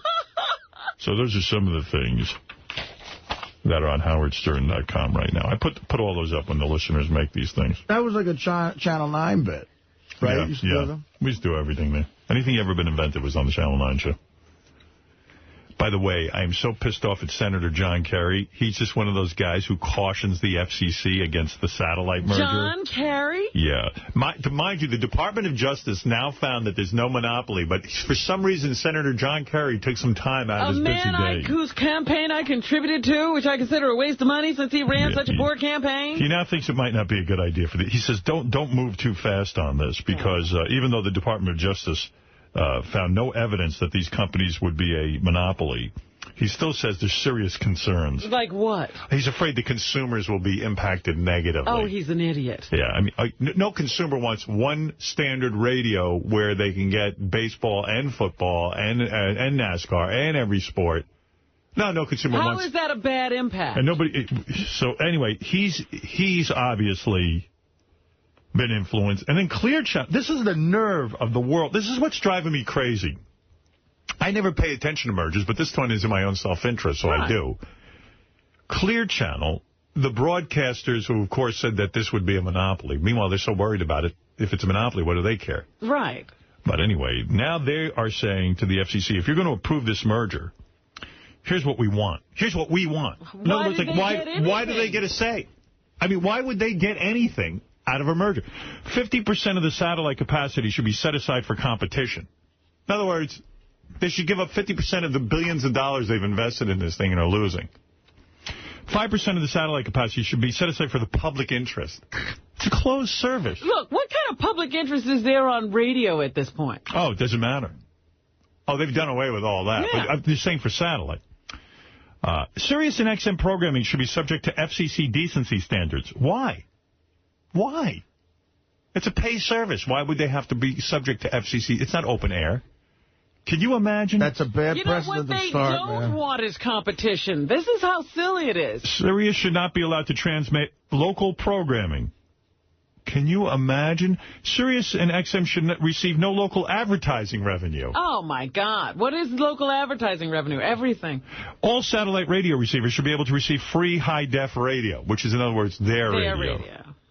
Oh, and then it goes, the laundry list of things is unbelievable. Can you imagine the balls? Well, the Department of Justice didn't bend to any of this. I'm hoping the FCC won't. But where the hell... Still, these companies have not merged. It's the longest in history for any merger to be considered. Didn't they have to refile because the timing had run out? It had run out of time. They can't figure it out. Can't figure it out. Meanwhile, the price of gas keeps going up. It's up another 5 cents. Now, we're going to worry about the merger. Last week. But they spent no time on the ExxonMobil merger.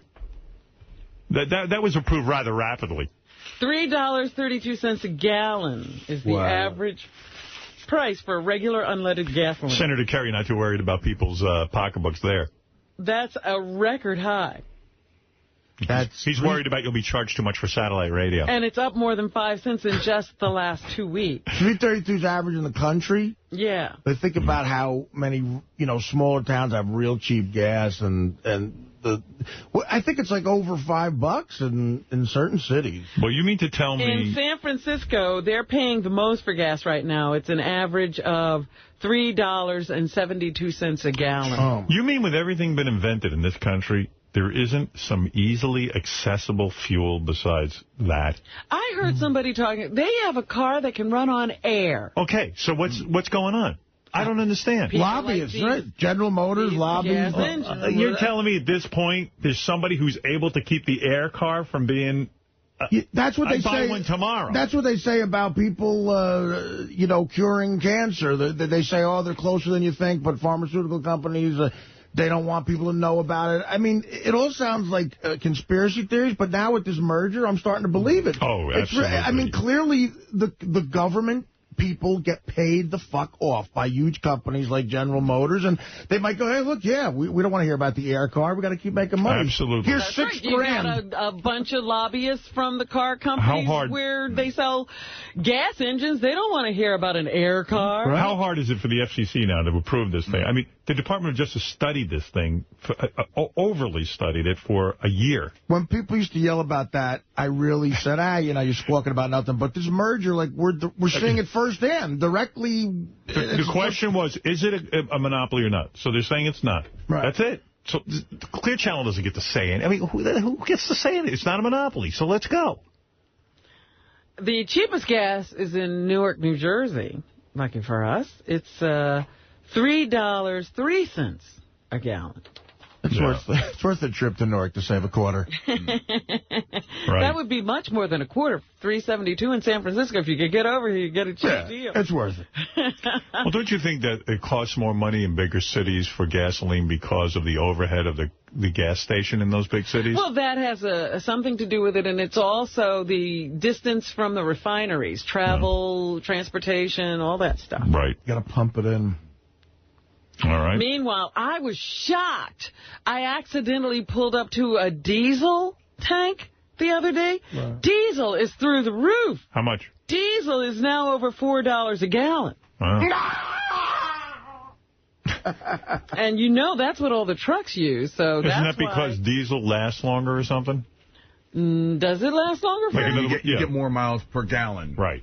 But why should it cost so much more just because of that? I think because of the refining. The whole idea was that diesel would save you money and make for It should be, air. but they find ways to tack on money on it. Never mind that. I think also with the refining. What are you doing at truck stops?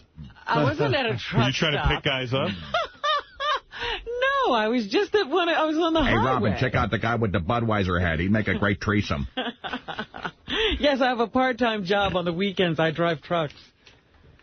You stop out here and check the price of crude. Happy birthday, Richie Balinson. Is it Richie's birthday? It was last week. I missed it. He's our guy who installs all the Sirius satellite radios. Richie's a good man. Yeah. If elected president, Hillary Clinton says she'll make global warming one of her highest priorities.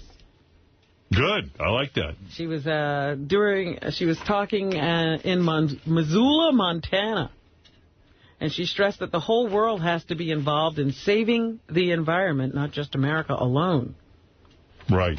So I was thinking about you this weekend. I read on the front page of the Times, Hillary and Bill had to disclose all their financial... Oh, yes, I wanted to talk about that. They made like $109 million or something? In 6 years. Right. Yeah, in the 8 years since he left, or the 7 years he left, they haven't counted this year, from, books and speaking engagements and stuff. And it's mostly speaking. Yeah, it said he got up to about $250,000 a speech, but it said that you're not... When you ran for governor, I thought it was a law that you had to disclose your finances. In this one article, it said you don't. Yeah. No, you have to. Here in New York State, you have to if you're running for governor. Oh, okay. Believe me, I would have found a way around it. Because they made it sound like they were pressured into it because Barack and his wife only made $1 million, and obviously they're playing the card where they can relate to That's people. why he wants to be president. He wants to be a millionaire. Let me tell you something. But $100 million. Yeah. Well, that's what's wrong with the country. In other words, here's Bill Clinton, who was a governor. Right. In public service his entire life. Yeah. I mean, he wouldn't be rich from that. The average guy, the president, makes at the most 100-something grand. So... what it is, it's an arrangement. It's the same with Gerald Ford. He was a public servant his whole life. He got out of the White House, millionaire. Nixon, millionaire. Multi-millionaire. The way it works is, when you're in the White House, you do your favors for everyone with the wink that when you get out, we'll hire you for your speaking engagements, we'll put you on the board, So, this is why nothing can really get accomplished in a fair way. When I hear Obama speak sometimes, I listen to him now, and he talks about changing things and all this. If he comes out of the White House not a millionaire, then I would believe him. But you got to elect him before you can. I don't believe any of these fucking guys. I don't think there's fair justice anywhere. I think if you got the right people to pay off, you can get anything done you want. I mean, look at this merger. For Christ's sake, this is not a complicated thing. This is all bullshit. And obviously, consumers are the least of their concern. Believe me, this has nothing to do with the consumer. And going back to the cars running on air example, you got the Bushes and other people in the government basically in business with the oil company. Right, so it's never going to fucking get done. Robin, go ahead. We're running out of time. Let's make sure we get to all the stories. But they did say that they've given away about 8% of their income in charitable donations. Right. So they could have done more, but they did do some. So they've given away about $10 million, pocketed about, I think, after taxes, something like, what did they say, $44 million? Right. So they're doing okay. Mm-hmm. And when you think about all of the legal... Remember, they were broke when they came out of the White House? In debt, And in debt because of all of the legal fees they owed to those high-powered attorneys. Well, they've paid all that and are worth about $44 million now. Yeah, they claimed in his last year in office in 2000, he claimed $410,000 in income. The next year, I think it was like $14.8 million, and it just went up from there. Yeah. Right. Senator Hillary has shaken up her presidential campaign by booting her chief strategist, Mark Penn, according to the Wall Street Journal. Penn was asked to resign after he met with the Colombian government on behalf of his company to help get congressional approval for a trade deal between the U.S. and Colombia. Yeah, well, there you go. The deadline is today for state lawmakers to approve New York City Mayor Michael Bloomberg's congestion pricing plan. Members of the state Senate and Assembly must pass the measure by midnight tonight for New York to receive $354 million in federal grants to implement the project. So they have to move on that today, and nobody knows if the state legislature is really going to go for that congestion pricing, $8 to drive into Manhattan. They want to charge people so that you'll have to be forced into public transportation. So, right. There you go. Is that fair for people who live in the city? I mean, you go back and forth. You have to go to Long Island. You have to go to, various places. Is that fair? Absolutely not. Yeah, I mean, it's crazy. I mean, you live here and you're going to be charged $8 to get home? That's right. That's crazy. Weird. Like, Bloomberg is faced with how the fuck do you get this congestion down? Yeah, I'd love to see the figures of how many people die in ambulances in traffic in Midtown. It's probably stunning. Yeah, I mean, Well, I say don't have a heart attack here. You're not getting to the hospital. I plan on having one, so. We'd never do that. All right, anything else, Robin? And over the weekend, 18 girls were removed from a breakaway Mormon sex ranch in West Texas. Sex ranch. That's the kind of ranch I'd have. I never wanted a ranch, but a sex ranch. It's not sex. It's sex. I think the Amish ranch. Like S-E-C-T-S? Yes. Oh, that kind of. I really thought you meant a sex ranch. You're going to open a sex ranch. Yeah. This is a little Mormon sect that started up its home in West Texas. The children are in temporary custody because they show signs of abuse, according to Texas authorities. Those girls are among more than 200 people, boys, girls, adults, removed from the compound since Friday, which is owned by the Fundamentalist Church of Christ, Jesus Christ of Latter-day Saints. What you boys raising on this here ranch? Hooers. Pussy. Texas Child Protection spokeswoman Marley Meisner says many of the sex members are related and have similar names. They are not yet sure if the 16-year-old girl who made a call to them saying that she was being abused is in the group that they rounded up. 2-7. Oh, they got the call? No, it's the... Any of you who are familiar with this organization knows that it's very difficult because of names, and so we did receive a referral. But what we are doing is we are trying to continue to gather information, and we hope to be able to find out if indeed we do have her. Right. So they don't even know if they got the girl. It's crazy out there.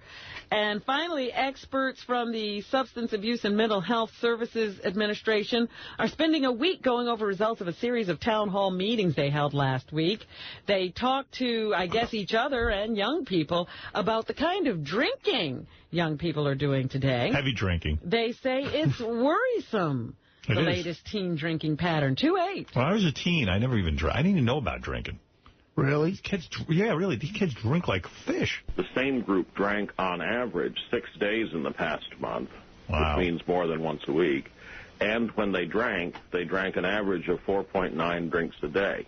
Wow. Which is the definition of binge drinking. Yeah. These kids know how to drink. What are they, a road comic? Yeah, exactly. All right. Anything else, Robin? Number That's one it? movie again this yes. week at the box office, 21. Yeah, Leatherheads. Beating out Leather Faces or Leather Heads or whatever I saw they were. Leatherheads. You saw it? How was it? You know, like, it's a George Clooney movie about old-time football and stuff, and it's a The beginnings romantic of football. romantic comedy and stuff, but it was okay. It just, you know, they're trying to figure out what went wrong, you know, because the box office didn't take off. And two big stars. And it's George Clooney and Renee Zellweger. Yeah. I don't know. It's just like, I don't know. Not that exciting? Yeah, I guess. Well, it was okay, though. young people go to the movies, they like 21. Yeah, they don't give a shit about it. You talk about embarrassing. I can't. I'm going to admit this. I'm giving a lot to the show. In first class, I started crying out of. Really? What were you watching? I was coming back from, that's the worst part. I was coming back from, L.A., and it was early, and I was actually sitting next to, I talked to him later, an Israeli businessman. It was a fascinating guy, but a real macho guy, which made it even more embarrassing. The conversation started with him giving me, like, a tissue. All right, what was the movie? P.S. I Love You. Hilary Swank. Oh, my God. It was the movie. She's married to this Irish guy, and they're really in love, and he dies, and then... So then he come back from the dead or something? No, well, he leaves her letters. He had cancer, and before he died, he knew it was going to be hard for her to let him go, so... posthumously, he sends her letters telling her what to do to let him go, and at the end, I was crying, got choked up. You faggot. Who said that? You're a fucking loser faggot. See, that's you why. talking to you. I am willing to admit that. Did you say that to I wasn't bawling. Wait, Artie on the shoulder wants to talk to you. You faggot. See, those You're evil a fucking loser faggot. Those words are going to come back to haunt you. That is offensive. Now compliment yourself. I wasn't bawling. Robin, is that it? Thank you. Great film. Don't forget the charityfolks.com auction items. Go take a look, see if you want something, and bid. Get ready for King Norris April 25th, Friday at the Fireside in Denville, New Jersey. Go to thefireside.net for information. See the Killers of Comedy April 25th at the Venue in San Antonio, Texas. April 26th at the Planeta Bar Rio in Houston, Texas. May 9th at the Roberts Orpheum Theater in St. Louis. And May 10th at the Music Mill in Indianapolis, Indiana. For more info, go to RevBobLevy.com. Check out Levy's Comedy Club at the Ramada in Levittown, Pennsylvania. Call 215-945-LEVY for upcoming shows or go to RevBobLevy.com. See Richard Christie at a screening of the classic film The Big Lebowski, along with the real-life dude, Jeff Dowd, who inspired the film. Saturday, April 19th at 8 p.m., Count Basie Theater, Red Bank, New Jersey. For tickets, go to CountBasieTheater.org. Meet Ronnie the Limo Driver, a.k.a. Ricky Man, at the grand opening of Rick's Cabaret, Philadelphia, Pennsylvania, Thursday, April 24th, and Friday, April 25th. For more information, go to Ricks.com. Vote for Benji on ParisBFF.com. He's listed under Benji, and that's Benji with a Y. To book Benji and his naked lesbian bachelor party strippers for all your party needs, go to dialadancer.com.